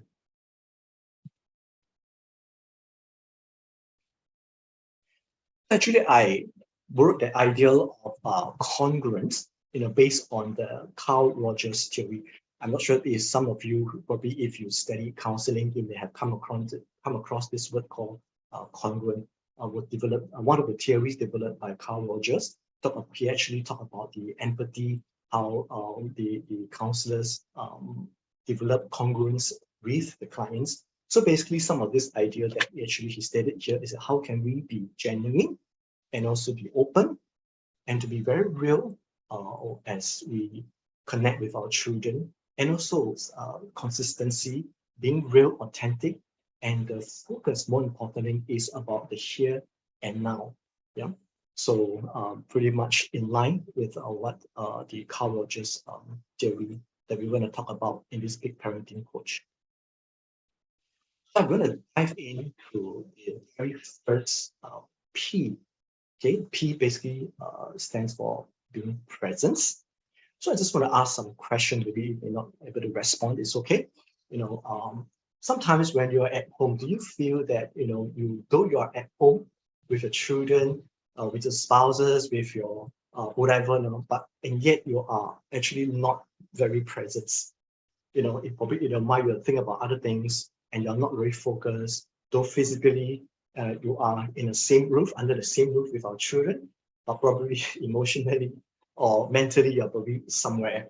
Yeah. So being present with them is important. So even if more important is how do we actually represent our whole being to be with them, being physically, whether in mind and also our emotion, by giving them this undivided attentions. Sometimes our culture has made us to believe that because of our busyness of our schedule, we tend to do a lot of work, multitasking at home, doing work at the same time, all that. However, I think in parenting, the reverse is often essential. So it is the ability for us to just do one task. And what is that one task? Basically, is to put aside many other things, and just focus on them, interacting with them, connecting with them. So this will determine the quality of your relationship with children. So sometimes especially when you have children who are very young, probably toddler age or like kindergarten age and all that, sometimes managing them can be quite difficult, right? So, but at times when they fell asleep, isn't that one of the things that is most peaceful for most parents, especially when the children, when they're very active in the day and they just slept in the nighttime, So what do you do when you want to be present with them? So I would encourage you that when your children are falling asleep or on the bed, just go to them. Just go to them and then just sit side by side with them while they're already fully asleep, and just being there with them, and just feel that your presence to be with your child as they are sleeping. So whether it's in your emotion or in your mind, just think about them. Just or even let's say for some of you, you are more religious. Maybe you may want to say a prayer for your kid, or speak something that is positive into their life. So you can actually do this practice, when you are at home, especially when everyone's asleep or the child is asleep. Just sit around, sit next to it, and then feel your emotions and your mind and your being with your child. I'm going to go through and give you some worksheets that you can actually try to do it yourself. Okay. So P here being presence, and I like this quote from Jean de la Bruyere. He actually said that children have neither a past nor a future. Thus, they enjoy the presence, which is seldom happen to us. So imagine this statement, this quote was actually written in 1600s. Okay, so you notice that right below there, I actually put the words here called compartmentalizing our busyness. You see, I think like what several other speakers, two other speakers mentioned, all our busy schedule, our busy work life and so forth. So sometimes why not we even take time to even compartmentalize our busyness, our busy schedule. Just compartmentalize it and put it aside, and then we create the moment. Yeah, I'm going to bring through that this being presence. So how do we create that moment to be present with our children?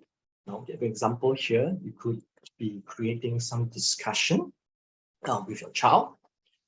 Recently, I think we all read about the stories, the news on Joseph's schooling, about what happened to him. So sometimes, I also sat down with my kids and then we just randomly talk about things. Yeah, talk about things like this. What is your take? What do you think? And then those are very connecting moments that you can spend time with, or even watch some movie in Netflix, or maybe engage yourself in some board games with them, so that you can have that kind of connections with them. So recently, I'm not sure about you as a father myself. Sometimes I also play games with my teenagers. Yeah. So sometimes they will, especially when they are like not during busy seasons, right? They will bring their handphone and say, "Dad, are you free?" Say, "Sure. Now I'm free. Okay, do you want to play this together?" I say, "Sure." And I'll just spend that moment and playing, some simple mobile phone game that I just engage with my children. Yeah. So in this little box here, I would like you maybe take about 30 seconds, for you to share or to write down or to think about how would you intend to create those moments, the moment with your children or with your child. Maybe give you about 30 seconds in how to create that moment, because being present has to be intentional. Yeah, without being intentional, it's very difficult. Yeah, it's a form of discipline also. So sometimes we need to learn also to how to create that opportunity, create that moment where we can interact and have that connection with our children or child. So maybe take another maybe 20 seconds for you to think about how would you create those moments with your child or with your children.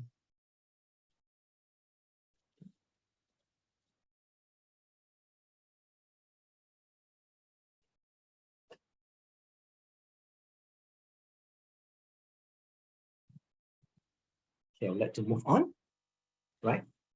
Okay, the next one, which is, I call it switching or switch moment. We are still on this, the first alphabet called the P, being presence, okay? So here is where Abraham Maslow, I think some of you might have learned about the Maslow hierarchy of needs, about the pyramids. Those are on the top, which is a self-actualizations, about how the people actually accomplish, felt they're being accomplished in the top of the peak of the pyramids of the pinnacle. So basically, he stated this in one of the quote: the ability to be present. The ability to be in the present is a major component of mental wellness. So what is this switch to the moment? This switching to the moment is when your child is trying to get your attention, for example, and you're doing something in your work, and you are so-called preoccupied doing something, and they just come and pull your pants and tap on you, and just asking you, to maybe play with them or do something with them and all that, So this switching to the moment is basically, are you able to switch to that moment? Okay. So when your child is trying to get the attention or interrupt, are you able to switch? It's not about you creating. The first one was creating the moment. It's about, at this point, are you able to switch that moment? So in this box, the same thing. What you can do is that you elaborate, maybe think about what would you do for you as a response? What would you do? Maybe the incidents where your child trying to get your attention, as you reflect upon it, well, what happened? Did you switch? Did you just attend to it? And what do you do? And basically, are you able to switch that moment with your child who wanted your attention? So in this box, again, I give you for maybe 20 seconds for you to take your time to think about it. The moment where your child is trying to get your attention.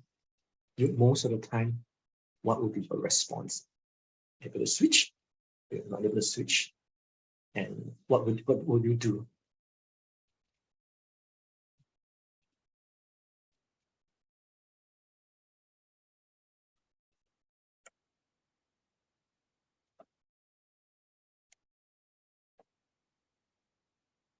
Okay, right. So basically, this will be the first P. So these are two scenarios that might happen. One is that you take the initiatives. Two is where sometimes it does happen. Your child may come and want your attention.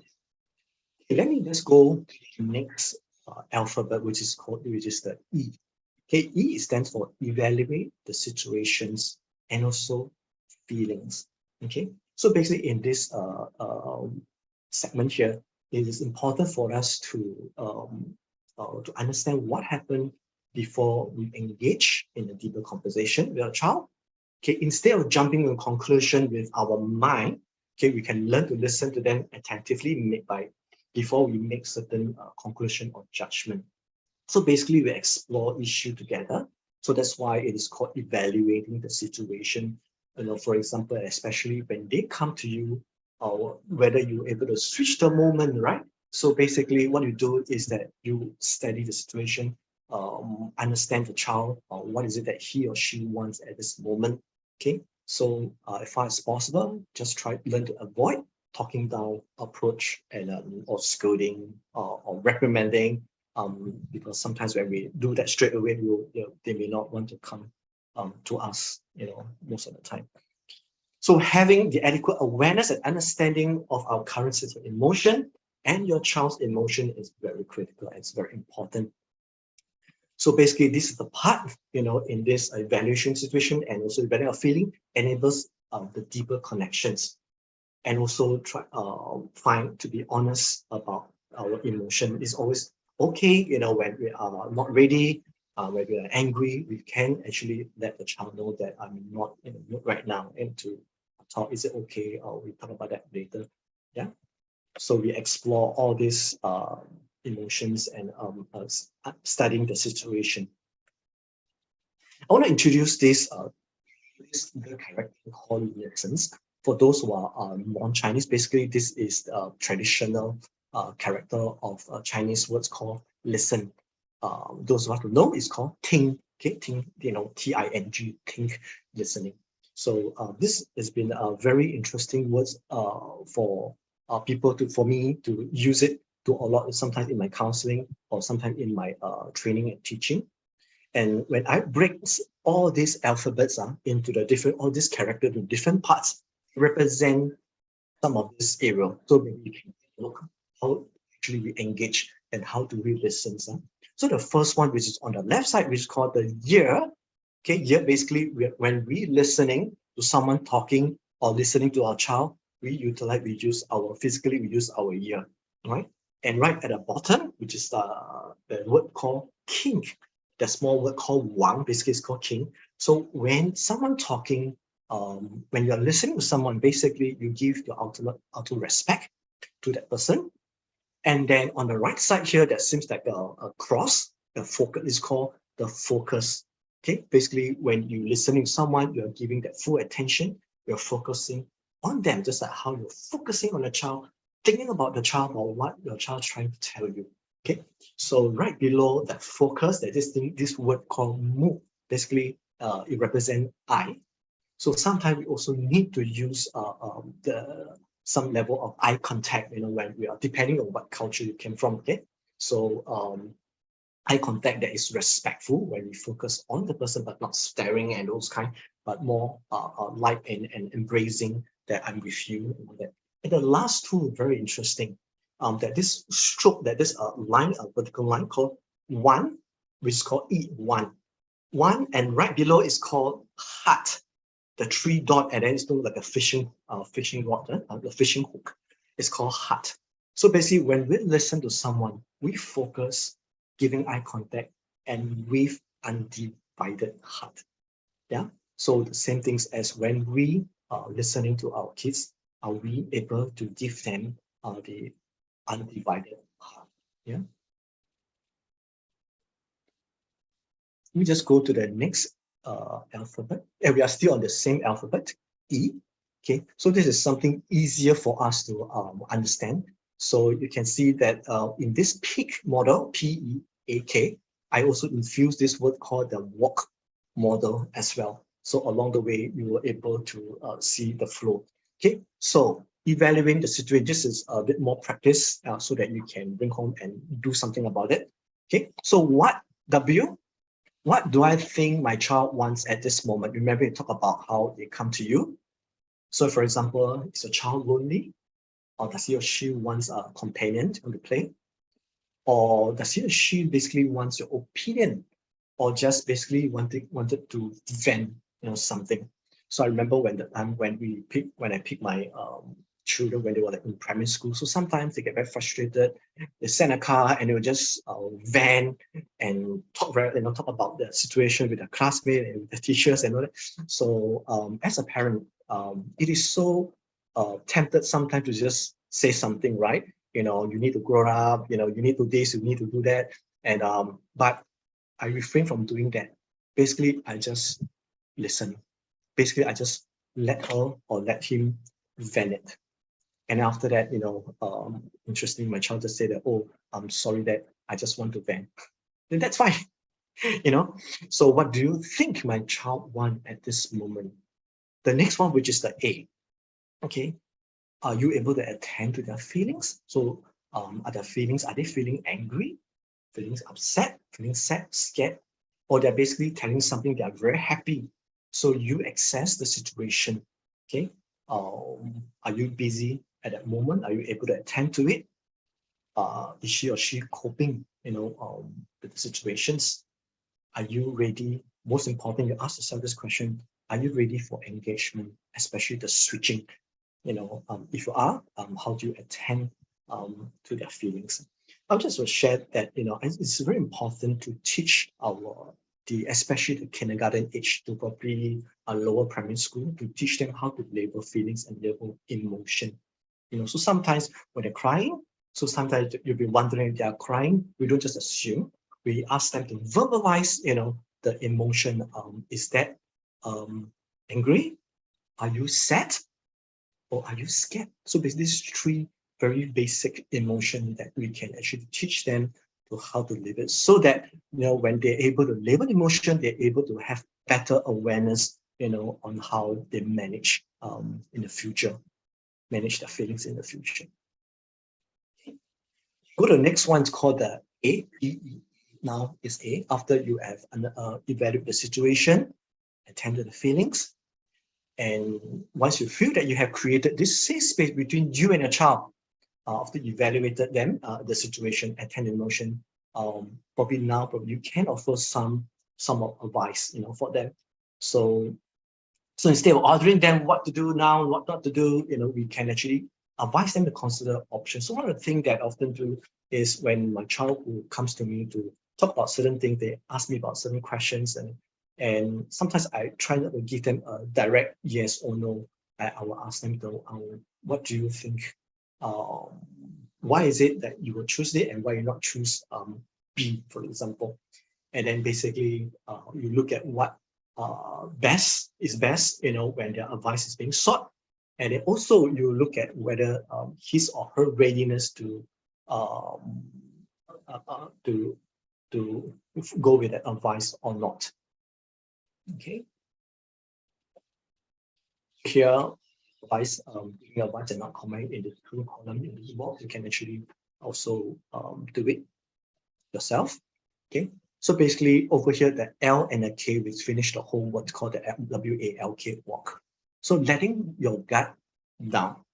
Okay, giving advice, not command. So basically here is that you're letting go of your defensive posture, especially if they say something, if they share something that kind of like challenge you as a parents of your values.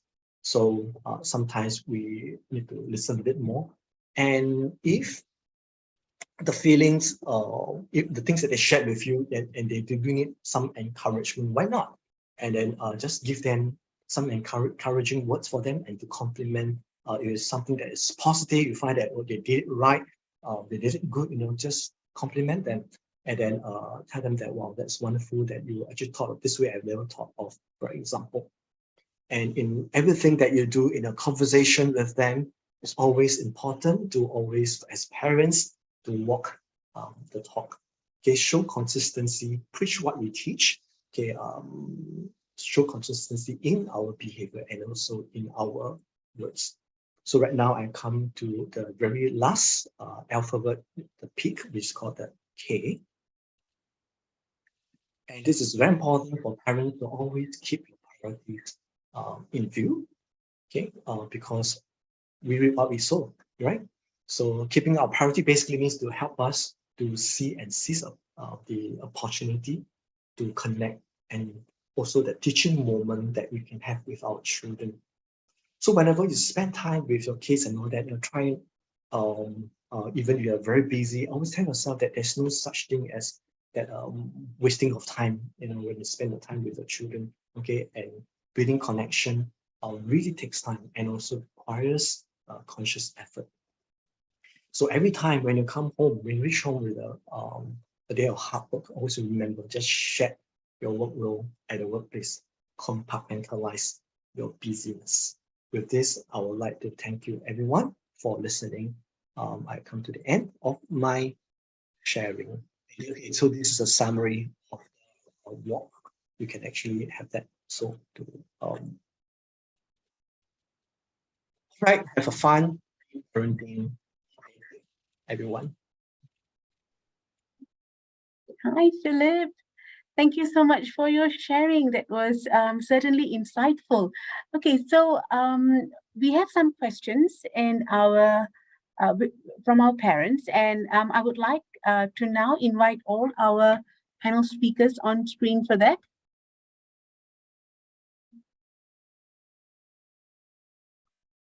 Okay, so let's have a look at our first question.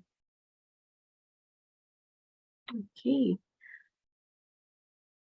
My parents help to care for my children.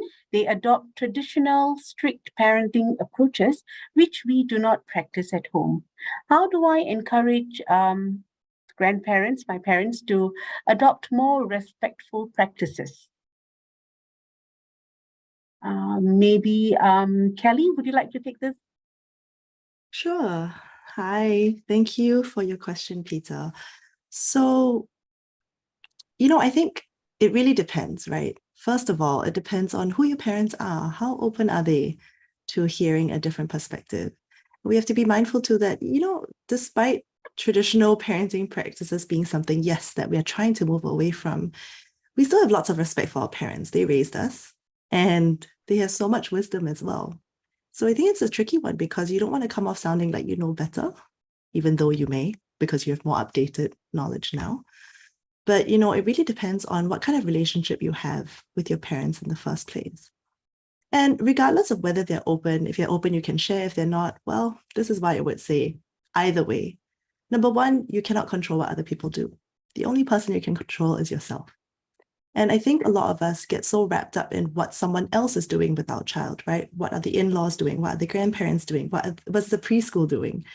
That we forget that actually the person with the most power and influence is the parent. And I'm not just talking about the amount of hours that your child spends with you, because I understand, we're at work, we're away from our kids. And maybe the kid really in quantitative speak does spend more time with your parents. But ultimately, we are the people that our children love and look up to the most, by far the most. We have the most power and influence and sway over our children. So while we cannot control anyone else, let's start with ourselves. Let's remember that every effort that we put in being respectful is never wasted. And at the end of the day, your child, it's not necessarily a bad thing that they learn different people have different ways of doing things, right? That, okay, with my grandparents, they're like this. With my parents, it's like this. There are different ways, and that's going to be what it's like in the real world. We are equipping our children to realize, hey, there are different ways of dealing. And at the end of the day, as long as you are their safe space, you are being respectful as much as you can to the best of your ability. We're all human, we will mess up.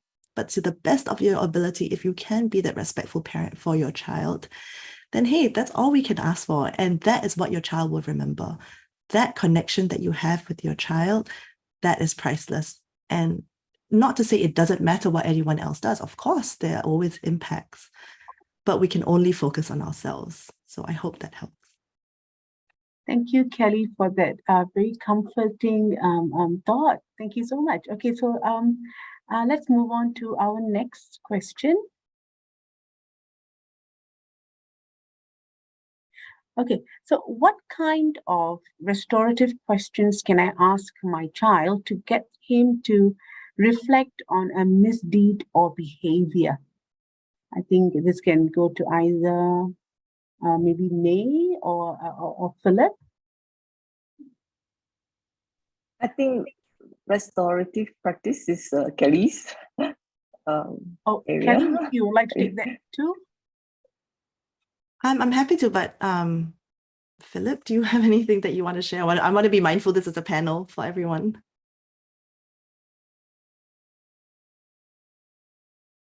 Sorry.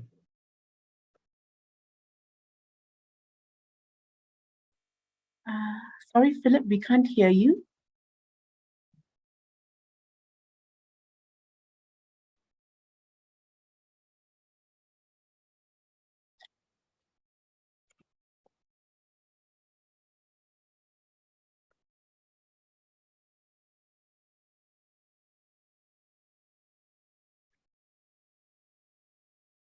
I can go in the meantime while Philip's sorting out his audio, if that's okay. Sure. Thank you.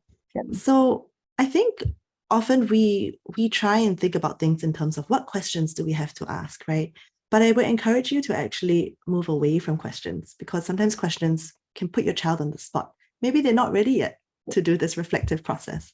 And the best way that we can teach something is to model.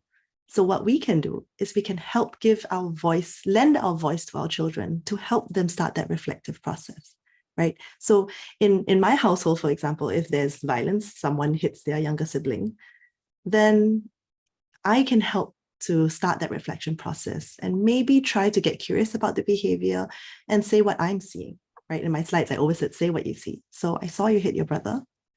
I'm wondering whether maybe it feels unpleasant right now to see that I'm spending so much time with him because he's a baby. That probably doesn't feel good for you. I get that. You know, it's okay to be frustrated. It's not okay to hit your brother. I'm going to help keep you safe. We can problem solve together. Let's think about what we can do next time when you feel the urge to hit. And I think that this is useful for any child of any age. It's not just preschoolers. It's also older kids. The basic framework remains the same. Philip, are you back? Yes, I think. Can you hear me, right? I was a little bit jammed just now. So I think that the such behavior, I think, is very natural for parents to react, because immediately we have this immediate judgment that, why are you hitting the siblings and why is that reactions?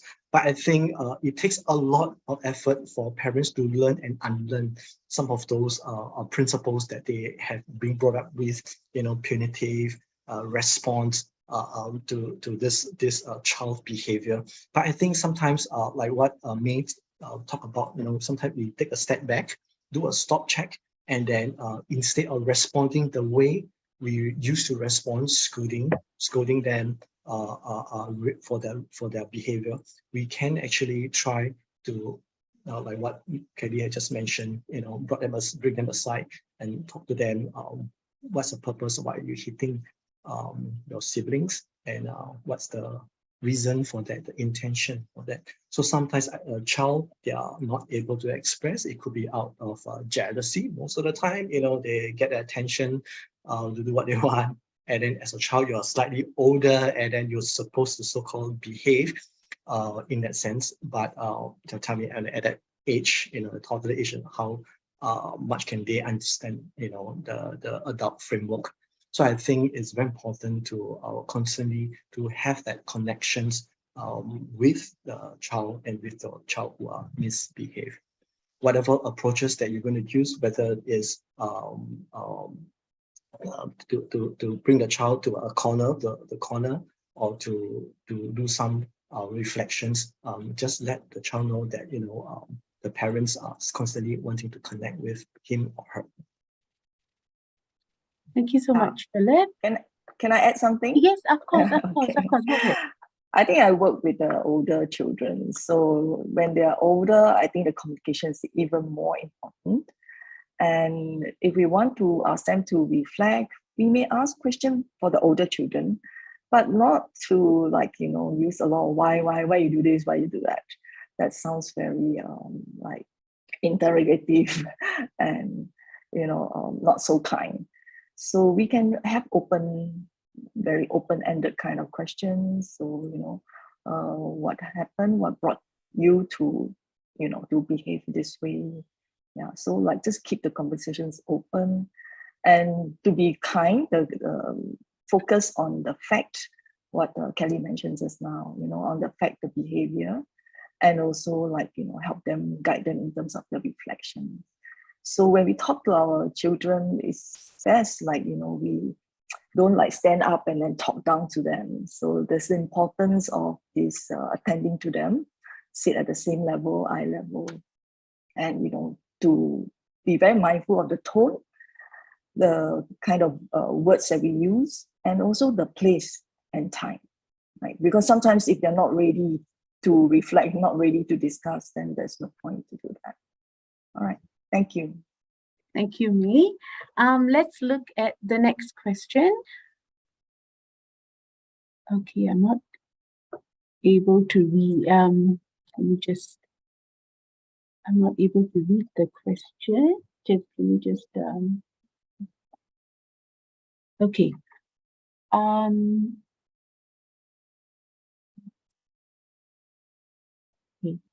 All right. So the next question: children don't take it as a signal that yelling and meltdowns are the way to go, and they can continue doing this well into when they are 8 or 12. So how do we then deal with this? I think this is a relevant question to May, because I think May, you are the head of youth care at Braham Center. So perhaps you can give us some advice on this. If they have been so used to it, then because this is 8 to 12 years old, have been doing this into 8 to 12 years. Is that the age they are at? Yes, that's right. Yeah. Oh, yeah. So well into before going into their teenage years. Yes. So do you have any advice for our parents on this?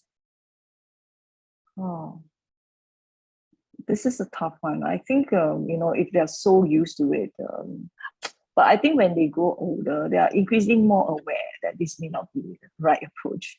So I think that when they're older, we can't continue with this, and then they will get even more rebellious, right?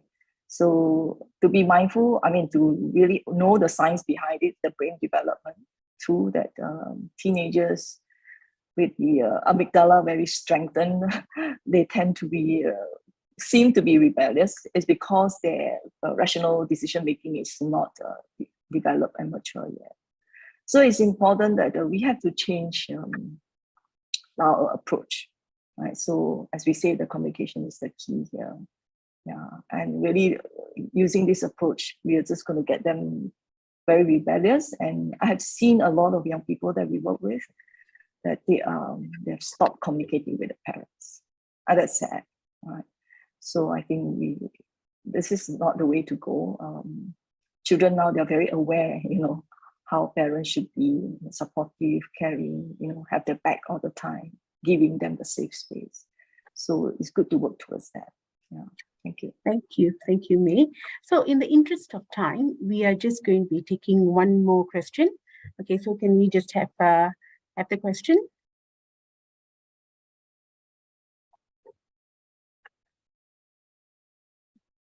With mindful and conscious parenting, we want to give the child the space to feel their feelings and have their meltdowns without, I'm so sorry, not able to see the full question. I'm so sorry. So I'm going to be reading from here.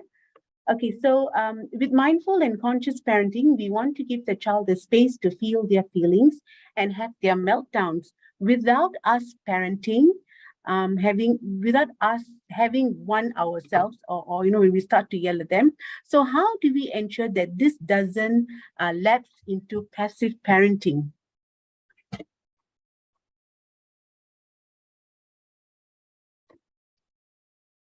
Anyone, any takers on this?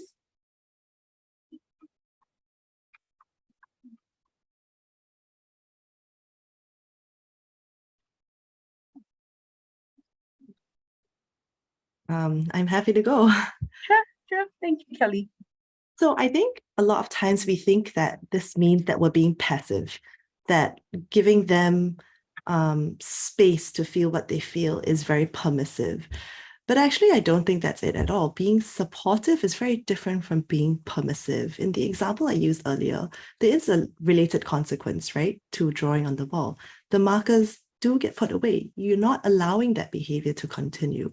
It would be permissive if you said, okay, you know what, you're melting down. Okay, fine. Have the markers back now. Go have that at the wall, right? That's permissive.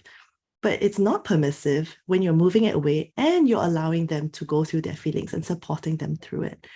And the thing I would say too about yelling and meltdowns, they're very triggering for adults, probably because we weren't allowed to do that as a child. So inside, we're like in fight or flight mode. We're like, no, can't have this. I wasn't allowed to do it. They're not allowed to do it, right? But what I would encourage people to think about is all behavior is communication. So when your child is yelling or melting down, even an older child with the previous question, they're communicating something to you. They're trying to show you how something really doesn't feel good right now. And it is your job to be curious, not judgmental, but curious about what's underlying that behavior, what's underlying the meltdown. and the yelling.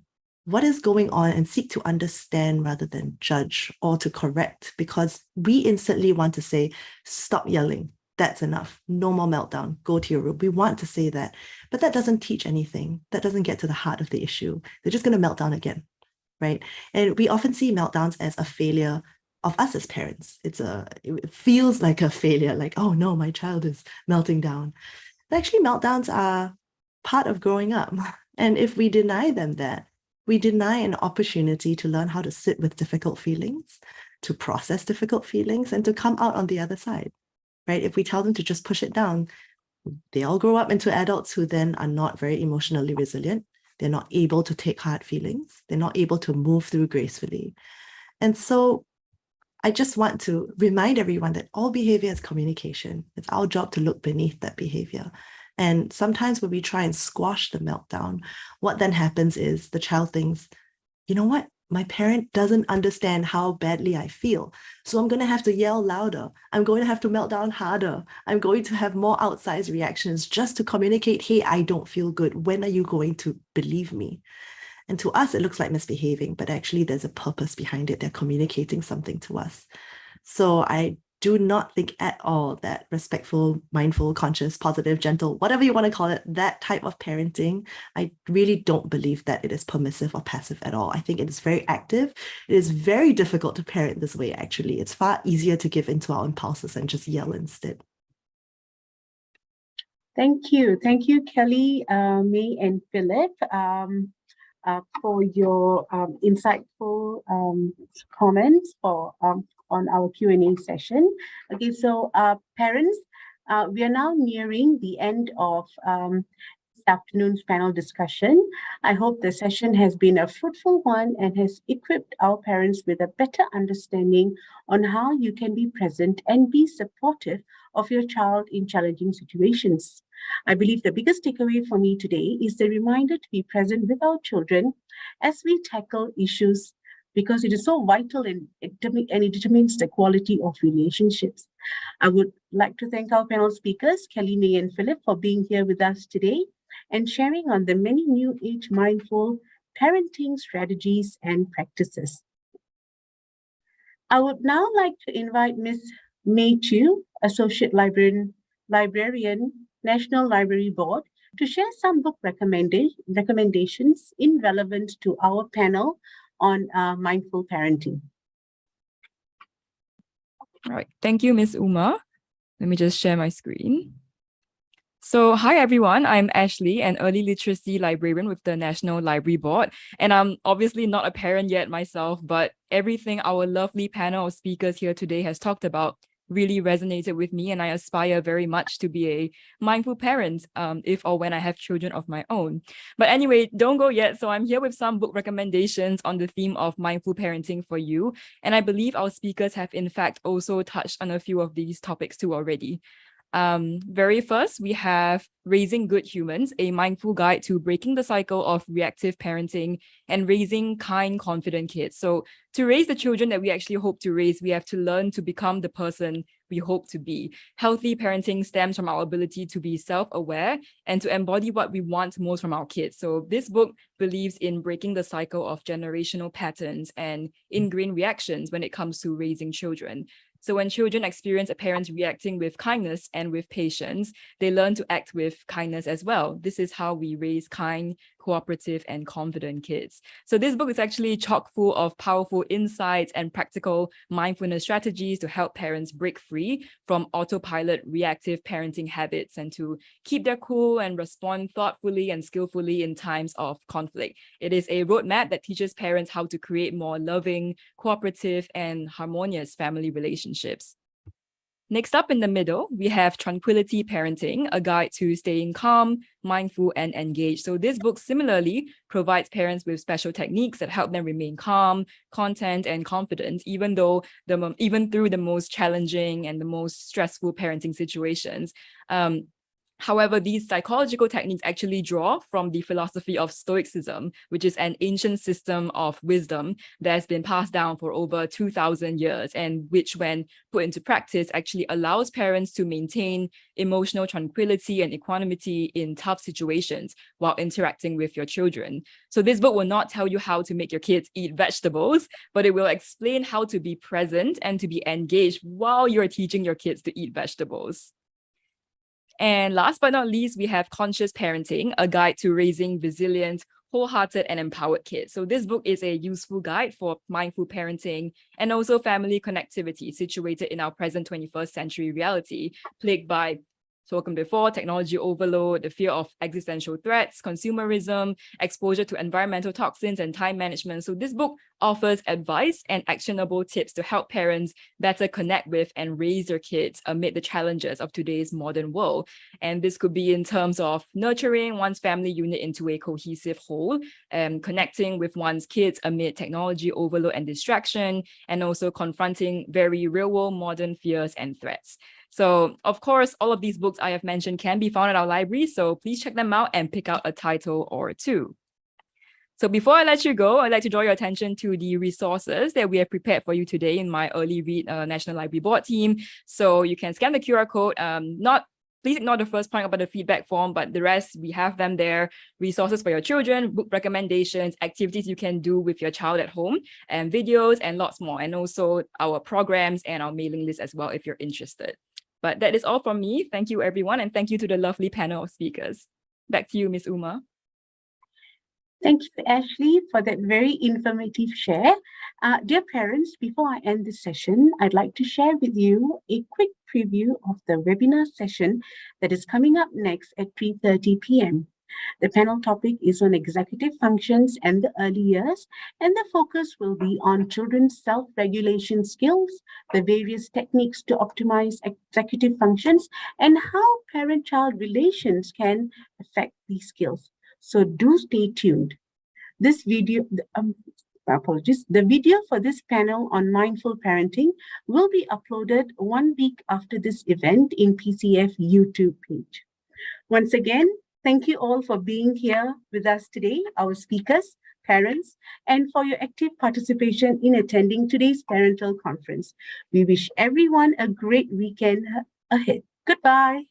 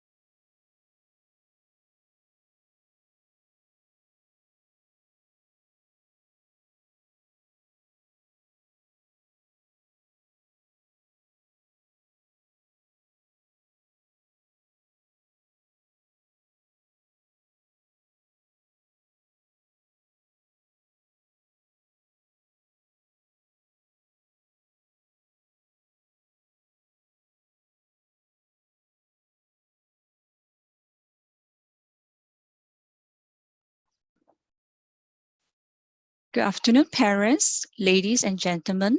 Welcome back. I'm Rachel, Quality Assurance Specialist, Professional and Education Development Division, and your moderator for Panel 2. This afternoon, we are privileged to have 3 panel speakers. Firstly, we have Dr. Ng E. Lin, Senior Education Research Scientist at the National Institute of Education, Singapore. Hello, Dr. Ng. Hi, Rachel. Good to Hi, see very you happy online. to be here. Okay. Dr. Ng's research interests relate to early childhood learning and development.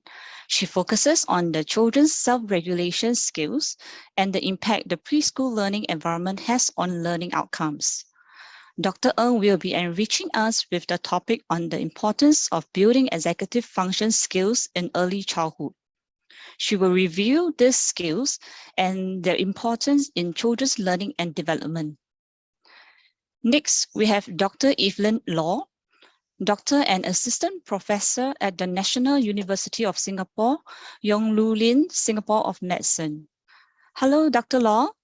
Hello, hi. Thank you for inviting me. Dr. Law has completed her postdoctoral fellowship at Harvard Medical School and the program in clinical effectiveness at the Harvard T.H. Chan School of Public Health. She is part of the Child Development Unit at National University Hospital and a director on Kids Start under the Early Childhood Development Agency and the Ministry of Social and Family Development. Dr. Law is the principal investigator of the Pediatric Brain Health Laboratory and has been awarded research grants by the National Medical Research Council and by Ministry of Education. Dr. Law will be presenting Developing Executive Function Skills at Home. She will share the science behind parents who have been successful in building children's executive function skills and will guide you through the various techniques to optimize these skills. And lastly, we have Ms. Joyce Lim, independent coach. Hello, Ms. Joyce. Hi, Rachel. Hi. Very happy to be here. With over 20 years of early childhood education experience in China and Singapore, Ms. Joyce's proprietary Quotient program continues to positively impact her clients.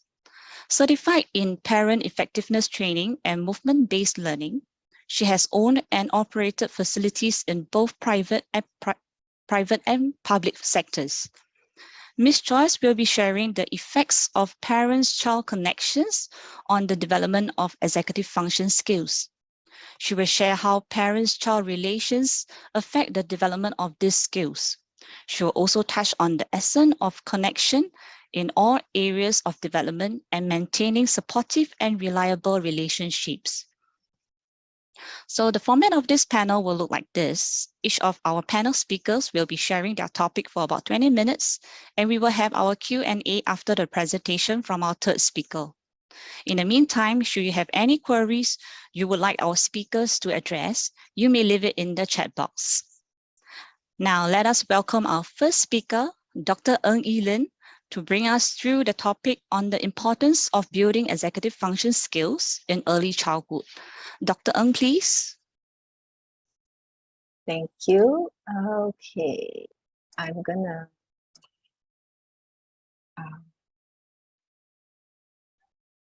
okay, I hope you're able to see my slides. And so I'm very happy to be here today to share with you about the importance of building executive functioning skills or EF skills in early childhood. So these are the 3 topics that I'll try to cover in my talk today around the different topics of EF. And the aim is to give you a better understanding of what these different skills are and why these are important skills for our children to develop, especially during the early childhood years, and some ideas about how we can support our children's development. So I wanted to start off by talking a little bit about how we as parents use EF or executive functioning skills in many areas of our lives. So I think the scenes that are shown on the screen here are probably quite familiar to most of us. As parents, we are always juggling different tasks, or we're probably doing multiple things at the same time, or are thinking about different things in our mind while doing something. We may have to remember our children's schedules, their medical appointments, what activities they have, when their exams are, all while managing our own work appointments. And if we have more than one child, we can start to imagine how many different things we have to juggle at any one point.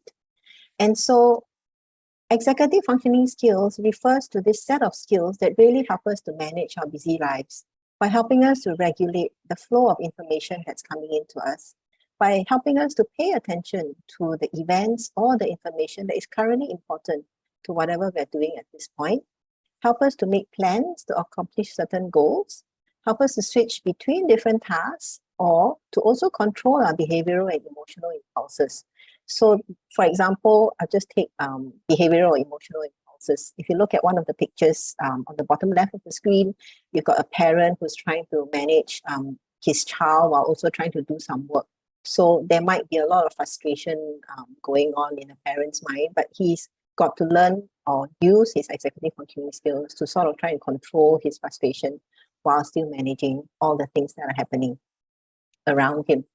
So in the next few slides, I'm just going to go a little in depth into what are the three main components of executive functioning and to tell you a little bit about what each of them are. So there are three main components of executive functioning: working memory, cognitive flexibility, as well as inhibitory control. So the first one, which is working memory, is really about being able to keep information in our mind and manipulating it in some way to achieve a certain goal or to complete a certain task. So if you think about our children or even ourselves as adults, when we read a story, we are trying to understand what the story is about. We're really using our working memory to help us to combine different pieces of information that is presented to us in the story and to put it together into a coherent whole. So using our working memory, we are able to understand what different characters are doing and how one event is related to a different event that is happening within that story. On a more practical side of things, we also use our working memory when we are shopping for grocery items. For example, if we are able to keep in mind the list of items that we would like to buy, and then we update the list in our mind as we purchase the items at the grocery store. That's also another example of manipulating information according to our goal of completing our shopping and making sure that we buy everything that we need. So that's essentially working memory. And the next one is cognitive flexibility, which is being able to think about something in different ways or multiple ways, and also being able to shift our attention in response to the different demands of a particular event or a task. So in terms of when we talk to each other or when we interact with other people, if we are good in our mental flexibility or cognitive flexibility, we are able to consider someone else's perspectives and ideas. And typically for young children, this is something that may be quite difficult to do in the beginning when they are just starting to develop these skills. Being able to accept other people's perspectives or ideas is something that children have to work on. Another example would be if we are trying to solve a difficult problem. And if we find that the current strategy that we are using to try and solve the problem is not working, then cognitive flexibility allows us to then shift and think about employing another strategy to solve that particular problem. So a common example might be if you're trying to solve a math problem and the first strategy that you try is just not working. Now, if you're flexible enough, you would know that, okay, it's time for me to shift and try a different strategy rather than just perseverate and try using the original strategy just because you can't be flexible enough to switch. The third one is what we call inhibitory control, and this is about intentionally suppressing our attention and our responses to a particular event. So I'm using math again as an example here. So when children start learning how to add, they usually start with adding whole numbers. And that has a specific set of rules. But then when they switch to learning how to add fractions, the rules of addition change because you deal with the denominator and the numerator in a different way.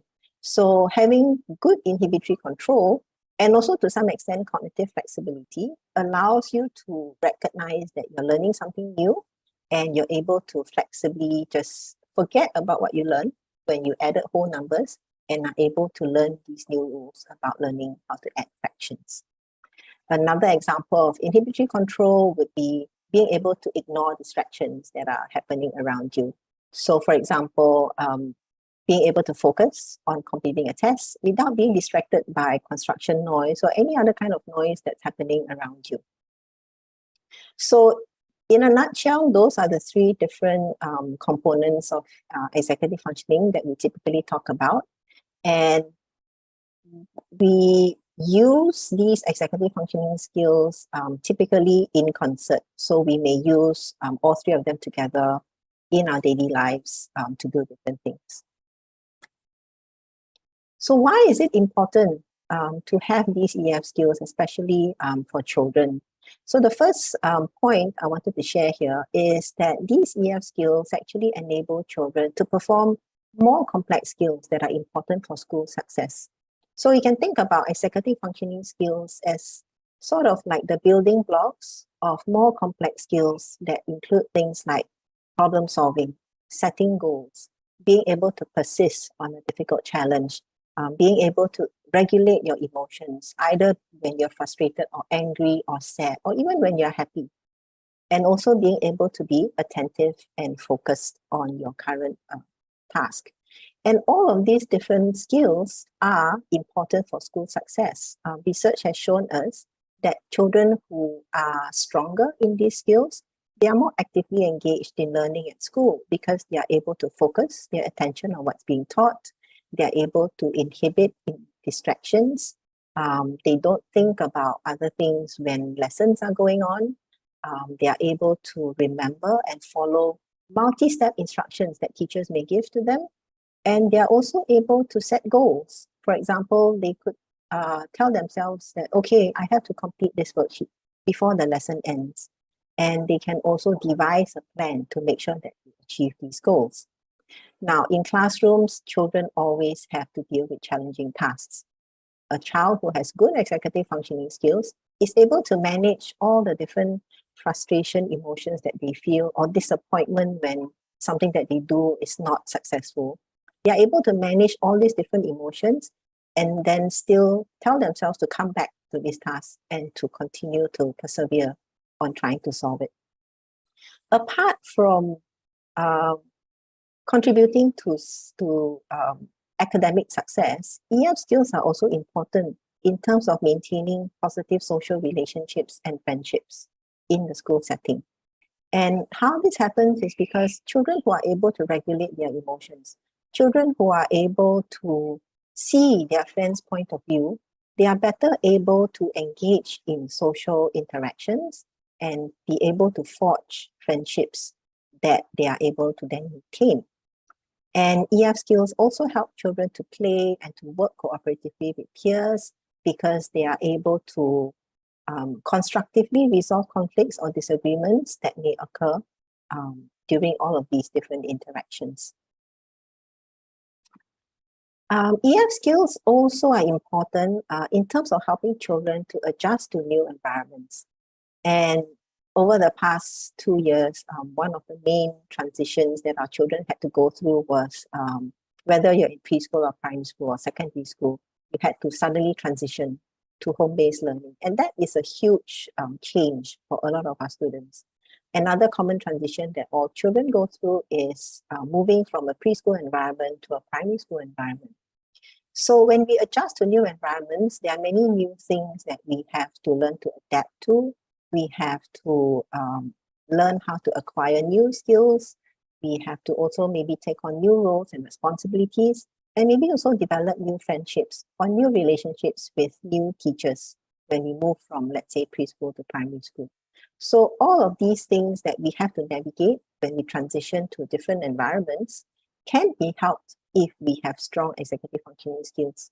Again, because these skills then make us better equipped to be able to deal with these new challenges and to be able to adapt and to change our way of behavior and the way we think so that we can adjust to these new environments. So given all these different importance of EF skills and how it contributes to our children's development, you might wonder, well, then why is it so important that we build these skills during the early childhood years, during the ages from 3 to 6? Why is it that this age is important? Well, research has shown us that EF skills develop very early on in infancy, and it continues to develop all the way up to adolescence and adulthood. So EF skills actually develop over a very long period of time. But research has also shown us that these skills develop quite rapidly around the early childhood years, which is between the ages of 2 to 6. And what this means is that when the skills are developing rapidly at this time, it's also an opportune time for us to provide the relevant support so that our children are best positioned to be able to develop these skills during the early childhood years. Another reason for why EF skills is important to develop during early childhood is because EF skills play a very important role in the child's holistic development. That means it contributes to children's development in various areas, including their cognitive development, their behavioral development, as well as their social-emotional development. Moreover, research has also shown us that EF skills are linked to outcomes in adulthood. So it predicts how well we do as we grow up. It contributes to many different aspects of our adult life, including our physical health, the extent to which we achieve financial success, our educational attainment, as well as our social and emotional well-being. So because of all of these positive effects that EF skills could have, then it becomes very important for us to ensure that our children have the relevant support and the opportunities to practice and to build their EF skills during early childhood. And so now I'm going to jump into how we can help our children to develop executive functioning skills. And I'm just going to talk about a couple of points. The first point that I wanted to mention is this idea of scaffolding. And this really is about the idea that scaffolding is a technique that adults use to help young children to practice emerging skills before children can perform them on their own. So within the context of EF, we need to remember that all children are born with the potential to develop their EF skills. They are not born with the EF skills to begin with, but every child has the potential to develop these skills. And so within that context, the support from adults, be it from parents or teachers, is very crucial to aid in children's development in these EF skills. So scaffolding works by providing sort of like a stepping stone to introduce or to support a new skill, and it allows for children to practice these skills. So think of it as, think of scaffolding as like a ladder that you're helping the child to climb. The child might be on the first rung of the ladder at this point, and you're trying to provide sufficient help so that the child can then go onto the second rung. And the amount of, the key here is to think about what kind of help and support you provide to the child so that the child is able to then move on to the next rung. You want to be able to provide just enough support so that the child can still slowly find his or her way up to the second rung. But if you realize that your child is struggling a little bit with the level of support that you're providing, then maybe you want to increase that level of support a little bit.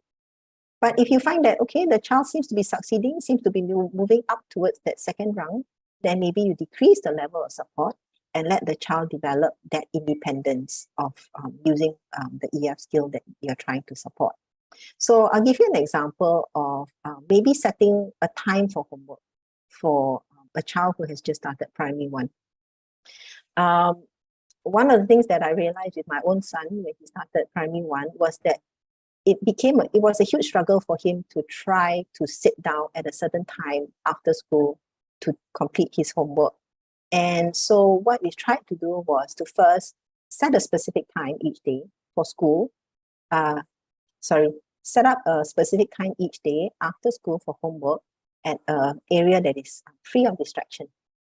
And maybe in the beginning, we have to provide reminders to our child to say, hey, you know, it's almost 3 o'clock now. It's time for your homework. So maybe why don't you get started on it? And this may have to be done over a period of, I don't know, a few weeks. It depends on the individual child. But then gradually, you might find that your child is able to get himself or herself ready to start homework at the appointed time of 3 p.m. And then you can stop providing your reminders.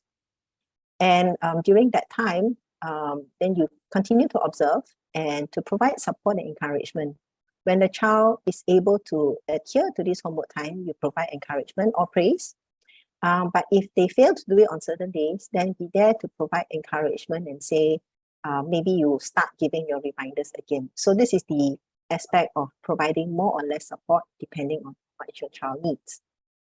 So eventually, your child would then realize that this is time for me to do my homework, and then the child is able to regulate his or her own behavior. As a parent, you could also model the appropriate behavior by maybe setting aside a time at home for you to do certain things, and then you keep to that schedule so that your child can also see how you set a schedule for yourself to do something. So that's an example of scaffolding. And the second point I wanted to talk about is this idea of social play or play among children. It's also another great opportunity for children to practice and to test their emerging executive functioning skills. Because when children play with one another, be it with their siblings or their friends downstairs at the playground, they are doing a lot of things that require their EF skills. And this is the time for them to try using out these EF skills without having the adult support around to scaffold and to help them. So some of the things that children do are they have to make choices, which game to play.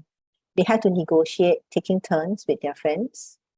They also have to direct their own play. So if they're trying to do act out a scene, for example, they have to assign roles to each of their friends, and then they have to kind of direct what each character is going to go. And then the child also has to bear in mind what's happening during this acting out of the play, what happens next. So all of these are activities that require children to use their EF skills. So then social play becomes a very good opportunity for children to apply these skills and to hone these skills while playing with their friends. As parents, what we can do during these social play activities is to be there for our children. If they come home and they tell us, you know, when I play with this friend, he or she wasn't very nice, he didn't want to listen to my ideas. And when your child comes back with these stories, then as a parent, we can then try to work with them and try to scaffold a little bit more of these EF skills so that eventually they can then go on to work and practice their executive functioning skills. And so with that, I've come to the end of my talk. I just wanted to share 3 main takeaways that I hope you have been able to get from my sharing today. EF skills are very important because they support the processes of learning that enable our children to both effectively and efficiently master the content or whatever they're trying to learn. EF skills are also important because it facilitates children's interpersonal interactions and their behaviors. And we can support children's EF skills development as parents by providing scaffolding and giving them opportunities to practice these skills within a very supportive and warm environment. Thank you very much. Thank you, Dr. Ng, for your valuable sharing. I'm sure our parents have a better understanding on the importance of executive function skills and how we can support and scaffold children's learning and development in the classroom, social setting, and at home. All right. So before we move on to our second speaker, I would like to remind parents to drop any question you may have for Dr. Ng into the chat box, and we will address them later at the Q&A segment. Next up, let's welcome our second speaker, Dr. Evelyn Law. Her topic for today is developing executive function skills at home. Over to you, Dr. Law. Hello, everyone. Let me share screen with everyone. Okay, I think you see the screen there. Okay, so thank you to Dr. Ng for a very comprehensive introduction, so we can really jump right into some of the things that we could do at home. Okay. So first, I wanted to talk a little bit about what, when, why, where, and how. For executive function skills, it sounds very complicated, but I want to make it a bit easier for everyone to understand. So in terms of what to develop, do we develop all the skills all at once? As Dr. Ng has mentioned, it's not just, a single ability, but many different skills. And this morning, I think at the opening, we heard about knowing and observing your child's strengths and difficulties. I think by observing your own child, you could figure out what are areas that are more difficult, and those are really areas to develop. And it also depends on the child's age. So there's not going to be one set of rules in terms of what to do at home. And I don't know your home situation. Also this morning, we heard about how children have different temperament. They're like flowers. They can be orchids, they can be tulips or dandelions. So with every child of our own, even though we parent the same way, the child can be very different. So I think in terms of what to develop, it's you as a parent to look at all these skills and decide, what is the area that my child probably needs to develop more?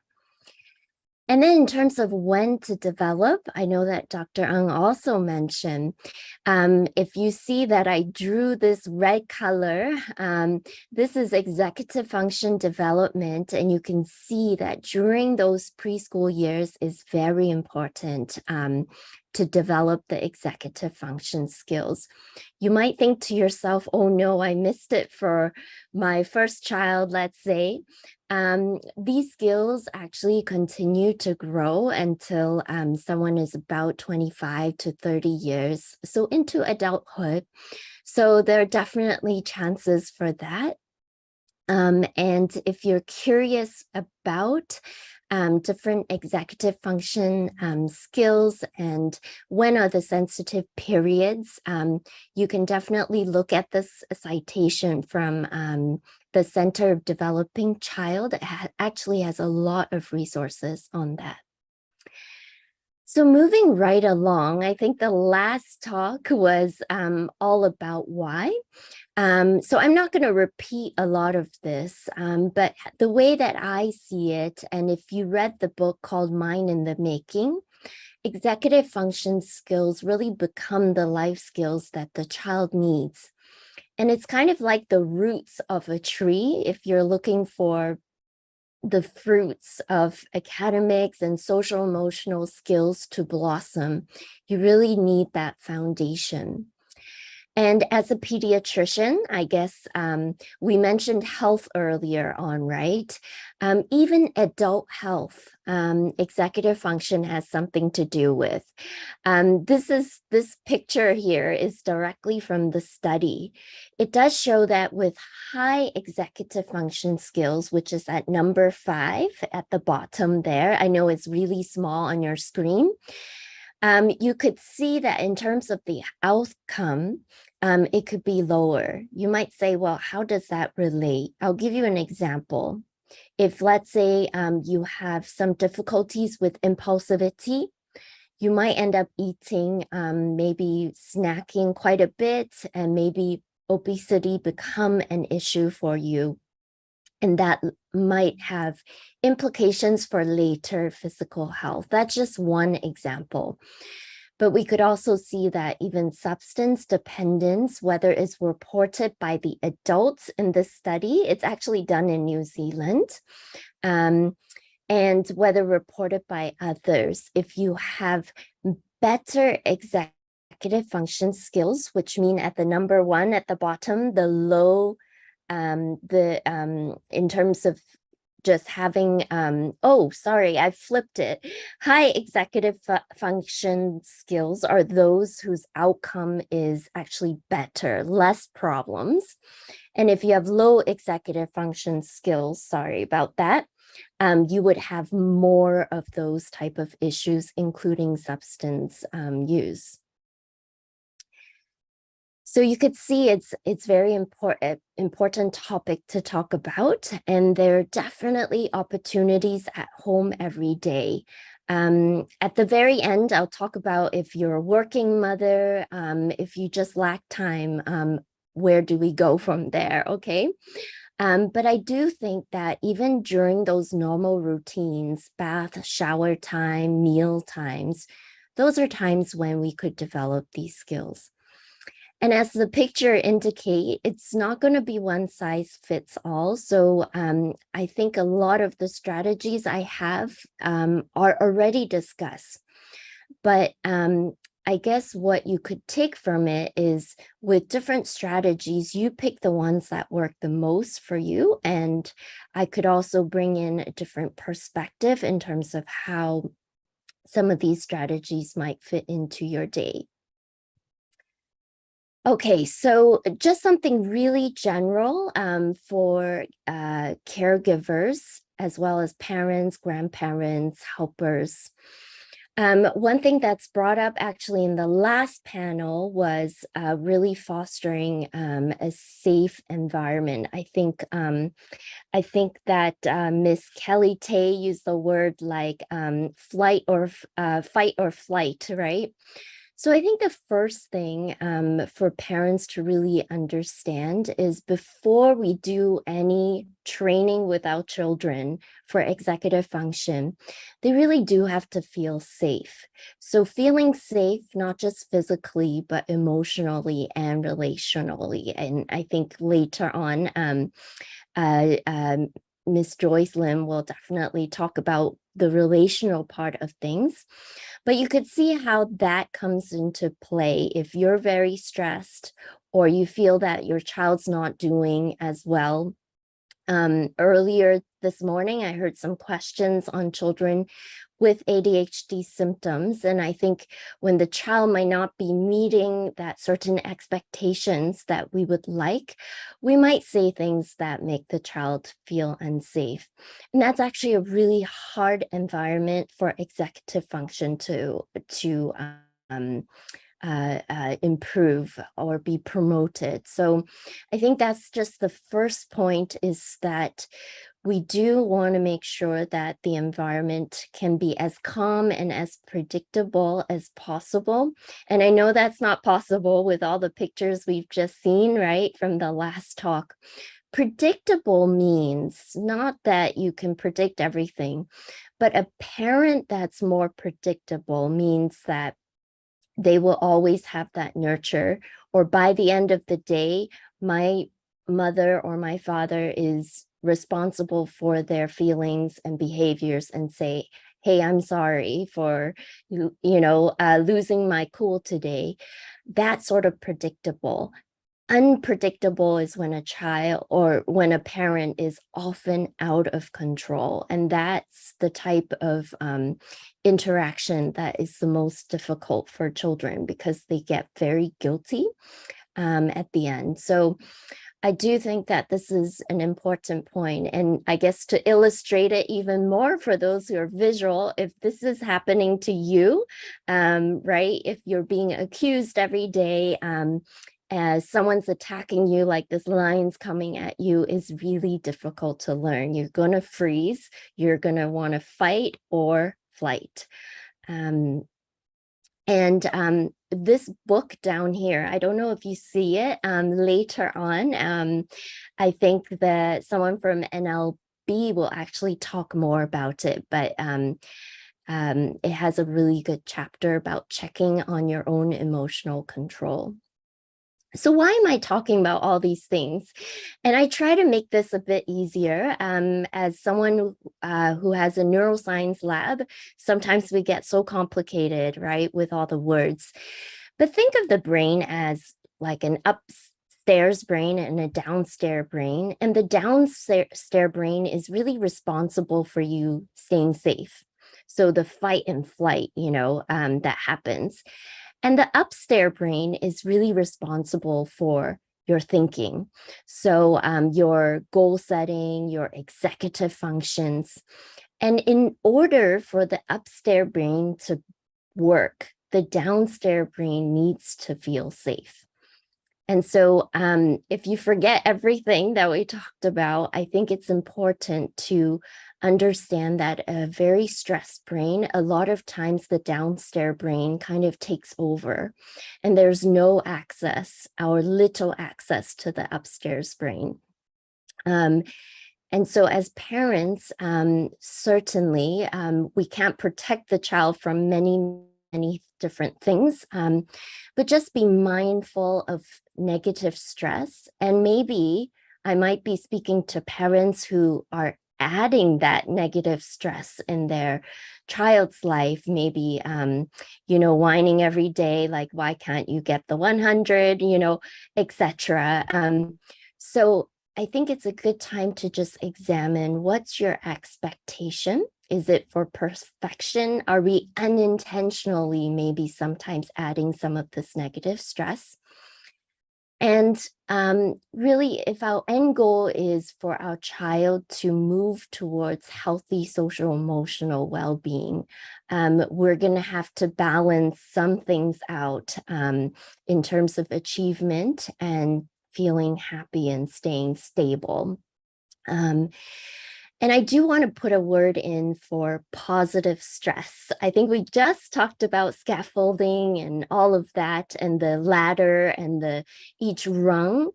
This is basically the same slide, but if you look at this target, this blue target, right, can't do even with guidance, can do independently. We don't want the child to always sit in can do independently, because then they won't be motivated to do something so easy. But there's a different word for, the zone that is can do if guided, and that's the zone of proximal development. I know it's a difficult term, but that's the kind of positive stress we're looking for, that the child feels empowered. I did it. I'm willing to put in the effort.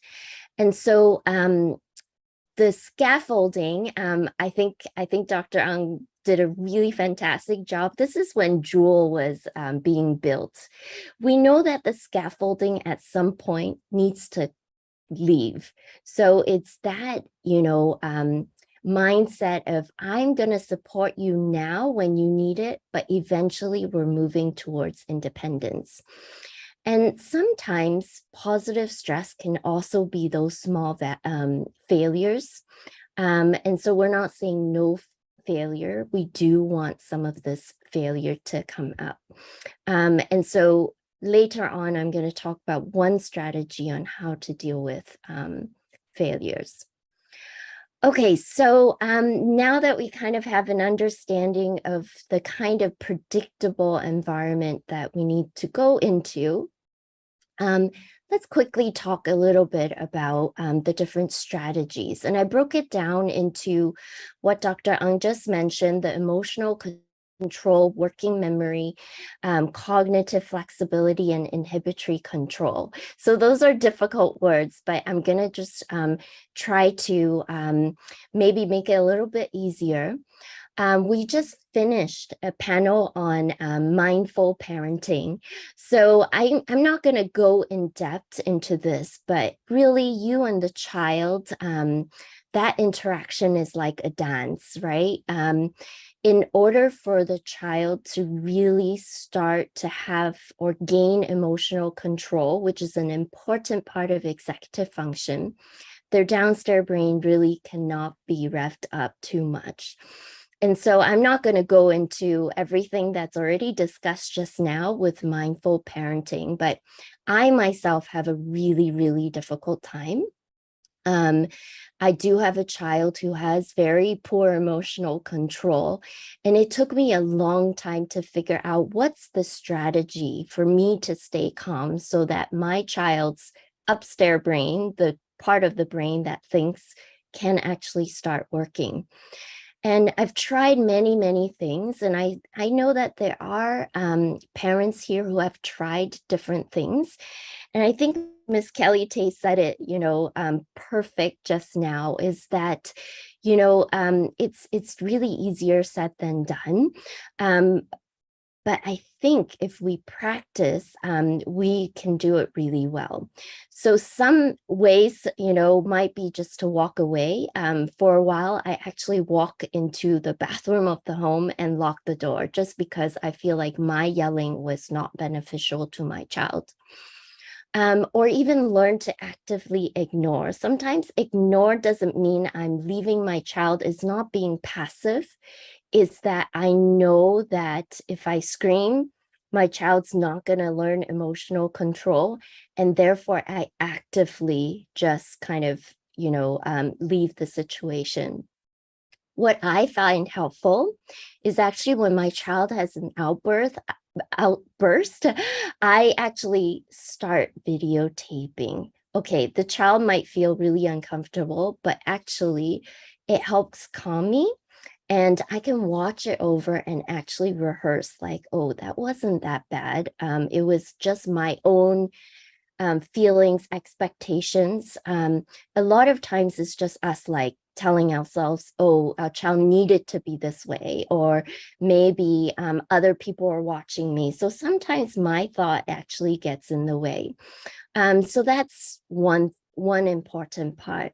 So once you're calm and safe, how do we help our child? I think the most important part about this is that we do have to have some common language with our child.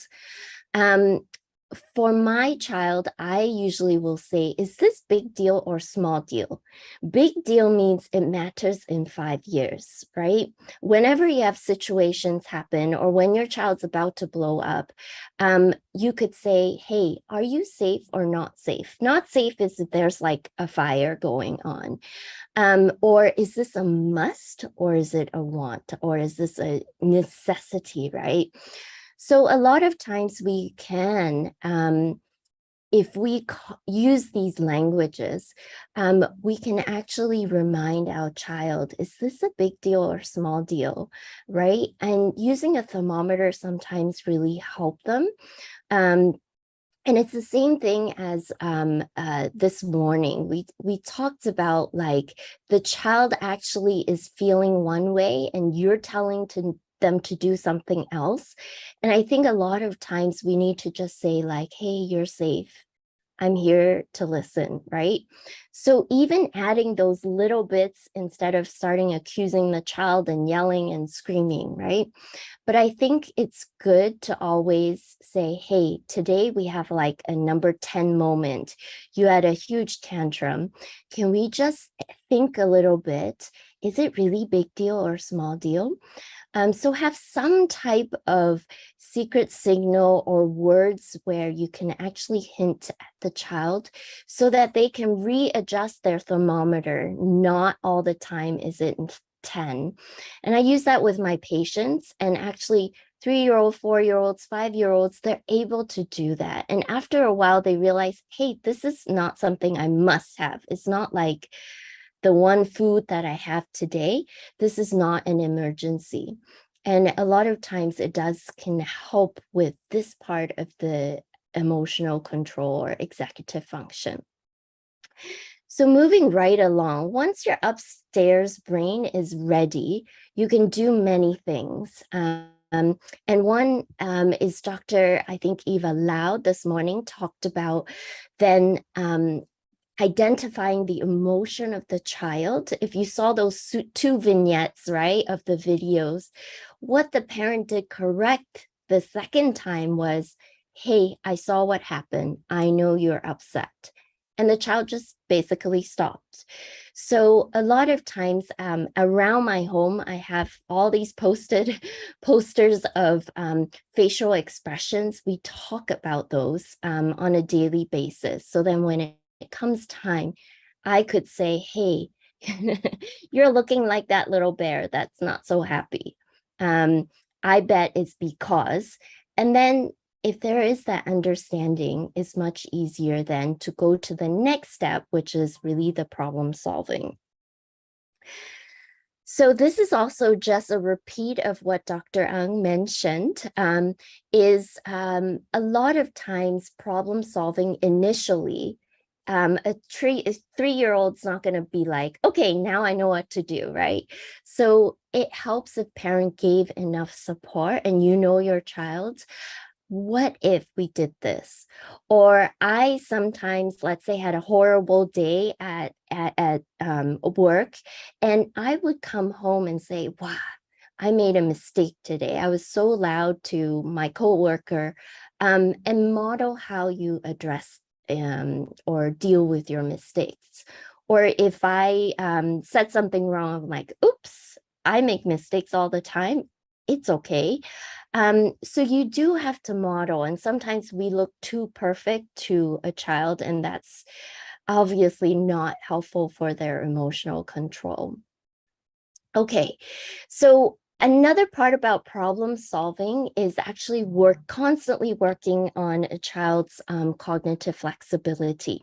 And this is the one about shifting mindset.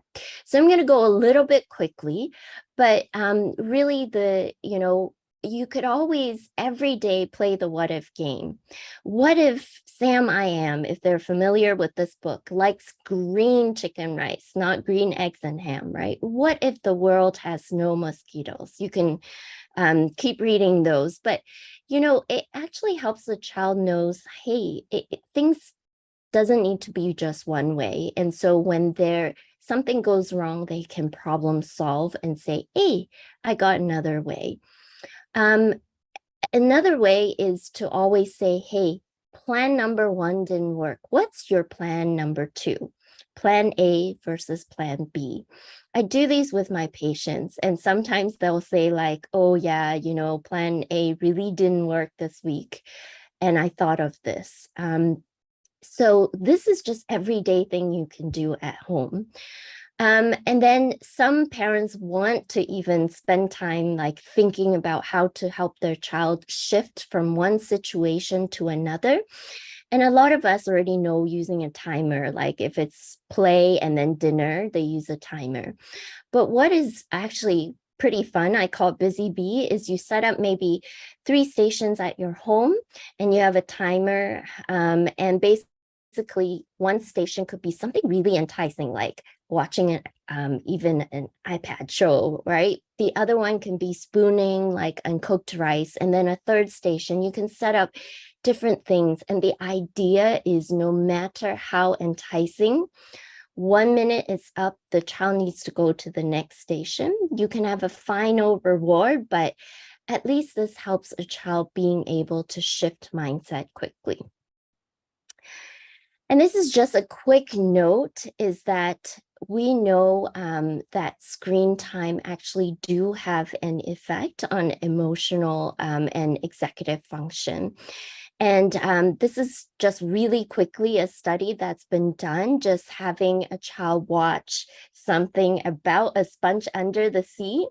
And these are kids of preschool age, just for 4 minutes, and an educational show, and then drawing. And guess what? When we have the kids actually do an executive function game afterwards, those who participated in drawing actually did better. So it's really kind of that fast pace and that fantastical, unreal cartoon that sometimes gets in the way of us accessing the upstairs brain. And so this is not an exhaustive list, but what I'm trying to say is a lot of times we're really stressed at home. We don't actually need to go and buy games. We're really, simple things like Simon Says, or, red light, green light, head, shoulders, knees, and toes. If you don't know how that's being played, is if the mom says heads and they have to touch their toes. So you could see videos of all of this. So you don't actually need all this material, but most of our home have memory, right? Those are already working on the executive function. So we don't actually need to spend so much effort in building the home to do something like that. Okay, and then very quickly, these are little toys that in Singapore, McDonald's have been, it comes with the meal, Happy Meals. And if you have little figurines, it's perfect for boosting working memory. For example, if you've been looking, what is missing, right? So you can use 3 figurines, take away 1, and that's already very good for executive function. And make it even harder, it's actually the same too. It's Applejack and our little Flash guy that's missing. Okay, so this is really the last slide, but I do want to spend some time just mentioning, because I know there are parents with children with ADHD, and I take care of them in the clinical setting. I do want you to acknowledge yourself for putting in the extraordinary work. It's very difficult to parent a child with pretty impaired emotional executive functions. And so how do we get a child to actually learn what is right? We a lot of times get in this kind of battle or this cycle of just, okay, because they can't motivate themselves, we'll give them all this reward after to push them, right? But what I found with my own child that helps, she's now 12, is that persistence is actually built, not just simply praising, but affirming them. And I know many speakers talked about it today, but it's not the end goal. It's not about how pretty or handsome they are, but affirming their self-regulation. So you like, oh, I really liked how you use your word to tell me you're not happy. Or I really like that you tried so hard, or you're staying calm. And some parents will say, my child only has 2 seconds of attention, they're gone. How do I do it? How do I help the child to persist? And sometimes it might mean that you say, wow, you sat longer than yesterday. Wow, that's good. Being so specific and doing the affirmation during the moment, it is one of the best motivator for children to persist. So try that this week. There was one point in my life I could not take my child to the supermarket. It was just impossible. But with this is actually from incredible years, being able to help my child do this persistence coaching has really changed what I can do in my everyday, okay? And if you have no time, and this is being brought up, it's not the quantity, 10 minutes, let the child just literally wake up in the morning and say, for 10 minutes, what do you want to do? So even if your child wants to be Simba and climb on you, or even if your child wants you to squirm for 10 minutes, you can do it as an adult. And when they're in charge, they feel safe, they feel in control, they are positive, and they're motivated. And sometimes you yourself can be like, okay, I can tolerate 5 more minutes of this. It prolongs your focus as well as the child's. And Dr. Ng has rightfully said, social play helps with executive function, but also unstructured and child-directed play at home. That's actually the best for executive function. So if you have no time, your child can join in with your routines. You can ask things like, what if we did this differently? What if we do this? You can build many things into your daily life. And if it's just 10 minutes because you have 3 jobs and you're really quite stressed out, those 10 minutes, some people call it the mind, body, and soul time, as you can see in one of the citation. It has also saved my life. Sometimes I try to work for 10 hours while partially feeling guilty. It's better just to start my Saturday, even though I have a whole day of work, 10 minutes, full presence with my child. So I'm going to end right here. There are many resources. This is not exclusive, but I do find that these resources, if let's say you weren't able to tune in completely just now, This will give you kind of the depth and breadth of what you can do at home to train your child's executive function. And it's not supposed to be difficult or add extra stress in your life. Okay, back to you.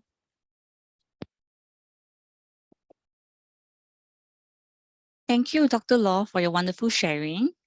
All right, like what Dr. Law has mentioned, there is no one size fits all solution, as raising a child comes with many unknowns.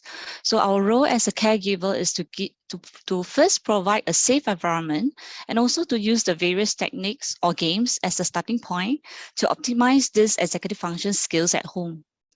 All right, before we move on to the last speaker, so a gentle reminder to drop your question for Dr. Law into the chat box. Okay, so now we have Miss Joyce. She will be sharing the effects of parent-child connections on the development of executive function skills. Miss Joyce, please. Thank you, Rachel. And yeah, thank you, Dr. Law and Dr.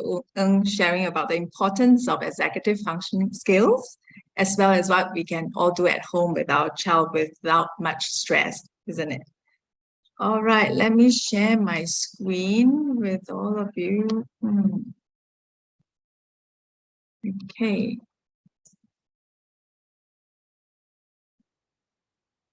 Okay, today what I'm going to share with all of you about is the effects of parent-child connections on the development of executive function skills. So the keyword is connections. Okay, so before I go further, I'd like to share this short paragraph from Harvard University Center of Developing Child. Adults can facilitate the development of a child's executive function skills. And it has been mentioned by Dr. Ng and Dr. Law. Here, summed up 3 things. Number 1 is establishing routines. Number 2 is modeling social behavior. And the third one, creating and maintaining supportive, reliable relationships. I've highlighted that because that's what I'm going to share more about. And it is also important for children to exercise their developing skills through activities, as mentioned earlier by Dr. Law, that foster creative play and social connection, and teach them how to cope with stress, involve vigorous exercise, and over time, provide opportunities for directing their own actions with decreasing adult supervision, as also mentioned by Dr. Ng earlier, which is scaffolding. So in the beginning, we might need to handhold them so that they work within their zone of proximal development. And then later on, decrease that adult supervision and let go bit by bit when they soon enough, they would be able to do it independently, and we will have another task to help them with, yeah? Now I'm going to do a simple exercise with all of you. Yes, those of you who are watching this live online. So I've collated 11 skills, okay, 11 skills that's related to executive functioning. And I'm going to flash them in 4 parts, and I would like you to think, how often do you do this? Is it on a daily basis or on a weekly basis? All right, so here we go. Oops. Okay, the first set, planning. You plan every day, meal planning, time management. You know, now you spend time at this conference. After that, what are you going to do? You know, going to go out with your family or have another appointment. Task initiation.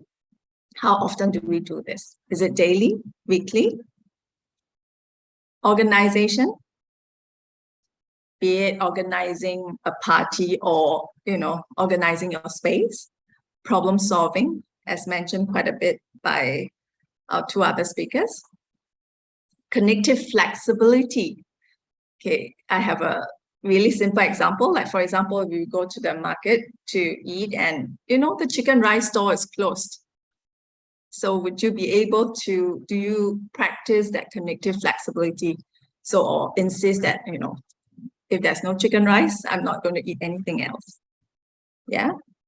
So how often do you do this? Working memory, emotional control or management, impulse control and inhibition that leads to delayed gratification as well. So whether, we want to do our work first before having that ice cream, or, we have to eat that ice cream. So that impulse control. And what we are very concerned with our children, focus, the attentional control or task monitoring. And self-monitoring, the ability to reflect on what we do. So have a think, all the skills that's on the screen, how often do you do this? Is it on a daily basis or, even within a week? Okay, I'll tell you what's the use of this. Have a think, all the skills related to executive functioning. How often do we do this? Actually, I think most of it you will have a glance, probably we would have done it almost every day. Now, so at the start, when every one of us come on screen, or when I come on screen, you would have maybe subconsciously have a connection with me, or not so much of a connection. And looking at this relationship that we have, although quite remotely, if you think that you have a connection with me, then maybe this 20 minutes you will have a better takeaway. Okay, so the connection, what I'm trying to say here is that the connection directly impact the basis, the foundation of that learning. Yes, or we could think about, when we were younger, when we were at school. So do you remember that teacher that we liked a little more than others? Translate to, we enjoy the subject a little bit more. And then that translate to us learning that subject better. So that connection, I view it as the basis, or rather the foundation of all learnings. So how do we maintain that with our children? How do we maintain that supportive, reliable relationships? That I see it as a foundation for learnings, or the boost to their state of learning. And with that, we look at the routines. Yeah. Dr. Law and Dr. Ng have mentioned about it. Let me reiterate it in a slightly different sense. About the same, but slightly different. So routines, right? We establish routines. What does it mean to a child if you have infants at home? So probably when they wake up, you have milk, have some activities, and then, they go for their morning nap and wake up for milk. For each and every family, it could be slightly different. But by establishing that routine that you have with your child, what are we essentially doing? We are having this consistency that's being built. And with that consistency, the child would have what Dr. Law mentioned, the predictability. So they know that, hey, after this milk that I'm going to have in the morning, I'm going to have some activities, or, mommy's going to take me out for a stroll or something like that, that consistency. And with that, the emotional management will be easier. And in fact, by establishing that routine, I would see that as the starting point of them learning about time. So you would think that time now is like 4:30. That is the physical time that we are looking at. But to a very, very young child, they look at time in segments. What do they do?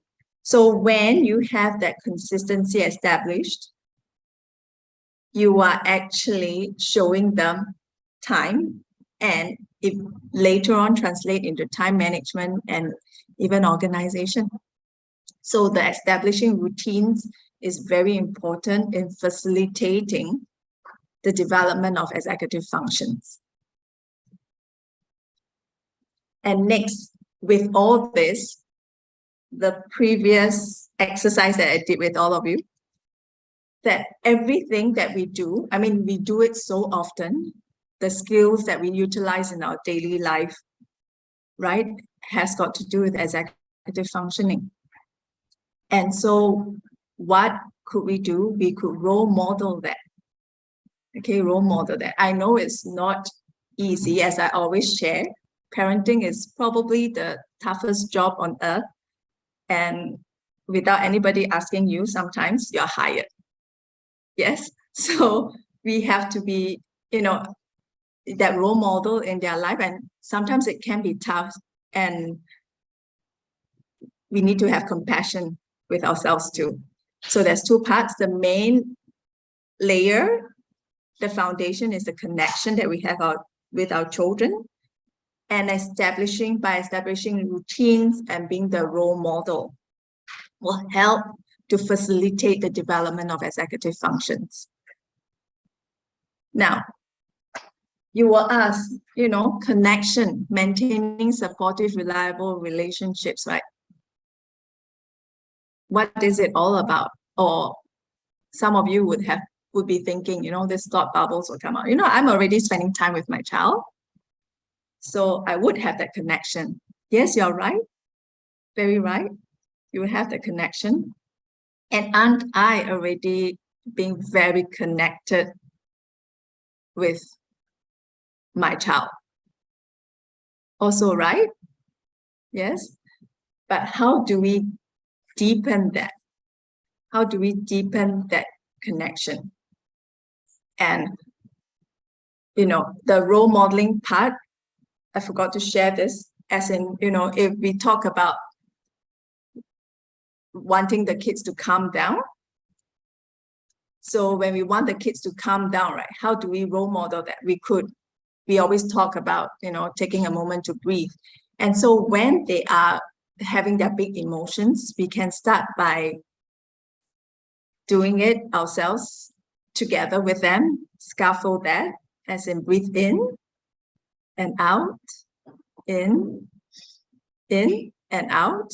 Okay, so with that, you're role modeling that breathing when they have big emotions, or even when you have big emotions. And that helps them to regulate the emotions, the big emotions that they have.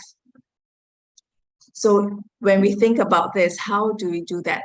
So the main thing is, how do we deepen that connection? How do we deepen that connection with our children to form that foundation for them to learn executive functioning skills? And to be honest, that would be the foundation for them to learn almost everything and anything. So what should we do? So as we have agreed, that's the connection that we need to have with our children, right? So that is the foundation. Like, that's the connection that you have with me right now that might affect the amount of takeaways you have today. So one of the things would be company. What do I mean by that? Earlier speakers would have mentioned about being a mindful parent. As of today, with all the gadgets, the iPad, the iPhones, I feel that company is getting a little scarce. We might be physically present, but we might not be there. So we have to be mindful about how much time, and really it's not about the quantity, as Dr. Law mentioned, it's really about the quality. So when you spend that, what Dr. Law talks about, the 10 minutes, how do we spend it mindfully with your child? By being there, by putting away your work, your phone, your iPad. Just to sidetrack a little, when I bought my pram for my youngest when she was in my tummy, so I went to the fair, and the salesperson, how did the salesperson sold me that pram? He was enticing me by saying that, you know, the cover on top, there's a sleeve for iPad. So in this day and age, even 8 years ago, this gadget thing is really getting, every parent's, or rather even the kids are starting to have this really, really young, and that takes away the quality company that we have with our children. So that's the first, the company, and communication. Communication being two-way communication and not one-way. So one-way communication would be giving them instructions for them to follow. Of course, we will need to do that sometimes, right? But the communication that I'm talking about here is the two-way communication. So for example, today's the weather is not really good, but maybe you have plans to go for swimming and your kids know that, today we are going for swimming. Yeah, so, but it's raining. We have two options. Number one is we think in our head and start planning and problem solving that. So we could, choose to go to the mall for a walk or, play a game, and we decide and we execute. Yeah, so we would have practice executive functioning ourselves. However, how does communication look like? So when this happens, even with very young children, we can involve them, say, hey, it's raining and we won't be able to go out for a swim today as planned. So what can we do? And then you can start to brainstorm, or with younger kids, you could start to have those options and get them to choose one. For older children, you probably would be able to brainstorm together with them. Do we want to bake some cookies? We want to watch a movie? Or do we want to play some card games? And if for families that allow, do we want to wear a raincoat and go out and play a little bit since we cannot swim? And so with that kind of communication, we are actually, of course, being there, having that company, building that connection. And with that little conversation or communication we have, if we dissect it, we will realize that we are problem solving together. We are also allowing children to delay their gratification because they cannot go for swimming today, but maybe another day when the weather is better. And also perhaps emotional management. So the child could be upset. And you could say that, you look a little upset or disappointed that we could not swim. So by verbalizing those feelings, those big feelings that they have, by communicating that, we are also helping them to manage those emotions. So when the emotions are being verbalized, and our children or even ourselves will be able to accept them better. And by going through that motion, after accepting, it's easier for us to let it go. And all emotions are valid. There's no good or bad emotions. All emotions are valid. So we want the children being able to embrace those emotions that they have. The only difference is how do we appropriately express those emotions. But all the big, small emotions, they are all valid. Yeah. So communication and mindful company gives rise to connection. And connection, and I'm going to repeat this again, is the basis of all learnings. And if not, is a boost to the state of learning.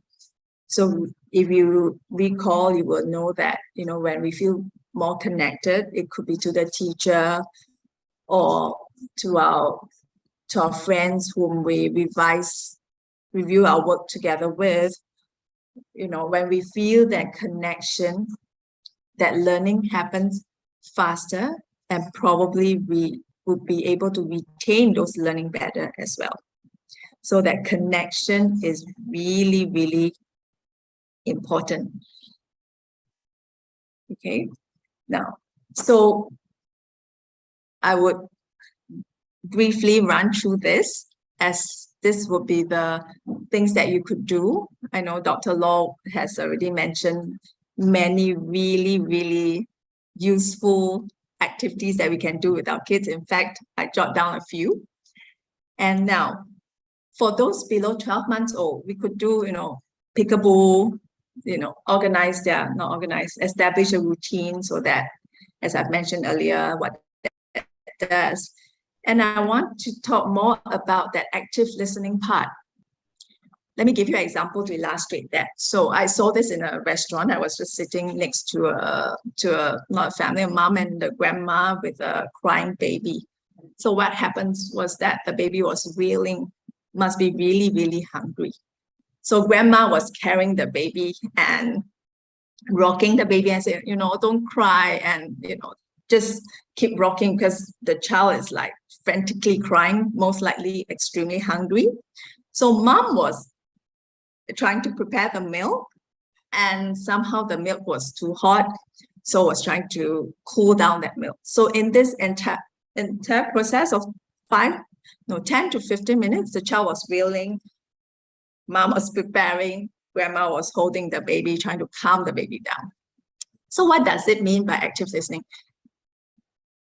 We might think that, infants, they couldn't verbalize, right? So what it means to active listen to that infant would be, hey, I know you must be really hungry. That's why you are crying this loud. And mommy is preparing your milk. Look, the milk, we are preparing it. See, I'm shaking it and I'm making it cooler. You want to touch it? It's really, so you can put the milk near to the baby and ouch, it's really hot. We need to cool it down before you could drink it. When you have this communication or this conversation with the infant, you are actually doing active listening.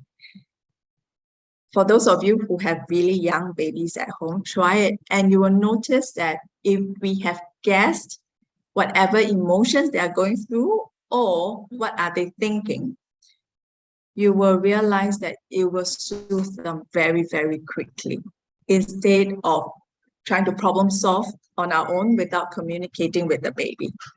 So in that process of doing that, we would have role-play problem solving.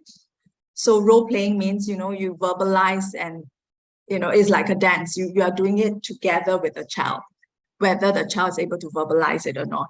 And through that, what I have, the example that I showed, it's about active listening. So you are best guessing what the child is feeling, going through, thinking in his or her mind when he or she is crying for that milk. And also with that, if you manage to soothe the child, you are actually doing emotional management. So all the child's big emotions are being soothed because the child is being heard. Yeah. And with that, the whole process of communicating, conversing, that emotions, that feelings, how the child feel, think, and the child would be able to hang on for maybe 5 to 10 minutes when the milk is ready, and the child will be happily drinking the milk. And that is impulse control, isn't it? Delayed gratification. And for early years, communicate, and communicate to build that connection, which is really so important for their learnings, the facilitation of the development of executive functioning skills, and also to read to them, and build that routine around reading if you can. With that, I'm going to share this quote by Becky Bailey. It is really not the book that you are reading, but the lap the child is sitting on. So again, is that connection. And I have 3 kids. So actually out of my 3 kids, my middle child, that 14-year-old, is an avid reader. So when he was younger, so that's what we do, we read every night, and he won't stay for 5 seconds. He'll be running off and coming back. But I do it day in, day out because, I'm reading to my older daughter too. Yeah. So day in, day out, we will do that, and he will come and go. Sometimes he will disappear. And by 6 months to, not weeks, all right, I think by about 6 months to about 9 months, then he started to join us.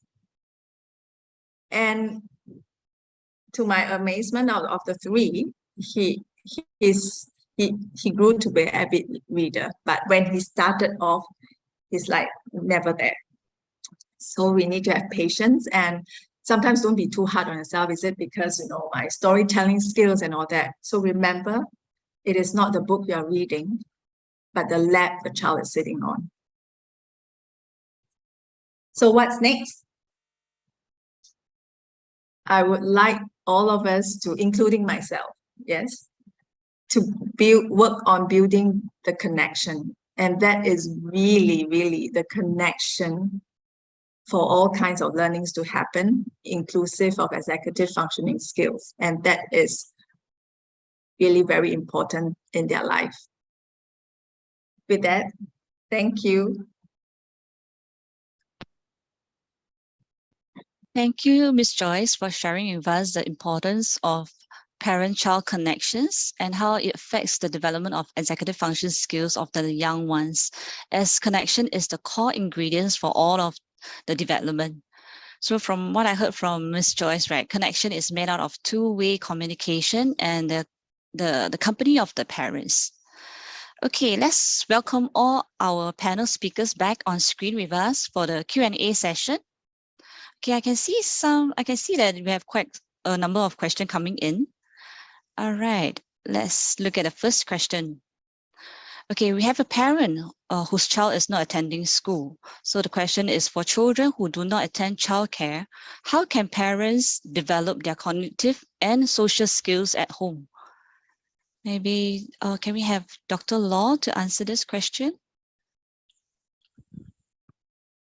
Sure. I think some of us have addressed that already. I think certainly there are children who might not attend childcare, and it's at home quite a bit. I do think that, again, it's not about a lot of quantity of, you know, working on activity book, worksheets, and all that to build the cognitive skills. It's really, you know, if there is a caregiver, I know that sometimes both parents work, right? If there is a caregiver who is able to even have conversation, like we heard, connection with the child, that type of stimulation is already excellent, right? It doesn't really need to come from, you know, doing workbooks and things. I do think that if you have a few books at home, I don't know how young these children are at your home, but even board books, anything with pictures, that can start a really good conversation. Books can help with social skills too, actually, if the child doesn't have a lot of opportunity to go outside, because you can look at the expressions of whoever's in the book and you say, how does he feel? Or what should we do for this child? So, and I did mention just now the unstructured child-directed play that can work on both cognitive and social skills. So if the child says, I just want to be Simba, I'm gonna roll at you, right? The parent or the caregiver can actually respond by saying like, oh, you look very scary right now. And if the child did something that's not so nice, like just push you over or whatever it is actually opportunity for you to say like, oh, if I'm a lion, I'm not going to push people over, you know, like a lot of times those type of interaction is actually best in teaching cognitive and social skills. Doesn't need a lot of materials, don't need to spend money on things. So yeah, I'll let the others actually chime in. There are just so many different ways. I just mentioned some simple ones that everyone can do at home. Thank you. What about Dr. Ng? Do you have anything that you would like to share with the parents here? I think Evelyn gave some really good examples. And I think the thing to remember, I guess, is that there are a lot of things that we can do with our children at home to help build their cognitive and social skills. So if they are not going to childcare, actually as parents, we are actually our main caregiver of our children, right? So there are a lot of things that we can do. So another thing that I might add is visits to the library. Our Singapore libraries are well stocked. There are lots and lots of books for children from age 1. There are small books, and going back to the point about learning about emotions, I'm sure there are books in the library where you can just take and help the children to learn about emotions. Let your child pick the books that he or she likes. They may be reading the same book for weeks and weeks on end, but that's fine because they are interested in it. And so as parents, I think you want to engage in a lot of conversations, try to talk to them, because language is one of those things that is very helpful in terms of developing cognitive skills. And also it's very important for communication. When your child is able to tell you what he or she is feeling or experiencing with words, it helps a lot in terms of you trying to provide the correct support. So I think those are just some of the things that I would add on. Thank you so much, Dr. Ng, for your sharing. All right, we have another question coming in. All right, the question is, I've tried using the suggested strategies to guide my 4-year-old boy self-regulation in meltdowns, and he still continues with the meltdown. What should I do next? Do I let him cry until he stops himself? Maybe can we have Miss Joyce to answer this question? Thank you. Okay, thank you, Rachel. Okay, for this, right, actually what I do is that I coach children, and in fact, most of them do have anger management issues. Okay, so the first thing that you could do is, yes, there'll be a lot of strategies, and to be honest, really, one size doesn't fit all. So what I usually do I would be active listen to their big emotions. So that helps them to verbalize it. Yeah. So for example, you are really frustrated and therefore with whatever, maybe not having that ice cream. So you're throwing yourself onto the floor. So the two parts that I do with them is, the first part will be the feelings that they are feeling at that moment. And the second part would be, I would describe the action that they do. Why? So I build that connection. So the child would see that I could see him, I could hear him, I could feel him, and I'm not labeling him. Okay, so from there, the main thing is the child's big emotions needs to be calmer before we can get to any space to problem solve. So I might not even do it at that point. So basically that needs time and patience for them to be able to have those words to verbalize it to you. And so if it happens so very often, I would maybe walk away or, do what Dr. Law mentioned about active ignoring. However, later on, I'll say that, look, we have an issue here. I have an issue with you having meltdowns, as in I will describe that meltdown. So when this happened, you do A, B, C. It's all descriptive on that behavior, and let's work on it. So I will do a session of, I call it ABC, and I adapted that. And so basically what it looks like is we talk about what happened before that causes that meltdown. So I'll write it down. So I'll draw it out if they are so young. So we'll draw pictures before that, what happens.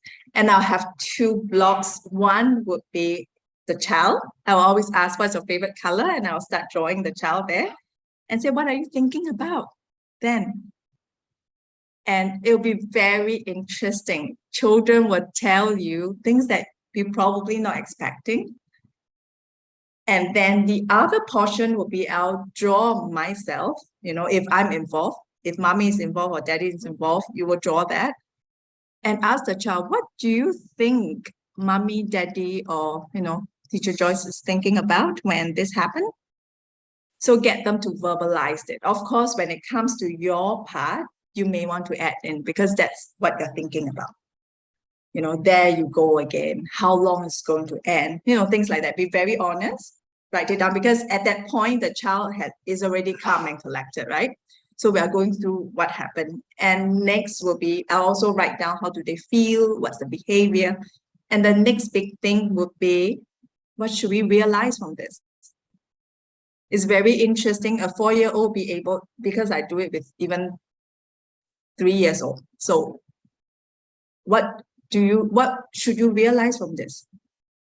And when they're able to re-look at what's being drawn, they will tell you some things. Of course, with younger kids, you might need to guide them along. And after that, okay, so we have an issue here. How can we problem solve this? So get them to tell you what are the solutions. And for younger children, we need to participate too. So I have this child, and the child now, he's 7. And so when he was younger, I did this. So he has massive meltdown, okay, really massive, and will start to throw things around. And when we did one of this session, and he told me that he was still in that meltdown, not because he couldn't stop, but he could not face himself for that embarrassment when he stopped. Isn't that very interesting? So once we get there, it's so interesting. I said, you have big emotions and it's all right. But how you display the emotions is not appropriate. So from then on, his meltdown just went down after he could verbalize it. So he couldn't deal, that particular child couldn't deal with the embarrassment that he need to face himself after that meltdown. So this is what I do, and with children with issues with their anger or their emotions. Dr. Ng or Dr. Law could add in if you have any other ideas.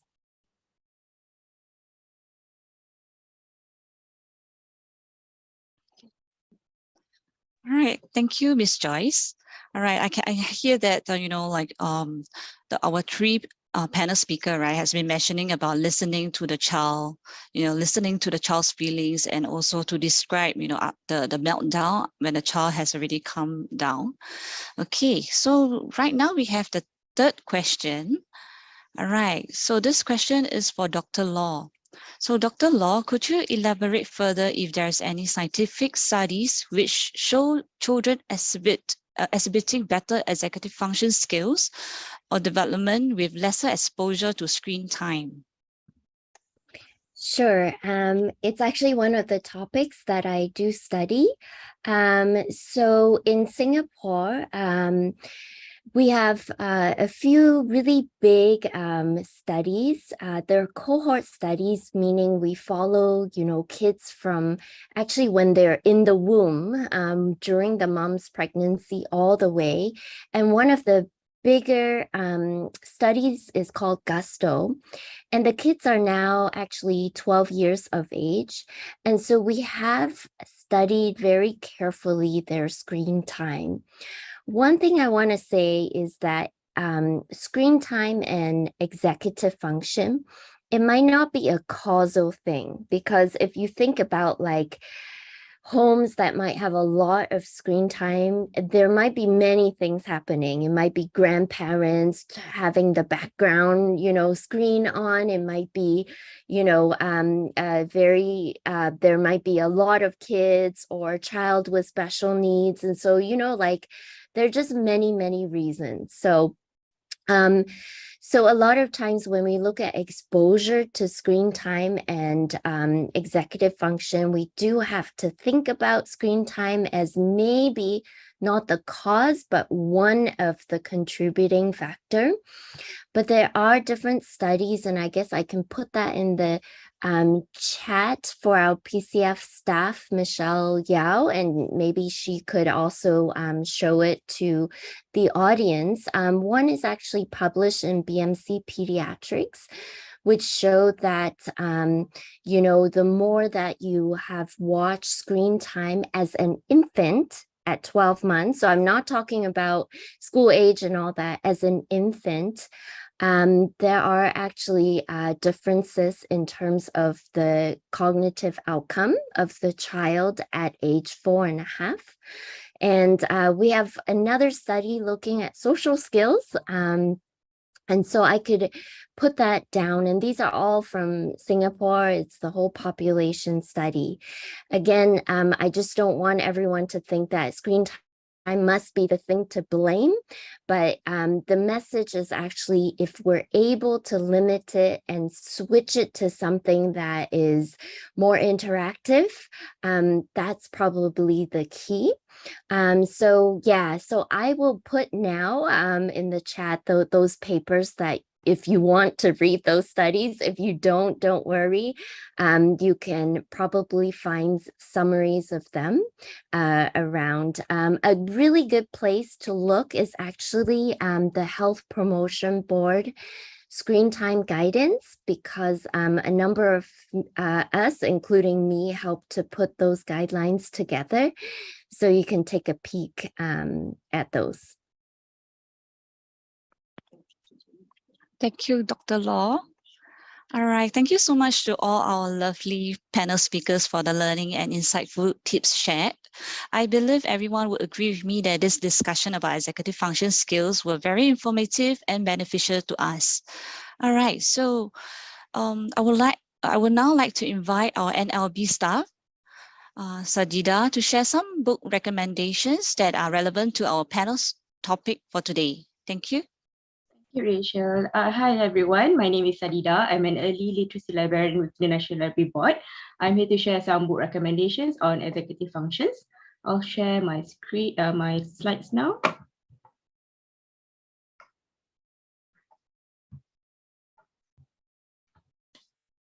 Okay, so the first book that I'd like to recommend is No Mind Left Behind by Adam J. Cox.